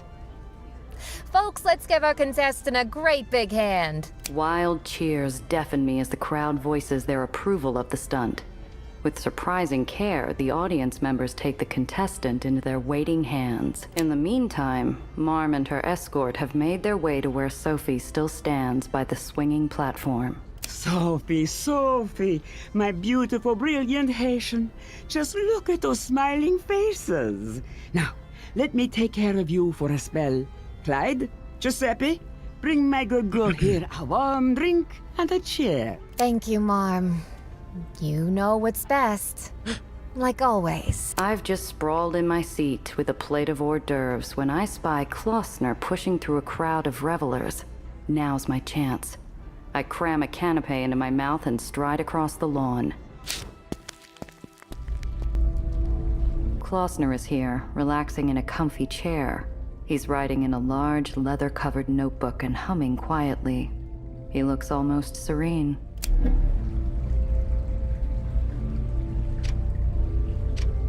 The pool is completely full and spotlessly clean. It must have cost an arm and a leg to maintain this area. Eli Tillinghast is probably spinning in his grave. Barbells, ropes, even a gyro wheel have been set in one corner as a sort of exercise center. The does probably work out here while Marm relaxes with a drink. I wonder what I take hold of one of the smaller weights. The wrapped grip is perfectly sized to my hand. I wonder what I'll use that for. It went into the key items.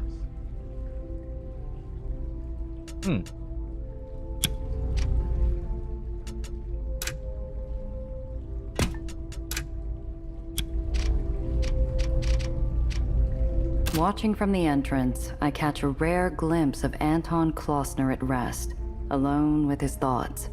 He looks up and murmurs to himself constantly, in fits and starts. He pauses to write in his notebook, then taps his pen once against his teeth before writing in a heavy hand, as if through carbon copy.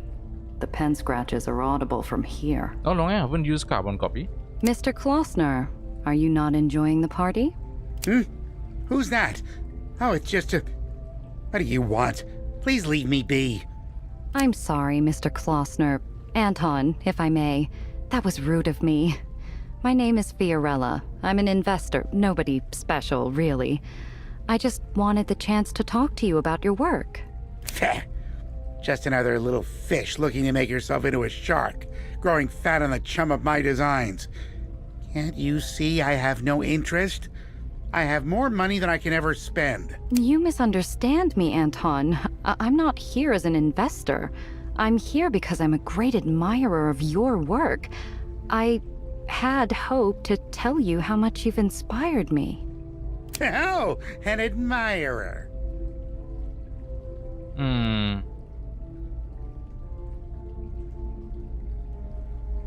Goes on structural integrity. That's extravagant. I'm taken with the extravagance. You're not trying to wow the hoi polloi. You're daring the patron into recognizing your vision of existence beyond the material. Facile, but you have at least put some thought into your observations. Did you know that the grand chandelier paired with the statue came from a breakfast I shared with a former student? Anyone who designed Pandemonium not once but twice is clearly a man who is no stranger to finding inspiration in unexpected places and times. I remember first stepping into Pandemonium. I was overwhelmed. I had stepped into a perfect corner of a perfect world. The facade, the art, the lighting, everything felt significant. An honest answer. I have the same feeling. My life is a struggle to surpass that work. But how did you come up with it in the first place? I've always wanted to know how it began. Will you ever publish your sketches or blueprints, or donate them to a museum? Impossible. I can never share the blueprints for Pandemonium, because they no longer exist, except in my head. Marm had the physical plans destroyed. Recently, in fact. Just like that, all our plans are flushed down the john. I've got to pivot somehow to get the information out of Klossner while he's here, in the flesh. I see. How are you finishing the rebuild without the blueprints? That must be quite a challenge. The answer, my dear, is patience. It took time, care, and my direct supervision. Marm was in touch with me constantly, but why are you so interested in the blueprints? Klossner's eyes slide off my face to the door beyond. I have to act fast. I need to play this just right. Klossner's a know-it-all, so I slump my shoulders in a defeated posture, kowtowing to his superior intellect. Okay, you got me. I'm not an architect, but I want to be one more than anything. I want to get out of the investments game and go to school as a full-time student. You're not the first aspiring architect to approach me this way. In fact, there's no shortage of them. That's why I wanted to see the plans so badly. I've been practicing with my own sketches of Pandemonium. See here. It's funny that Gia said that because I've literally had that thought recently. I wanted to do some architecture. I pluck the journal from a bemused Klossner's damp hands, rip out a page, and set to work. From memory, I sketch out what I remember. The foyer, the grand hall, the main stage. Hold. Your notation here is incorrect. That door doesn't lead to the kitchens. It leads to a security checkpoint. You see how the bottleneck makes armed intrusion all but impossible? My pen flies across the page as fast as I can manage. Klossner keeps up a commentary, correcting this and suggesting that, until I am holding a rough but detailed sketch of Pandemonium in my lap. This is marvelous, Mr. Klossner. Oh, I can't thank you enough for your guidance. Please, is there any more you can show me? Young lady, allow me to share the first rule of professional conduct. If you do something well, never do it for free. Fine. This close to Klossner, something catches my eye for the first time.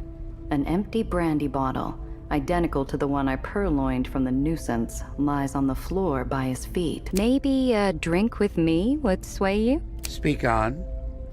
What do you have in mind? I happen to have this excellent bottle of top-shelf brandy I'd be willing to part with.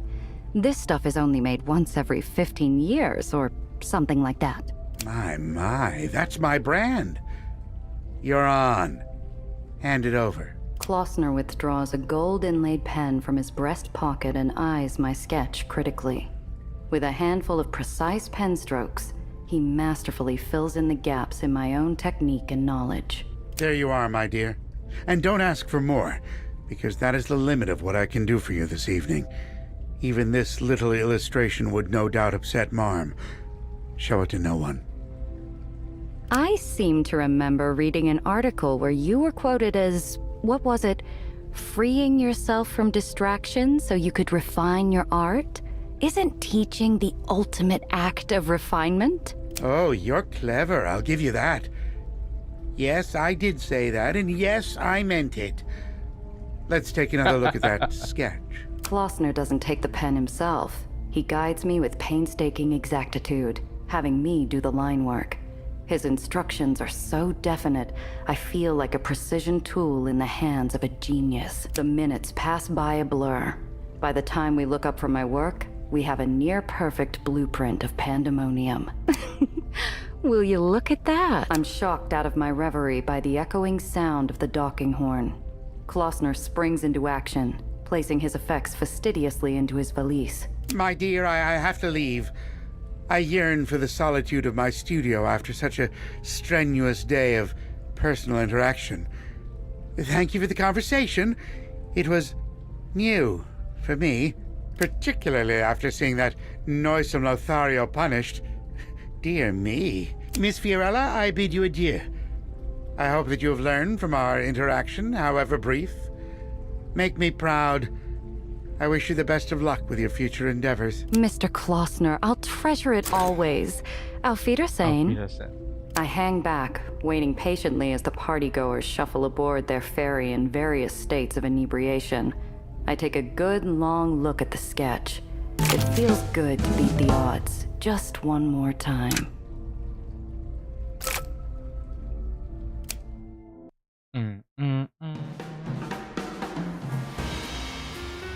Oh, that was the end of that one? Okay. Nice. So... I guess soap is the one for the let's do soap. Right, I'll take a little break there. Oh.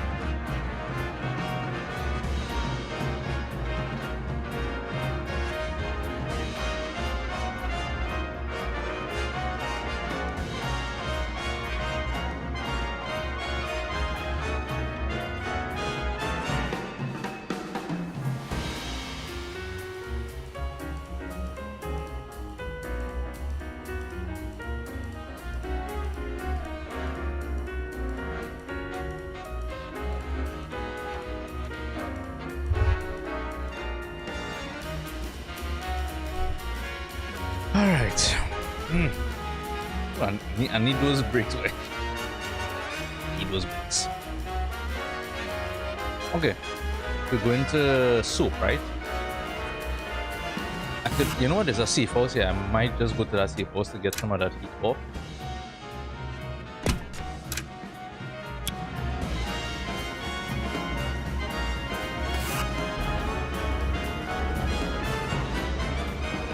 Any remaining stock from this shoe shop was presumably carted out by the thugs who closed up the place.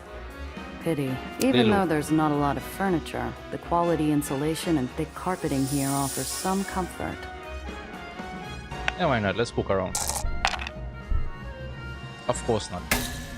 I'd say the place had been picked clean, but there's nothing clean about it.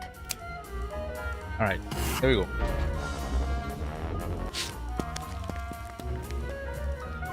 Angels and demons frolic in the festive dark. The debauchery of a bacchanal that hasn't stopped in days spills onto the mansion grounds like a tipped-over punch bowl. 5 will get you 10, the punch is spiked. Bacchanal, boy. Like a barbaric centerpiece topping off the Saturnalian soiree, Lizzie's roadster is parked at an off-kilter angle on the front steps. A fractured pillar stands testament to her reckless inebriation.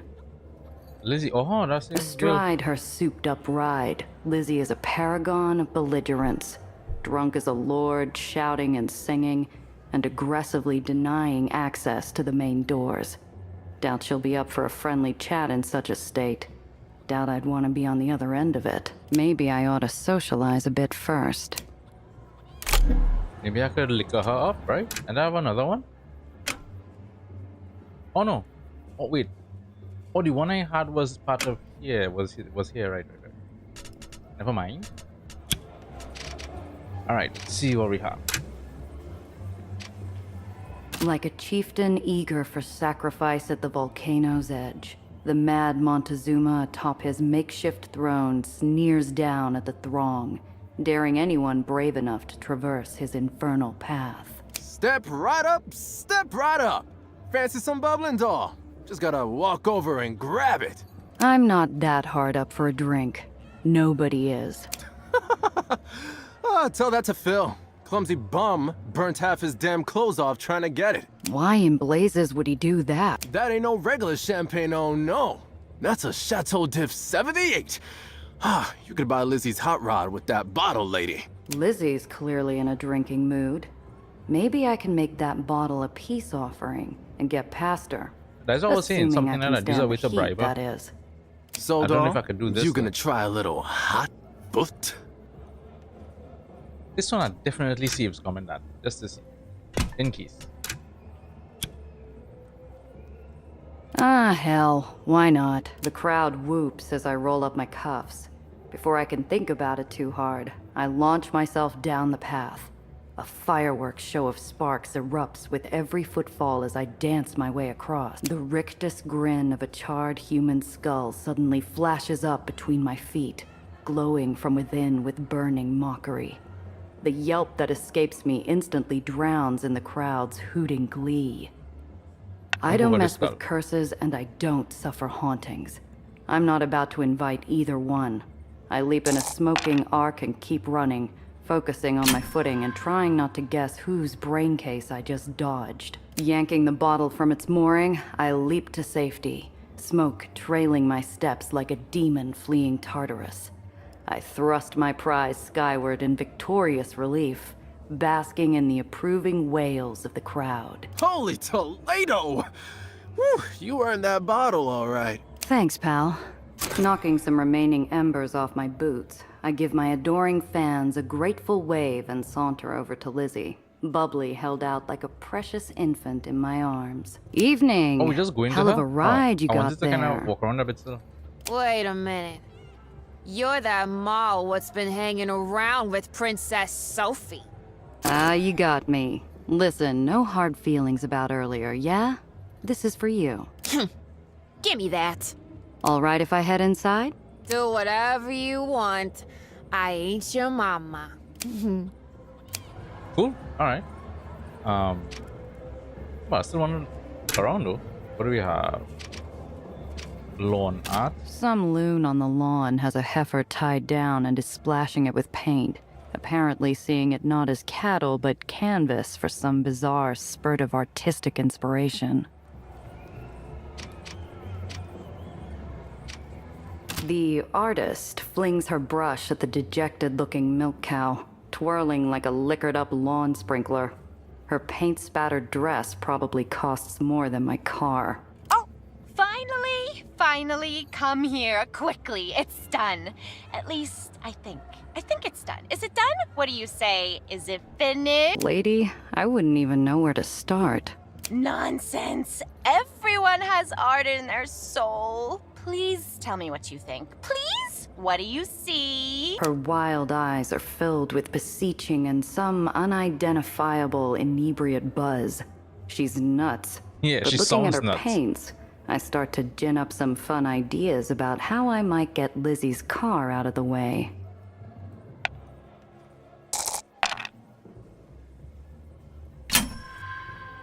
Well, I'm no art critic, but it strikes me as the crassness of human interference intruding upon nature's simple beauty. Yes, you're right. It's utterly puerile. Gauche, even. The symbolism is too obvious. It practically shouts at you. And the execution? Ugh, we shan't speak of it any longer. She offers me a silver cigarette case inlaid with pearl, engraved with a bold SJ on the lid. Here, please, have this. Never neglect your muse. Thanks. She definitely lifted this from inside the mansion. I'm sure Mr. Soap would be quite grateful to see it returned. Nice. So we have a bargaining chip there, I guess.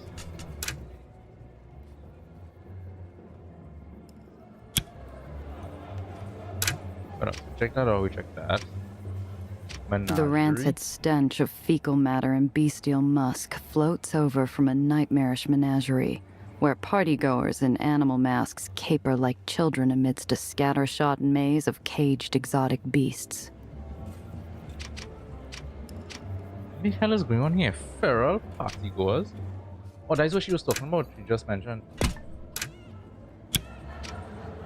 Beasts in gilded wicker masks caper through a forest of filthy cages, squealing at pitiful captives both animal and human. They gnash and bleat, splashed with effluence, surrender to their basest instinct. I'm a parrot. What kind of animal are you? I'm a person? People go in cages. Animals only the menagerie. Why is it that these most debaucherous like corners of the human mind is explored by the richest people, right? Because they're so damn bored and have nothing to do that's They gesture drunkenly to a selection of masquerade animal faces. I see the glint of steel behind one of their palms. Starting a fight wouldn't get me any closer to Soap, and I don't want to end up a literal jailbird. Better play along. Pick the lion Give me mask. the lion mask. Come on, make the sound. I stand stock still. A cool breeze blows in some quiet garden of my mind. I'm there, detached, gazing down at my own body as I suck in breath and prepare to royally embarrass myself. You're a terrible lion. You don't scare me at all. More whiskey. For some reason known only to God and Charles Darwin, there's no lock on the cage holding back the inky musculature of a sleek black panther. I pop the latch and pray to both of them. Snookums, no! The air is filled with sudden shrieks as the jungle cat flees its prison, hissing and growling. In the blind panic, one of the masked miscreants drops something. I snatch it up for a closer look. It's a set of luxury car keys chained to a lucky rabbit's foot. So, someone intended to catch a ride home in one of Soap's cars. I'm sure he'd be quite grateful to see his Another keys bargaining chip. returned. Interesting. Alright. think that's everything. Save. And we go. 1,000 smells hang thickly in the humid crush of 100 unwashed bodies. Through trails of smoke and light, I catch glimpses of debauchery, but my attention's stolen by the dame in senior doe regalia rushing up to greet me. Her bright blonde curls are bouncing playfully. This imp in angel's garb could only be one person. Sophie's lieutenant, Alice. Oh, so we're meeting Alice. So we met Pearl recently. Is that rat Lizzie finally gone? Thank goodness. I was starting to think she'd scare off everyone on the island. Welcome. I'm Alice. Gia Randazzo. What a wonderful pleasure it is to meet you. This one's more bubbly than fresh-popped champagne. Her wide, dazzling smile gives me an odd itch. She's not like sly Sophie or hot-headed Lizzie at all. What's the score here? Oh, she probably is the deadly sort of all of them, actually. You're not much like the other does I've met. What's your racket? I manage our theatrical district. Vaudevilles, cabarets, cinemas, burlesque. It's a tough job, but I've never been one to shy from the spotlight. You're an actress? On occasion. Though my work for Sweet Marm keeps me mostly too busy for that. And what do you do? Whatever needs doing. How devilishly mysterious. I think we'll get along, you and I.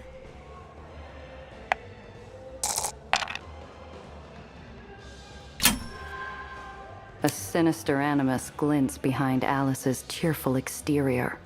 I imagine the glare of the stage lights, hot and bright. Probably the most devious out of all of them. Scrutinized, analyzed. This isn't a friendly greeting. It's an interrogation. Come, let me show you around. That's neighborly of you. Thanks. Neighbors? Oh no, let's say we're friends. The very best of friends. We only just met. Well, then let's get to know one another. Tell me a secret. Alice's milky sweet voice curdles slightly as she pours in a not-so-subtle note of challenge. Is this some kind of test? Secrets take two. I'll bite, but then you've got to give me one of yours. She claps her hands like an overjoyed schoolgirl, nodding her agreement and waiting anxiously. I feel like I'm dangling a steak over a tiger's pen. Right. I'm afraid of the rain, I suppose. What? How odd. Go on, explain. Not much to explain. Try growing up on ground level. Trash falls on your head more often than water down there. You learn to hate the sound of anything hitting your roof. Right. I get it. How very fascinating. All right, now you. Wait, what's did our your voice just secret? change up there? I feel like it did. It is a fascinating secret, but not quite fascinating enough. No. I need something more. Yeah, her voice did change up. Look, it was nice meeting you and all, but I have an appointment with Soap Jackson. Is that so? How strange. I manage Soap's social calls. He only spends time with the most interesting girls, you see.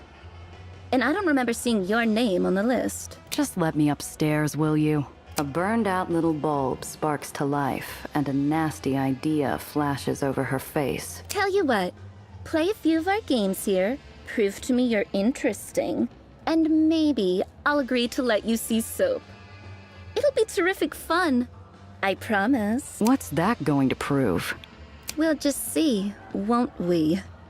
Either way, I'll definitely learn something interesting about Gia Randazzo. Ugh, fine. Alright. What do we have? Oh look, Pearl there too. Pearl is here as well. Interesting. There's a hookah. Night ring.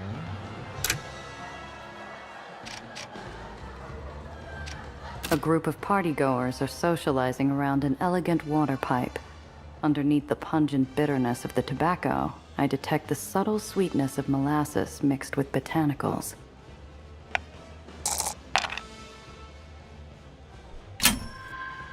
I watch one of the smokers blow a thick cloud into the air, then sneak into the stash while the patrons are transfixed on the haze.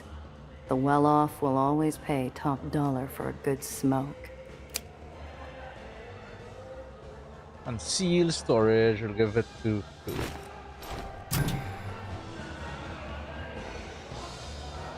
See, I got a little level there as well. Alright. Have that.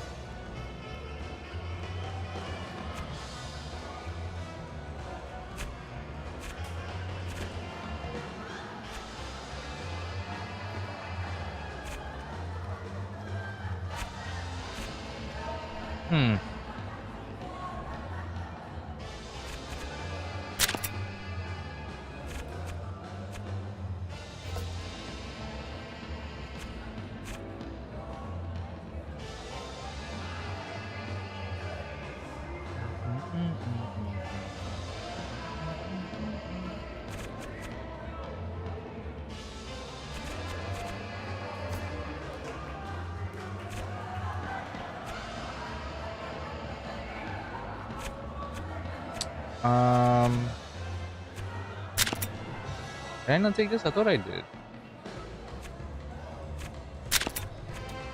I want one of these.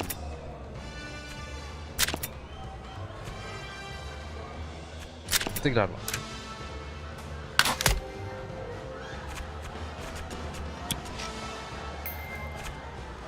For you,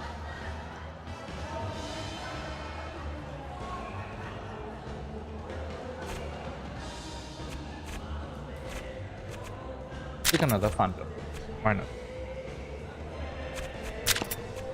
Or yeah, phantom.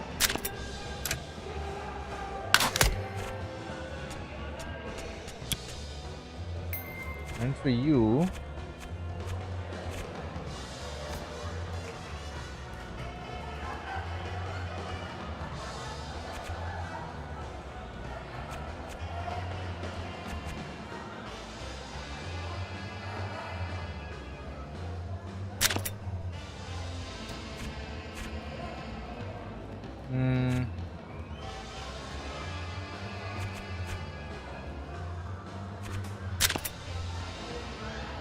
let's do the enforcer.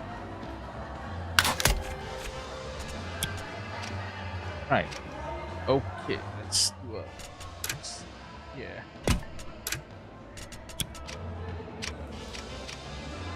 Let's see what's going on. Let's see. The blindfolded volunteer seems delighted by the danger, ignoring the bright crimson lines torn through their clothes, goading the crowd. The onlookers bay in response, hungry for more. All right, we have another player. Step right up, little lady. Me? No way. Oh, don't be a spoil sport. Come on. Big bets, high stakes. You could walk away a winner tonight. He grabs my wrist and slaps a knife into my palm. I can't think straight through the din of the spectators, who begin a rhythmic chant urging me to throw. Throw the knife as hard as possible and hope for the best. Sometimes, too much thinking will get you killed. Maybe no thinking at all will save this sap's life. I barely look at the target before whipping the knife, letting my muscles do the calculating for me. The knife practically shaves the fuzz off the volunteer's ear, landing with a loud thunk in the wall beyond. The crowd bursts into applause, and hands jostle me back and forth in excitement.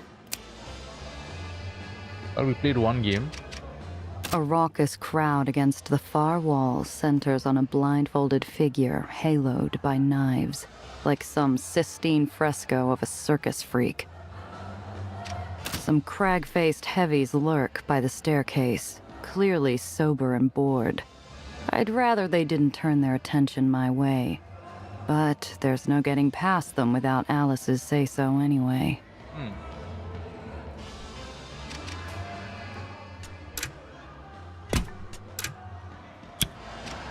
The doe stands ramrod straight, beautiful as an ice sculpture, but rimmed with disdain.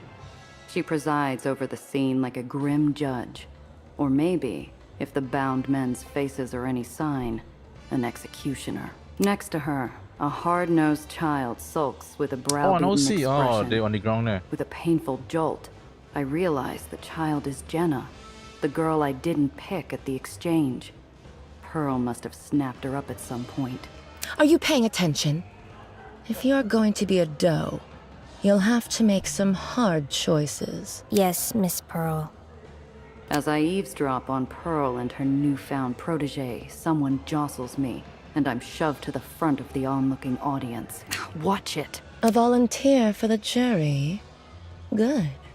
Step forward. What's going on here? These deviants stand accused of serious crimes against Dreamland and her good Baron. Crimes for which the punishment is death. The captive men wriggle in fright. Both are flanked by a doe lieutenant, gripping wine bottles in each hand like headsmen's axes. Thirsty or not, the accused look like they'll be quenched into an early grave if the verdict doesn't swing their way. As our newest aspirant, Jenna will hear their pleas and pass judgment. You, newcomer, will offer testimony as an impartial third party. Speak up. What is this? Some kind of sick game? No, I want nothing to do with this. Aspirant, do you agree to let her leave, or shall this woman stand testament? The recognition and pleading in Jenna's eyes would melt the white-hot heart of a forge. But she tempers herself, drawing on years of pain to harden her face and steel her voice. She should stay. My neck jerks automatically and I nod, helpless. Pearl purses her thin lips in satisfaction. Good. Arthur Weingarten, you stand accused of defrauding the public trust in the amount of $570.50. Do you have anything to say in your defense? Please, Miss Pearl, I ain't done nothing wrong. I won that hand fair and square. So, you accuse Pandemonium of corruption, and by extension, Marm herself. No, look, I'll give the money back if that's what you want. And you, Harold Horowitz, stand accused of gross public indecency. Do you have anything to say in your defense? That name sounds familiar. Didn't we meet him before? This is a somewhere? crock. A guy's not allowed to wear a red tie on a Tuesday? Says who? Say the laws of this barony and its benevolent overseer, to which you agreed to abide faithfully the moment you stepped foot on its steel. I ain't agreed to nothing. My niece got me that tie for Christmas. Damned if I won't wear it whenever I please. Now we will hear from our impartial jury. What say you?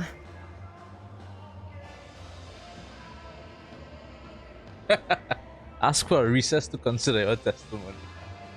Try this.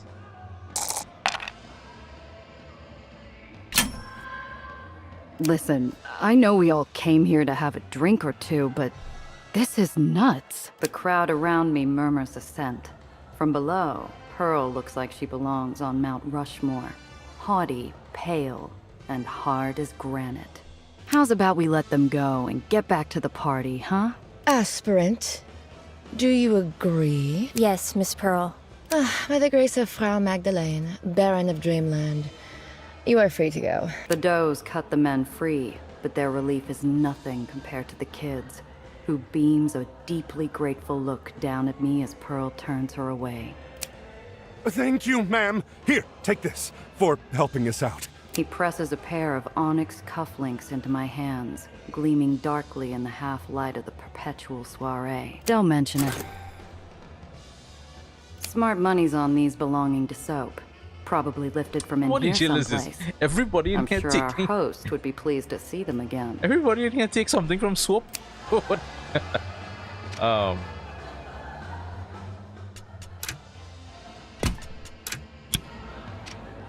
Well, you clearly don't suffer from stage fright. Yeah, I'm a regular vaudevillian. Now let me see Soap. What if I say no? I haven't forgotten. You owe me a secret. But you don't need to say a word. I already know your secret, Alice. Is that so? Yeah. You wear different costumes, you play different parts. But there's one role you just can't quite pull off, isn't there? Significance, relevance, importance. Soap doesn't care what you think. Nobody does. So let me pass, and we'll both forget we ever knew you.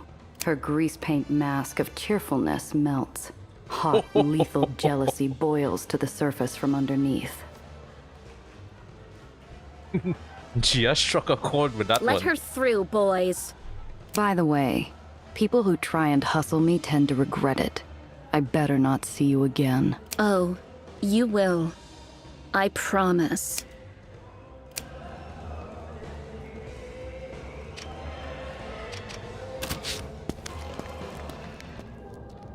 On my way to Soap's parlor, I cross paths with a gaggle of inebriates, wearing the sourpuss looks of the newly impoverished.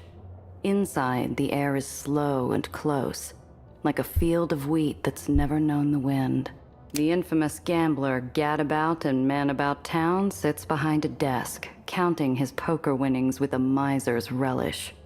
Nothing good grows in this sunless den, except his appetite and the numbers in his ledger.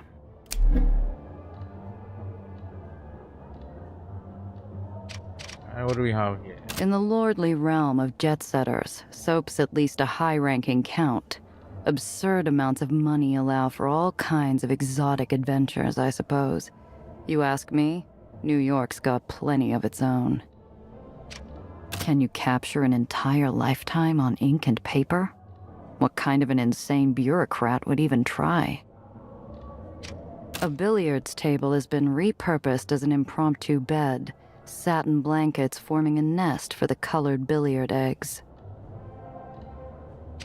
They say Soap willingly threw away an all-star baseball career to professionally peruse the pandemonium tables instead. I might have more respect for the guy if he still got his pants dirty on occasion.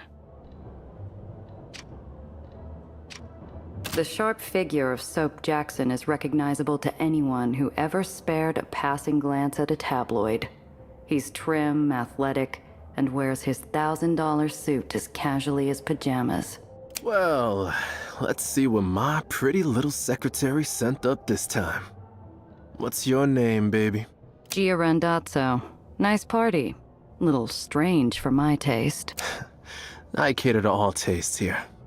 Surely I have something to suit your palate. Well, it isn't boring, I'll give you that. Let's keep it interesting then. Pick something. He gestures broadly at the room, while pulling a loaf of cash from his pocket big enough to choke a horse. It's a practiced motion, one he performs dozens of times a day. The unconscious twitch of an addict chasing a high. We betting on something? Too slow, baby. Come on. I'm on a streak. There. You see that? He points to an empty corner of the ornate stucco ceiling. Or rather, to the cobweb hanging there, ghostly pale in the dim light.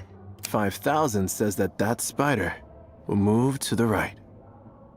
Come on, you want this action or what? What? You must think I'm a sucker. How do I know you haven't rigged it? You think I slipped a spider a 20 to do what I say? Wouldn't put it past a man such as yourself. No, I'll choose the bet. And we'll play for something more interesting than money. All right then, baby. I like your style. What'll it be? That dame over there. I bet she rolls onto her left side. If I win, you change the schedule for the fireworks show at Marm's birthday bash. If this request strikes him as strange, he doesn't show it. I imagine he's wagered other men's salaries on wilder things in the last hour alone. And if I win? Name your price. Soap doesn't need a beastly mask to resemble a wolf, his eyes shining in the gloom with the thrill of the hunt. Whether she's reacting to our voices, a cool draft, or an unspoken command from her duplicitous host, the sleepy dame rolls to her right, her contented smile mocking my displeasure. You rigged it. You must have. I never lose, baby. That's why I'm the best. Now, I believe you said I could name my price. Wait a minute. Let's talk about this. I know you'll change your mind. Now, why would I go and do a thing like that?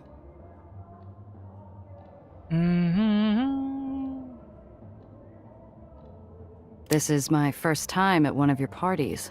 I don't know all the rules yet. Well, allow me to get you up to speed. Rule number 1, this is Soap's joint, and what Soap says goes. Could have figured that one out myself. Rule number 2, the party don't stop until I say it stops. Yeah, I caught that one too. The way your guests are behaving, this one's getting pretty long in the tooth.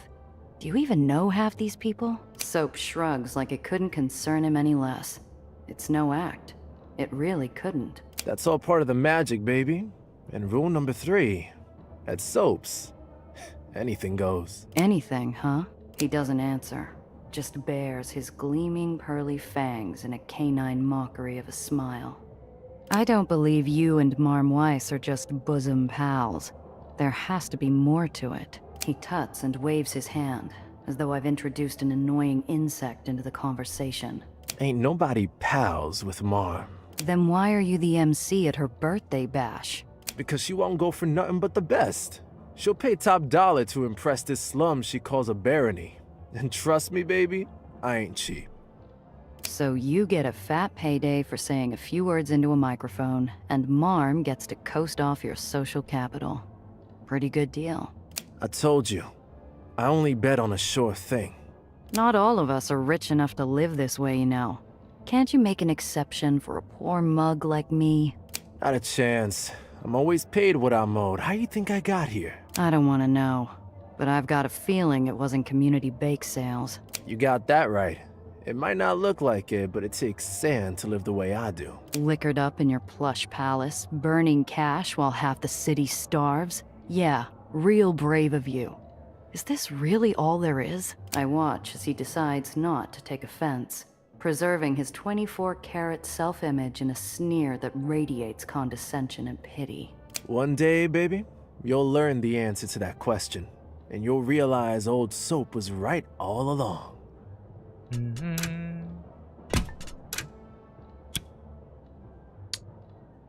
Well, I mean, this is the only one I have, so I'm gonna try it. Oop, oop. Nice.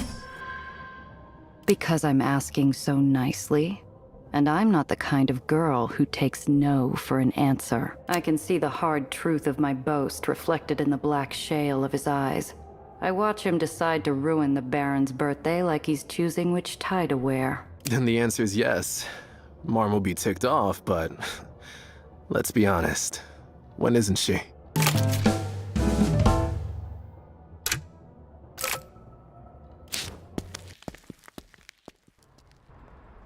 Like a grateful spelunker reacquainting themselves with the warmth of sunlight, I surface from the depraved depths of Soap's party into the cool air. Think that'll do for social outings for a while. As I turn over the ignition, I spot a pair of wounded eyes behind glass. Alice, in her own ride, mascara painted down her cheeks in spiteful Oh wait, vividness. is she crying from what Gia told her? No. That is hilarious. Gia struck a chord there and too close to home, I guess. Oh wait, what am I to do with all those things? I thought I had to use these things to get to him, but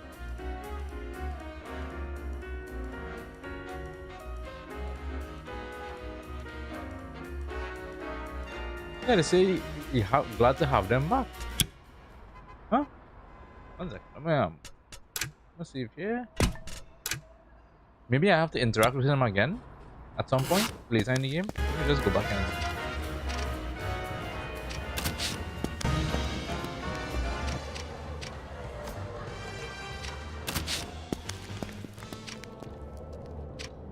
I can't talk to him here. Okay, well maybe yeah. At some point maybe I talk to him again some time later.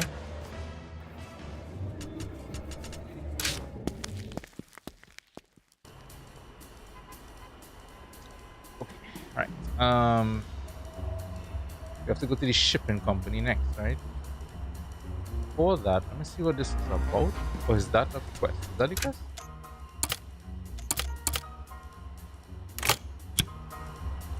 That's that one, right? Let me see what this is.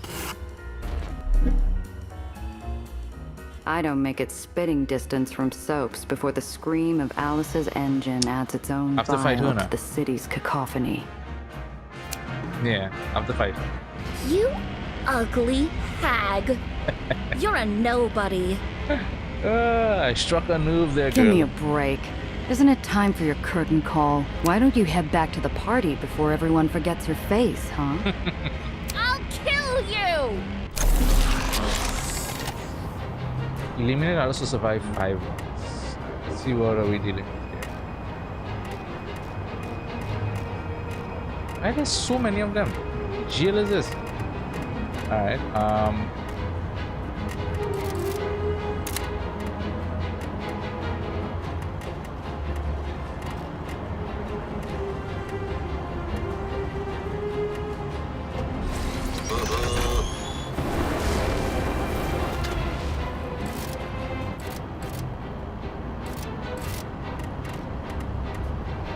move forward.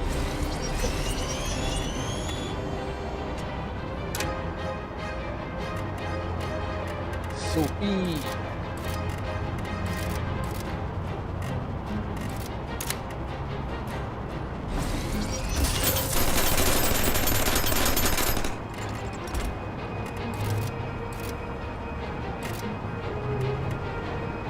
Okay.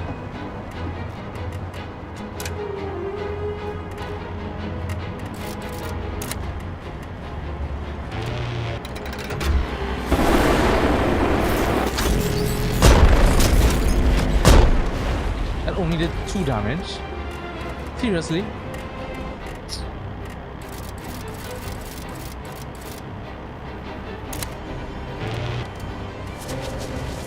Drop that there. Move up here.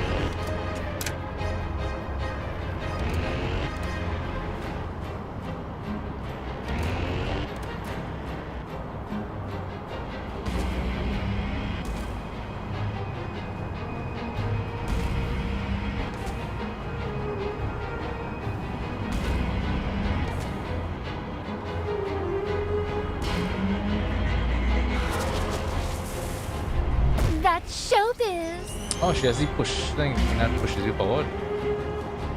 Thing.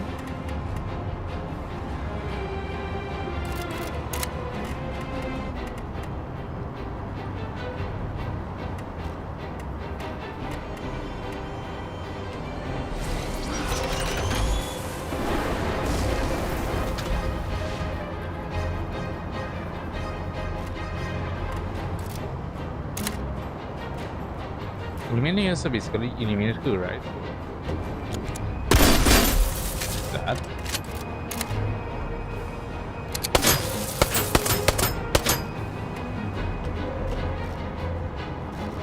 Now this is too close for comfort, but see what.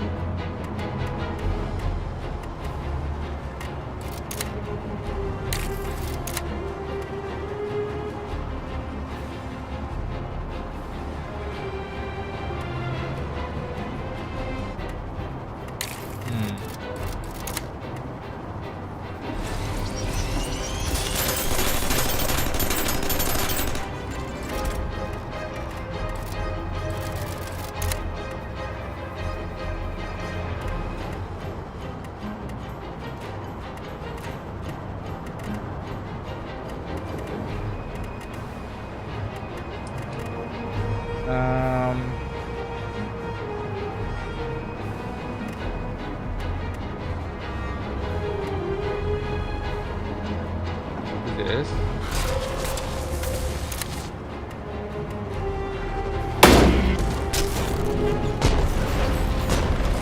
Alright.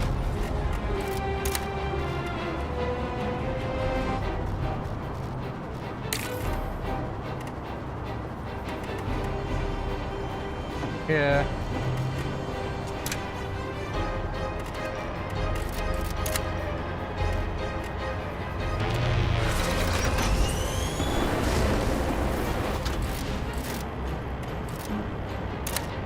This from you.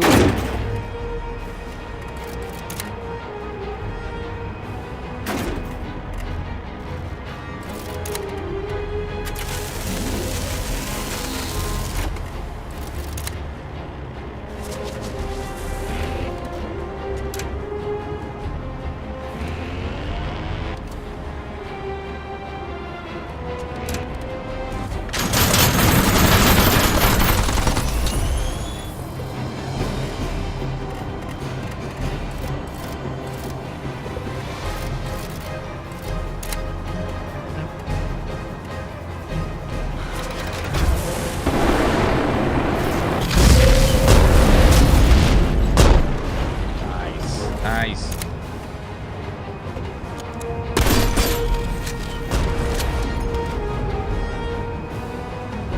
Not fair! You horrid little witch!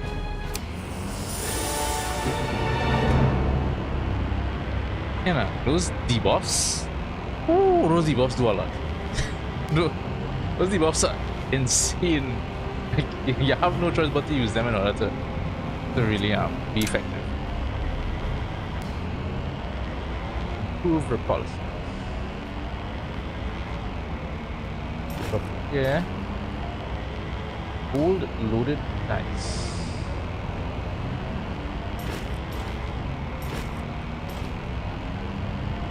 Oh, we have this.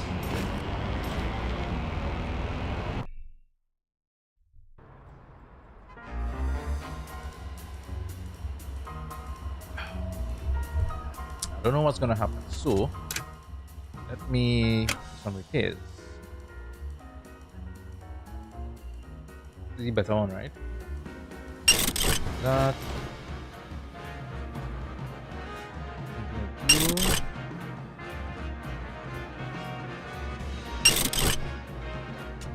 Something.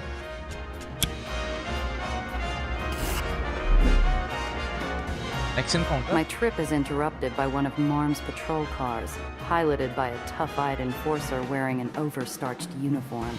Good afternoon, ma'am. What seems to be the problem? You're the problem. This car is in direct violation of Baron Magdalene Weiss's anti-blight ordinance. I let you drive a rusted-out, rattle-can junker like this around Dreamland. It reflects poorly on all of us. What did you listen?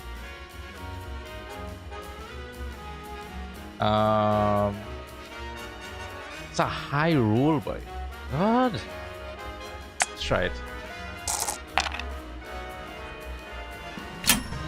Anti-blight ordinance? Let me guess. In a moment, you're going to discover a safety violation. Then write me up for driving a dilapidated vehicle. Nice scam. I bet you make a pretty penny from it. She looks flustered for a moment. I've got her number. This is like the guy in White Street who tried to stop me for no reason. I'll have you know the Baron has very high standards. Standards she expects me to uphold. And the next time I will. Keep that thing off the street during any official birthday functions. Yes, ma'am. What else? Yeah.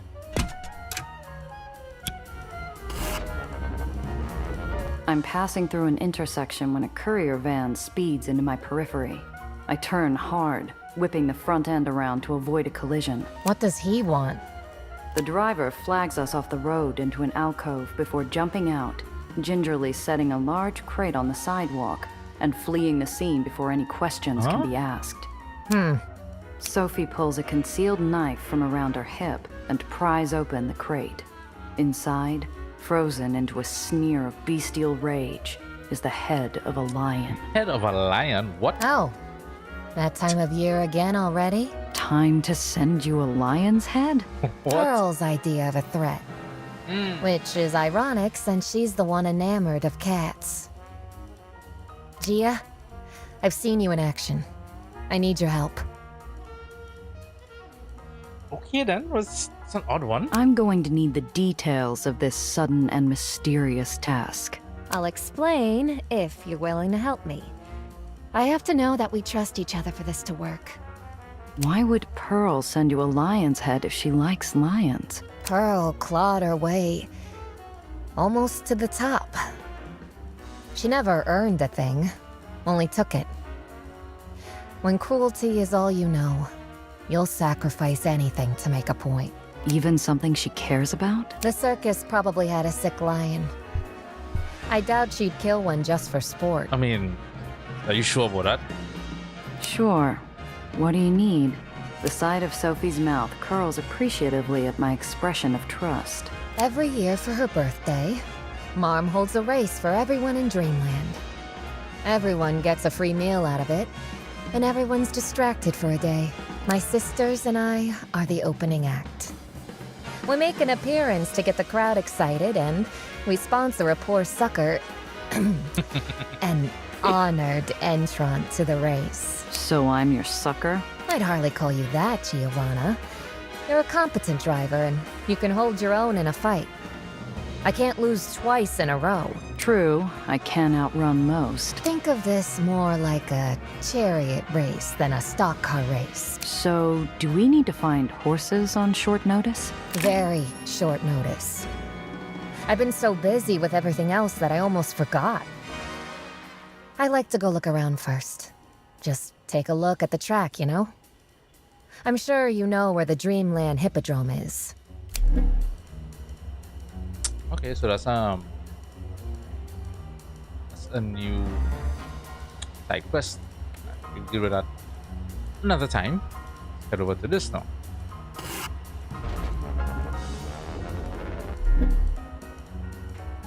I'm waiting for a green dot at a stop when the radio hisses in my ear. Drop what you're doing. I have a job for you. Hang on a sec. What's going on? The light changes. Apollo? While I cut a line towards the side of the road, distant voices buzz through radio static like a kicked hive. There's been a leak. We need to plug it quick. Otherwise, you, me, and all the rest are in the air. Someone's gotten into our Dreamland network. They went fishing for info and hooked one of our people. Get yourself over to Coney Island and stop the sale. How exactly? I'm not a spy. You know what they say, sweetheart. Beggars can't be choosers. You're the one closest there, and you know how to take care of problems. How'd they get into your network? Broke into all our Dreamland drop boxes with a note. Payment for intel, Coney Island, wear a red scarf, limited offer, fill in the rest. Anyone I know? Would it matter if it was? Maybe, but I sure hope not. Listen, Hollywood. I'll look into this, but I'm not your attack dog. Sure, loud and clear. Just remember, if we swing, you'll be keeping us company. 8 shot. God, shut the fuck up. God, I hate that Get guy. going. The meet's at 12. Look for someone in a red scarf. Deal with them however you do, then meet us at the shop between the golden flowers. Alright, well, stick a dito.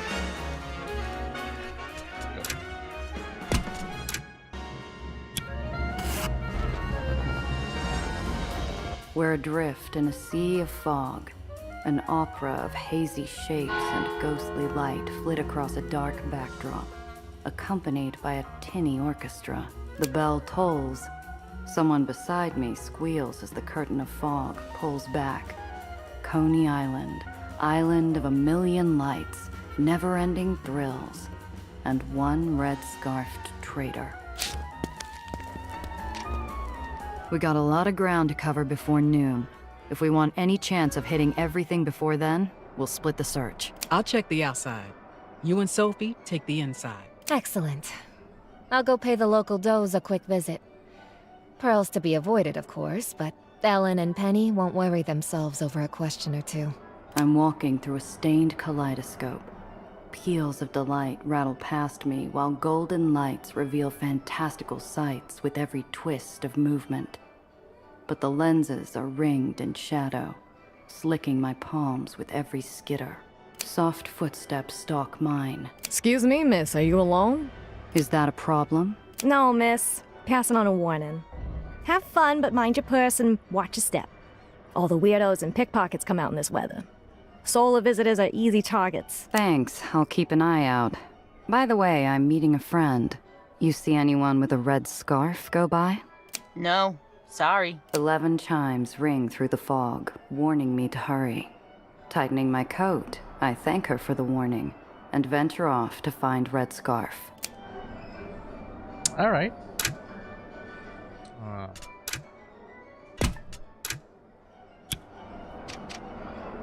Arnie?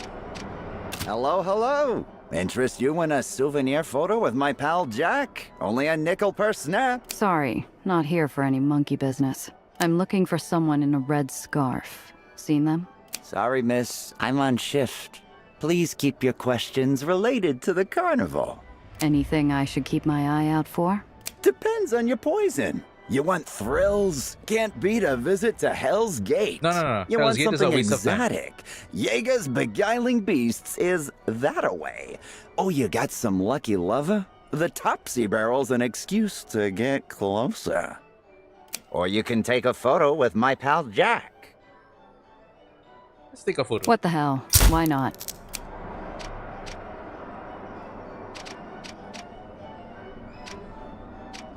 Have you seen this girl? She's my daughter. Oh, for goodness sake. Excuse me, please. This is my daughter. Have you seen her? Anything, please. Thank you. I hope so too. Excuse me, miss. Have you seen this girl? She's my daughter. Trembling hands, cracked and bloodied by harsh cold, thrust a poster towards me. A melancholic girl stares up, unblinking like a corpse at an open casket. Your daughter. Tell me about her. The woman's parched of hope. The question's an empty glass with only a few drops of hope at the bottom, but she holds it to her lips and waits. Rosie, that's her name. 16. Lovely wavy hair and green eyes. Always has her head in the clouds. But she's not a bad kid. She never gave me anything to worry about until recently. Until what, exactly? Nothing. Just, nothing. She's overreacting, that's all. Lady, your story not adding up. Actually, I'm looking for someone too. Seen anyone in a red scarf? Have I seen a... No, I haven't seen a red scarf. Sorry, no. How long's she been missing? Weeks. I tracked her down here, thanks to a detective. But that no-good rat kisser took my money and then told me to give up. She points, but her eyes drop like a lost pachinko marble to my feet, leaving only a curled, hopeless finger to highlight a man in a white coat across the park. He's gotta know something. Mr. Harry's been here all day. She kind of just disappeared again. The detective barely looks like he knows how to cure a hangover, let alone how to find a missing kid. But if he's been here all day, maybe he knows about Red Scarf. Excuse me, young lady. A moment of your time? I didn't need the doe's warning to be wary of weirdos. One look at the string holding up his aged beard flashes a caution sign. No thanks. Whatever you're selling, I'm not interested. Oh, are you sure you're sure about that? I might have something you dearly want. Something about a red scarf? The supposed old man slips me a boyish grin, dangling the answer to my search like a misshapen hair. What do you know? Shh! How do you think I heard? There's ears everywhere. Come along. We'll talk in my tower. The old man hums and leads me up the winding stairs, 2 steps at a time, into a fairy tale. Up the abandoned tower, above the fog and the lights, it's like we're floating. A memory floats of Mom telling me of wizards in the clouds as the old man stands tall along the ledge. With a flourish of his coat, he transforms before my eyes. Ta-da!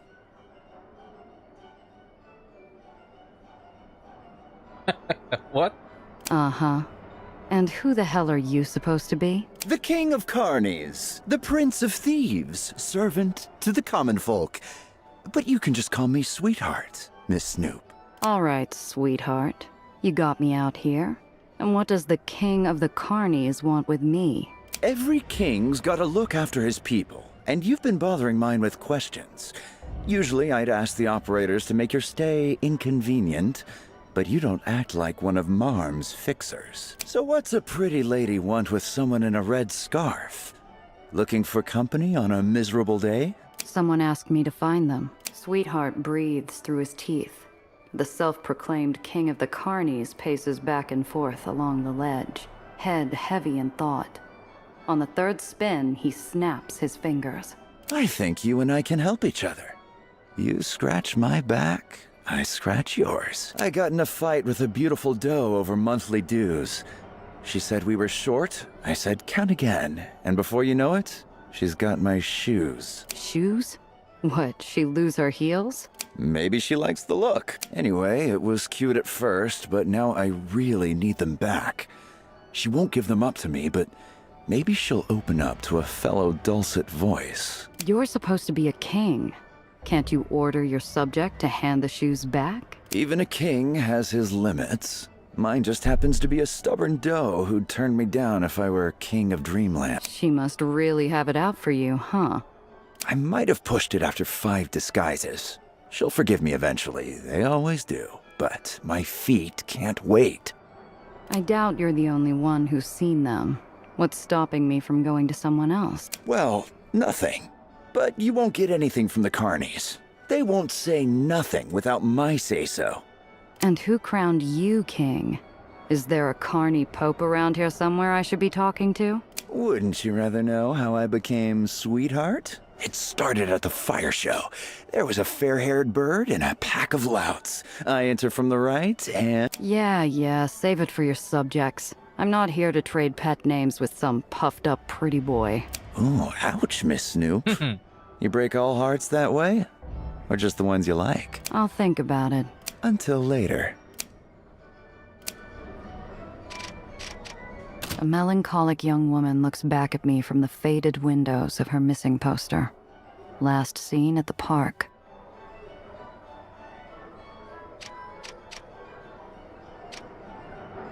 The boarded-up attraction doubles as a haunted house. The broken boards and darkened gaps offer no sign of life.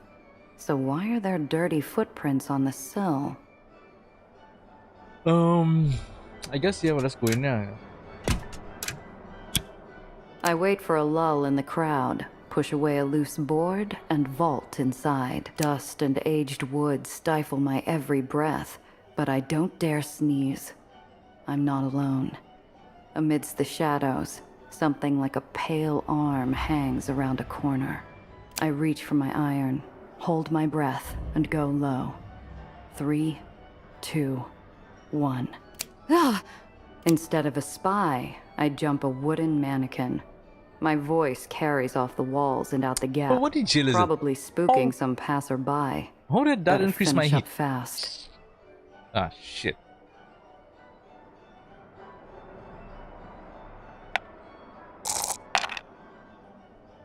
And of course, I got nothing.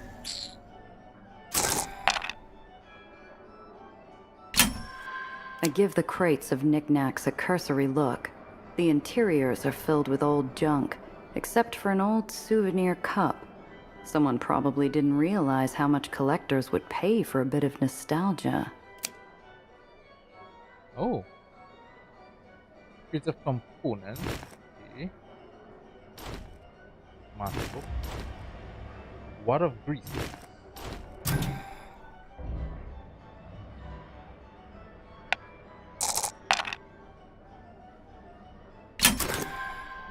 The attraction's a cluttered, dark mess.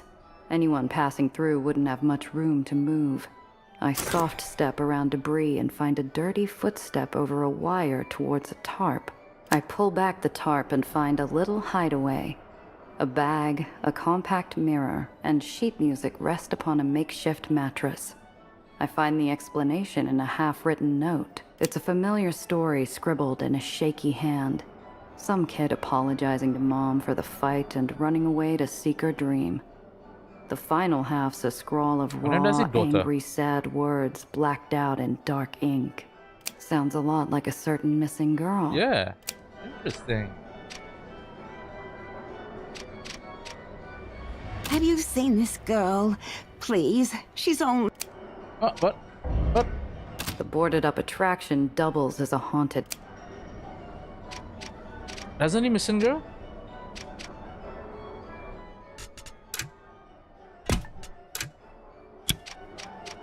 What do you want? Are you here about the thing with the... Nope. Never mind. You're not one of mine. Mr. Harry, right? Heard about you from the woman over there. Criminy, that... Did she put you up to this? Lady, if I'd known she was persistent as a bad neck crick, I never would have taken the job. The way she tells it, you took her money and skipped out. Hey, watch the slander. I worked my ass off looking for her, kid. But the lady's running out of funds. She barely got enough left for half an hour, so I spared us both and cut the cord. So unless you got other biz, beat it. I'm looking for someone in a red scarf. Sound familiar? Through the haze of poor choices and trite, pulpy cliches, he gives me a sudden look of clarity. If there's one thing Dreamlanders know, it's an opportunity. Maybe we can work something out. That lady won't stop hounding me. I say no leads, she asks check again. I say she's only got enough for half an hour. She says she'll pay anyway. So get her off my back. Do that, and the info's all yours. Convince him not to give up on the piece. I got something better. Tell me what you know, and I'll give you a lead on your runaway. Okay, sure. Go on. Found a hideout in the boarded-up attraction. Looks like it could be hers. Not bad. I swung by earlier, but didn't find nothing. If you've already done the hard part of sussing it out, it couldn't hurt to take another look. Under the tarp. Can't miss it. Now, what do you know about the person in the red scarf? I spotted a sneak in a red scarf earlier. Slight build, oversized hat and coat. Shakier than a trimmer. Ran before I could get a closer look. Don't know their business, and don't want to know. This fog's got no shortage of characters. Okay, so we dealt with that. Miss, Mr. Harry told me what you did. Thank you so much. Look, I didn't do much. All I did was talk to the guy. Give me something now. Mr. Look, I didn't. Gotten like a boarded up attraction. A reward. Hello. Sorry, not here for any monkey business. I met your king earlier. Sweetheart? How about this high, the Prince of Thieves himself? Yeah, a real character, huh? He's always been a little that, if you know what I mean. But the kid's all right. Handy with a broken fence or a doe. Heard anything about a missing girl? Brown hair and green eyes. Her mom's looking for her. Sorry, miss. Haven't seen a girl with... Not a single brunette? Not even the kid holed up in the haunted house? We get a lot of runaways. We don't ask questions. And neither should you. Done up in clown makeup and armed with a triangle, the man stands like a barricade. If the girl's with the circus, they aren't giving her up, no matter what good intentions came with the ask. Hello? Sorry, not here for any monkey bit. Don't tell me I have to go there again on Hell's Gate, you know. God. One of the most pointless things. I'm surprised this game had that. So bloody pointless. Alright, let's deal with Hey, this. You know, sweetheart. Me and everyone on Coney Island with a set of orbs. Don't tell me. Are you his latest fling? Did he sweep you off your feet and promise to take you to see the sights? No, just doing him a favor. He asked me to get his shoes back. Oh yeah? Did he tell you what he did to deserve it? Something about the carnival being short on their dues. No surprise the weasel left out some details. I only took his ugly shoes because he was handling the money when it disappeared. He can have them back when I get the cash. So, he shorted you? Mm-hmm. He said he's paid it all up and that some act of the universe must have spirited it away. He couldn't even resist pretending to be the new accountant while he said it to my face.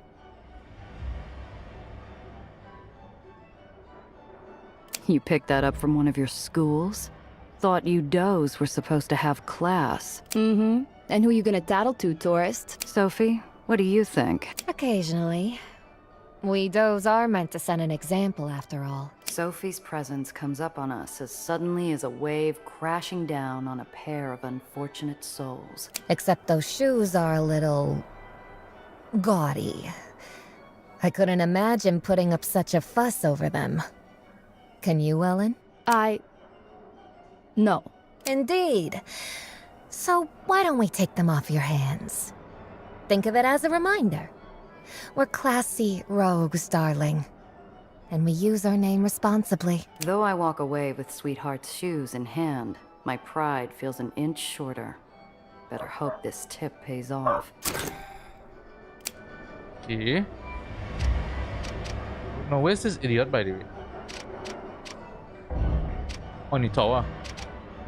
The devil's arms spread, beckoning us entry into... I don't know if I want to enter that ride again. That was...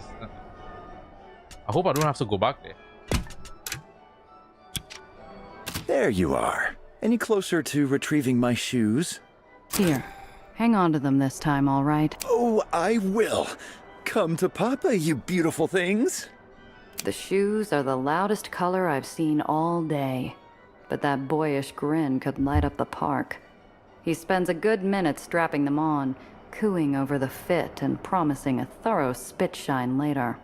Ah, much better. You saved me, Miss Snoop. I could kiss you? Yeah, keep that Not to on the yourself. job.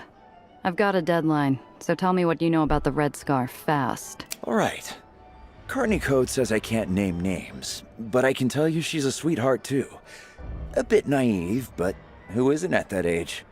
She's trying to find herself, and I hope she does. The same runaway girl? You'll find her at the boardwalk. And Miss Snoop? Go easy on her. She's just a kid in over her head. Sounds like Apollo's leak. Better get over there. Thanks. Okay. I'll try.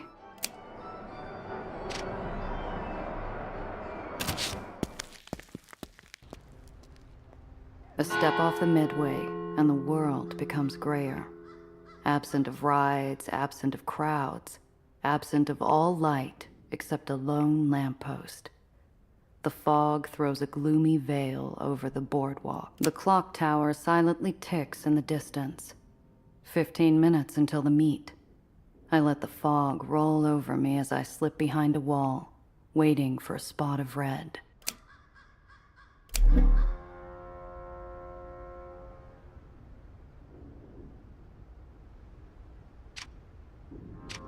Below the railing, waves dance along an artificial strip of sand without a trace of footsteps. Doubt Red Scarf's coming up that way. 2 figures. The only red around one of their necks is a smear of lipstick. Their faces go even brighter when they notice me and make a getaway down the walk. The clock tower's a silent sentry overseeing the proceedings. I wonder if Red Scarf and their mysterious buyer are hanging on its next toll, too. Footsteps approach. Red wool paints a splatter across the white-gray cloud, leaving a crimson trail in her wake. It stops at the bench as she sits and waits. The bells start loud. We sit up, prepared to move, but we're alone. The bells fade and the air grows colder. But the buyer doesn't come.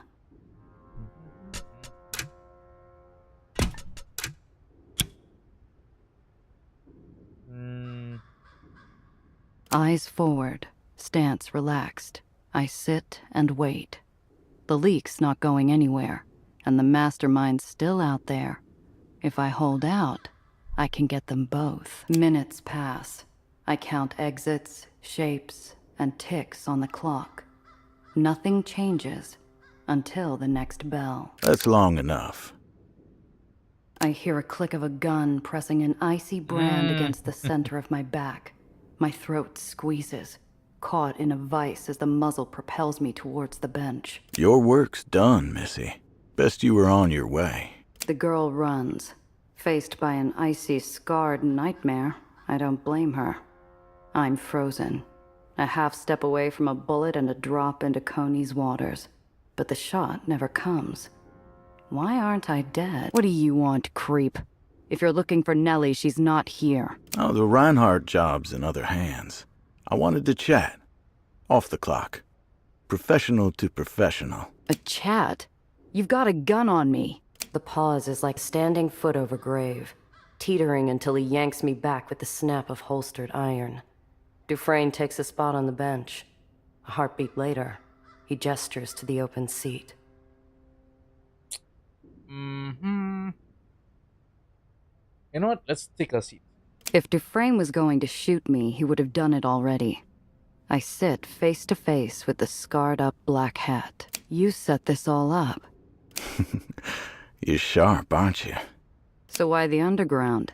Needed another job between terrorizing kids? You think they're who this is about, smuggler? Liquid metal flows off his smile.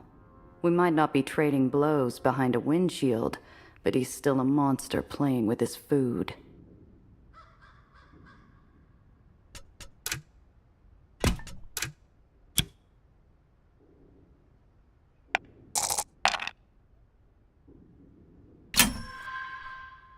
He's a patchwork of battle scars. From the missing ear tip to the jagged lines, it's clear he's had no shortage of scraps. But there's something more terrifying than bloodlust behind his gaze. Interest. You're here for me. Looks like you pick things up quick. Saves us both time. A file comes down on the bench. My heart nearly kicks through my ribs. My name, my history, my darkest deed, all spelled out with a few sheets of paper and Valentine's death photo. The Underground's nothing special. Another ragtag posse aiming to change the world. Seen a dozen like 'em. Expect I'll see a dozen more. Only thing of note is their connection to you. So you use them to get to me? Why? Dufresne frowns, gloved thumb rolling slow circles along the grain of the bench. I don't usually encounter someone so often. Made me curious enough to start rooting around. Giovanna 8-Shot Randazzo. Smuggler. Familiar to Astoria Bay and its info broker. Notable work includes the Ruby Hair, the Peacock Gala, and others. The rest, well, best heard from the horse herself. Looks to me like you've done plenty of homework. What more are you expecting out of me? Newspapers and third-party testimony only paint half the picture.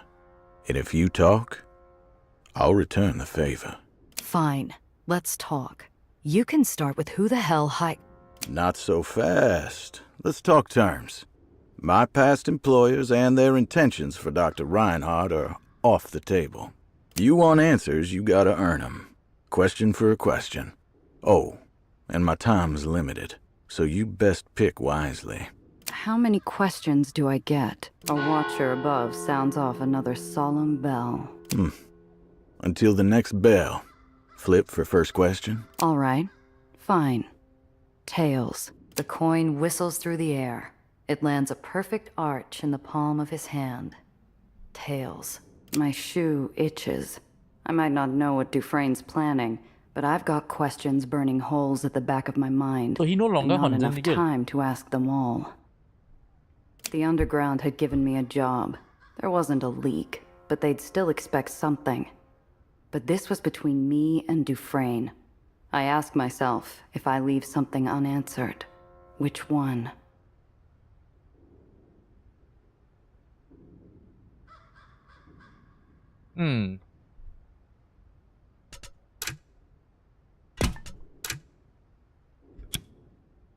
You won't tell me who your bosses are, fine. But answer me this. You done chasing Nellie? Afraid that ain't up to me. Then why shouldn't I just put a bullet through your head? Oh, you can try to outdraw me. But it won't be over the doctor. The Reinhardt job wasn't personal. Only reason our paths crossed was because she stuck her nose where she shouldn't have.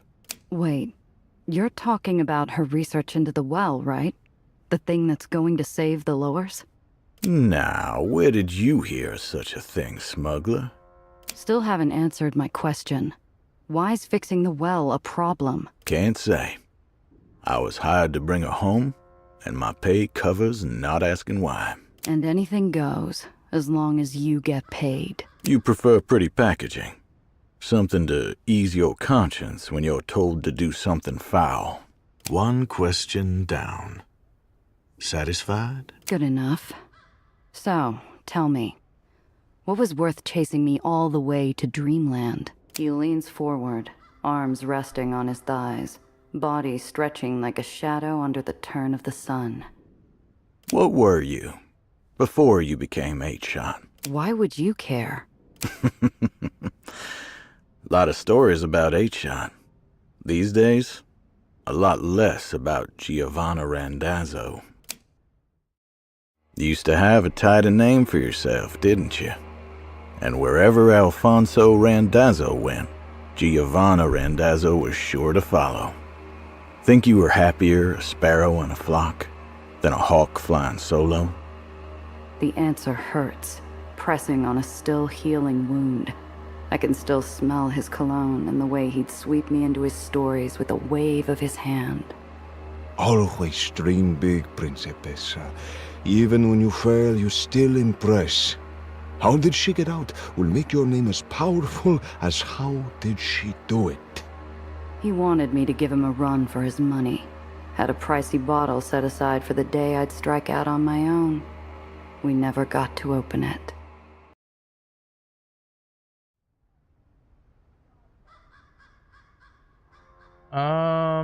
Let's go with the truth. Let's see what happens. Yeah. Best damn years of my life. Had more than a good name. I had respect and a good crew. Used to feel like I could take on the whole world. Must have been nice. Surprised you'd think that. There's worse ways to spend your better years. Shame they weren't meant to last. Are you done? Your turn.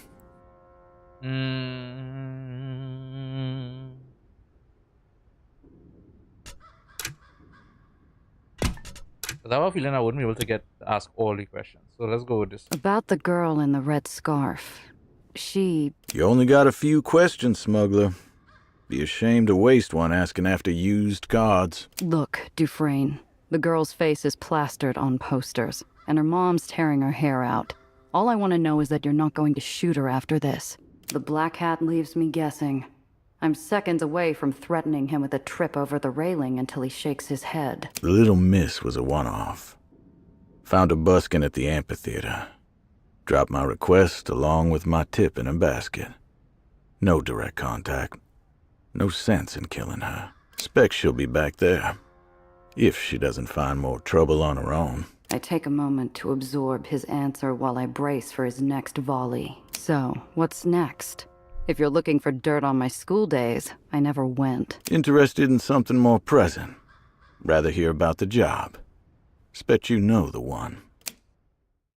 Word is, you let things get personal. Traded the client's cargo to save a man. Was one man's life worth another? The Valentine job changed my life. I still think about how it could have been for the better if only I'd made one in a million different choices. I could have picked another route, could have swapped jobs, could have talked to Valentine alone, could have not grabbed Needles' hand.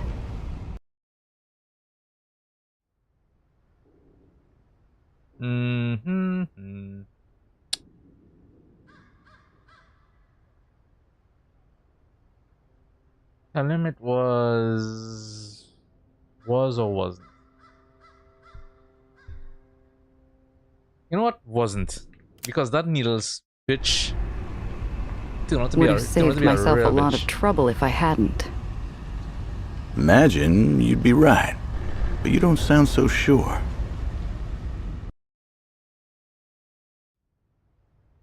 I temper my answer with everything that choice cost me. Something turns it brittle. The desperate, tight grip of his hand when I caught him. He was going to die. Grabbed him before I could think about anything else. After that, I couldn't just let go. You let yourself get attached. Usually sticks a wrench in your decision-making. Shut it. This might be the last question I get to ask.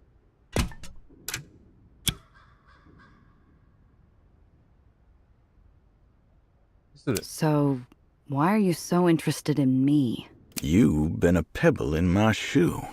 Feelings mutual, pal. Expect we have more than a few in common. You're professional, don't like to lose. And you've got pride, even when saddled with a cause you don't believe in. Uh-huh. You'd know all about me with your fancy ride and clothes. I know what it's like to grab the devil's hand to survive. His glove picks at an exposed sliver, stripping away thin layer after thin layer, flick by flick. Used to be a barony man. A mistake happened. Got me cut off. Stings, don't it? To lose everything that way. Yeah, even the way he speaks it has that tone about it. That kind of unsettling kind of tone. But you came back from it. Mostly. I know I'm not getting into heaven. Not all of us can afford wings. Can you? The distant clock hand closes in on the bell. Dufresne breathes slow and calm, deciding where to place his final shot. Losing the cargo wasn't enough to ruin you. You could have stayed clean. All you had to do was walk. But you loaded that revolver. You fired that final round and never stopped. Not till they were all dead. When it was over, what went through that pretty head of yours? I feel the shots reverberate from my fingers to my ribs. I'd needed 8 shots for Valentine. By the time I finished with the rest, I'd used enough lead to mold a coffin. All because I couldn't accept a world where Valentine got to live, but Zio didn't.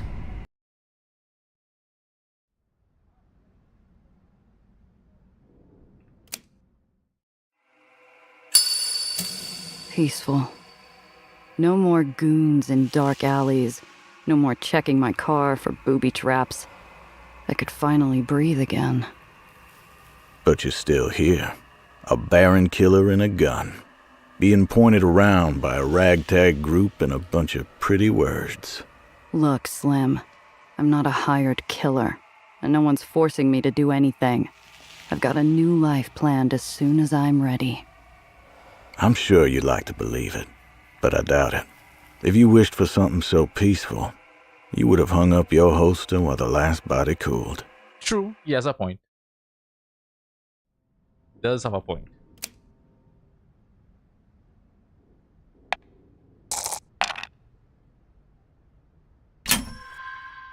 His words hit like a rain of icicles, nearly shattering my control.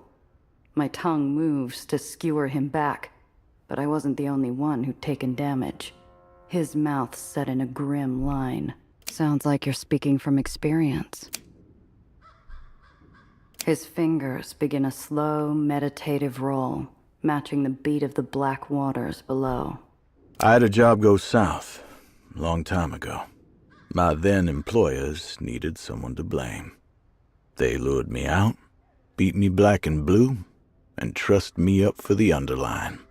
Didn't even pay my last fare before they threw me over the edge. How did you survive that? Lost some skin. Then clung to the rope and dragged myself up. Took days before I saw surface side. Don't remember much after that. Not until they were all dead. Doesn't sound like it brought you any peace. Didn't do anything. Made no difference if I killed them or not. The world didn't stop turning without them in it. Only thing that changed were the faces at the top. The city loves its tyrants.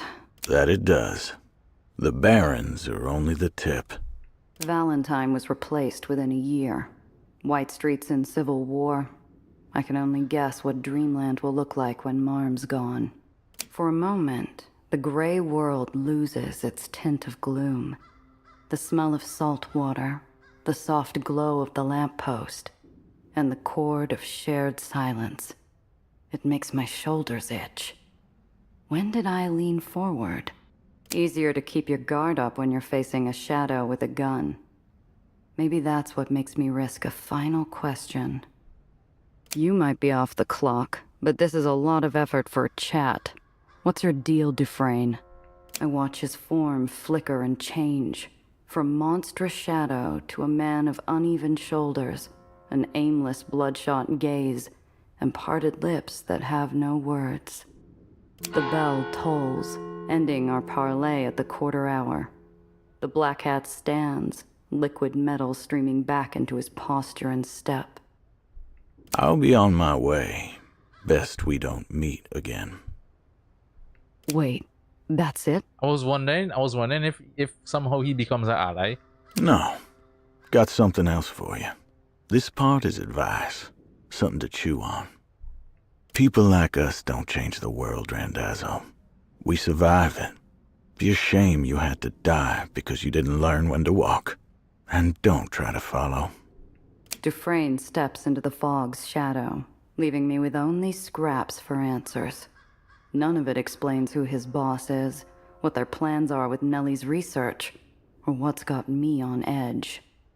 Hmm.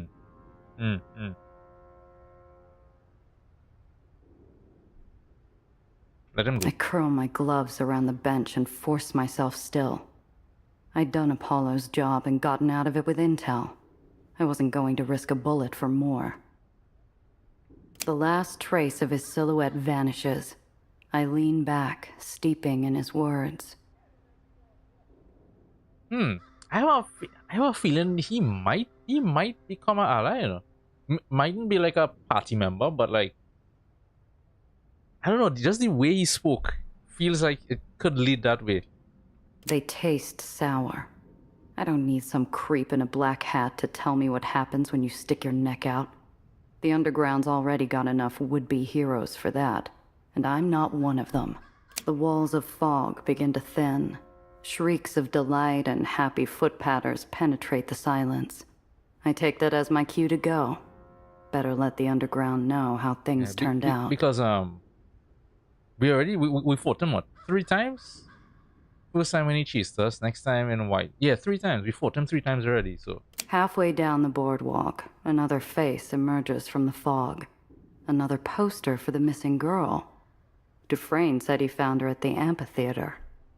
The mom's worried sick and burning her savings on washed-up detectives. Better she knows her kid's still out there than trapped in a tunnel somewhere. Oh, hello again. Got a lead about your daughter. She's a busker at the amphitheater. Alright, Maraxil, take care. Enjoy the rest of your day. Busking? Why would she? Oh no, for Pete's sake, she was serious? Serious about what? Rosie said she wanted to be a singer. Something about feeling more comfortable when she acted like someone else. I told her people like us don't. Regret colors her face in pale shades. Never mind. Oh, thank you, miss. I don't know their story, or whether it ends with a heartfelt talk and a hug, or a more permanent falling out. But maybe someone will get closure today. He knows everything? Yeah, right? My crew's waiting where we last met. Gia, did you find anything? Oh boy, let me tell you. I found something, but it's not what the Underground thinks it is. I'll tell you on the way.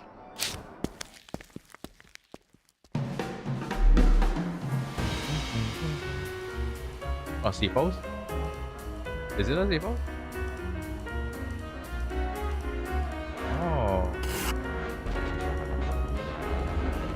Apollo said to look for the shop between the golden flowers. I find a sagging shop ringed by a sunflower mural and give it a knock. The door opens. A dim lobby and a young Aether are there to greet me. She ferries me to a cracked door and a pair of muffled voices. You want to know why you'll pull it off? Because those jumped-up fat cats won't see you coming. Now give yourself some credit. The plan's solid, old sport. Apollo's contact perks up, soaking up the rays of praise. Apollo Diamond the movie star might draw adoration, but Diamond the leader makes you want to prove yourself. I won't let you down, sir. Good. Now chop chop. Those repulsors aren't going to jam themselves. With a boost from on high, Apollo's contact exits the opposite door like he's ready to take on the world.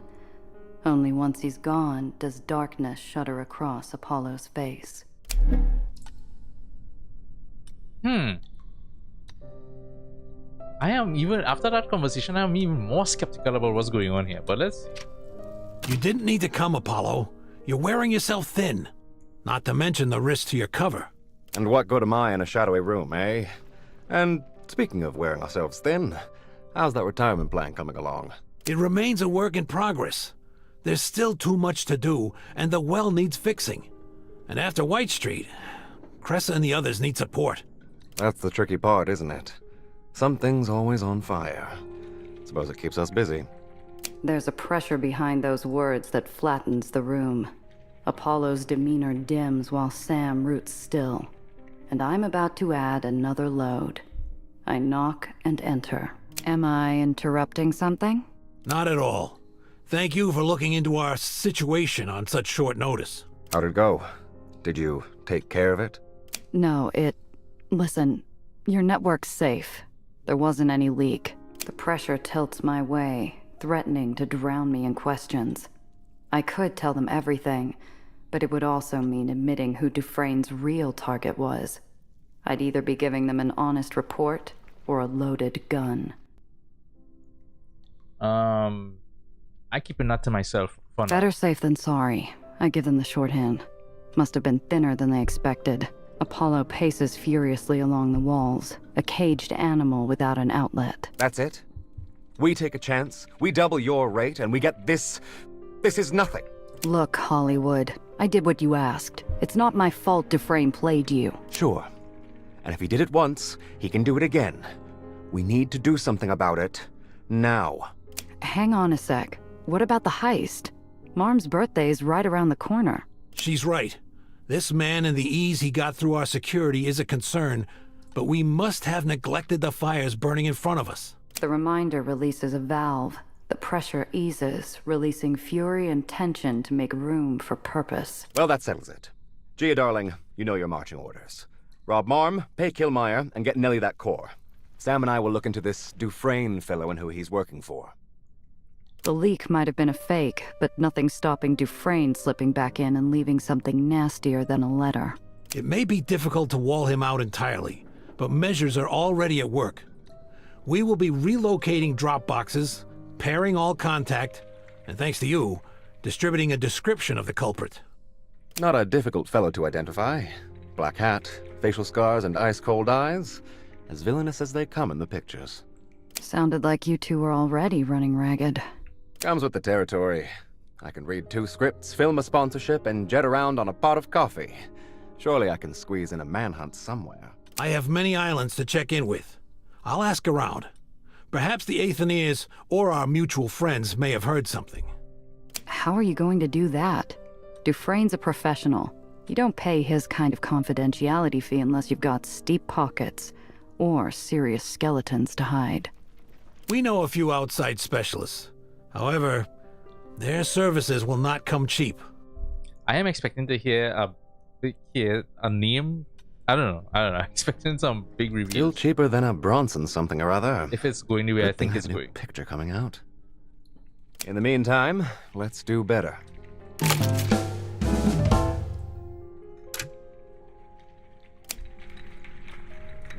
All right, and I'll stop there for today. I am hungry.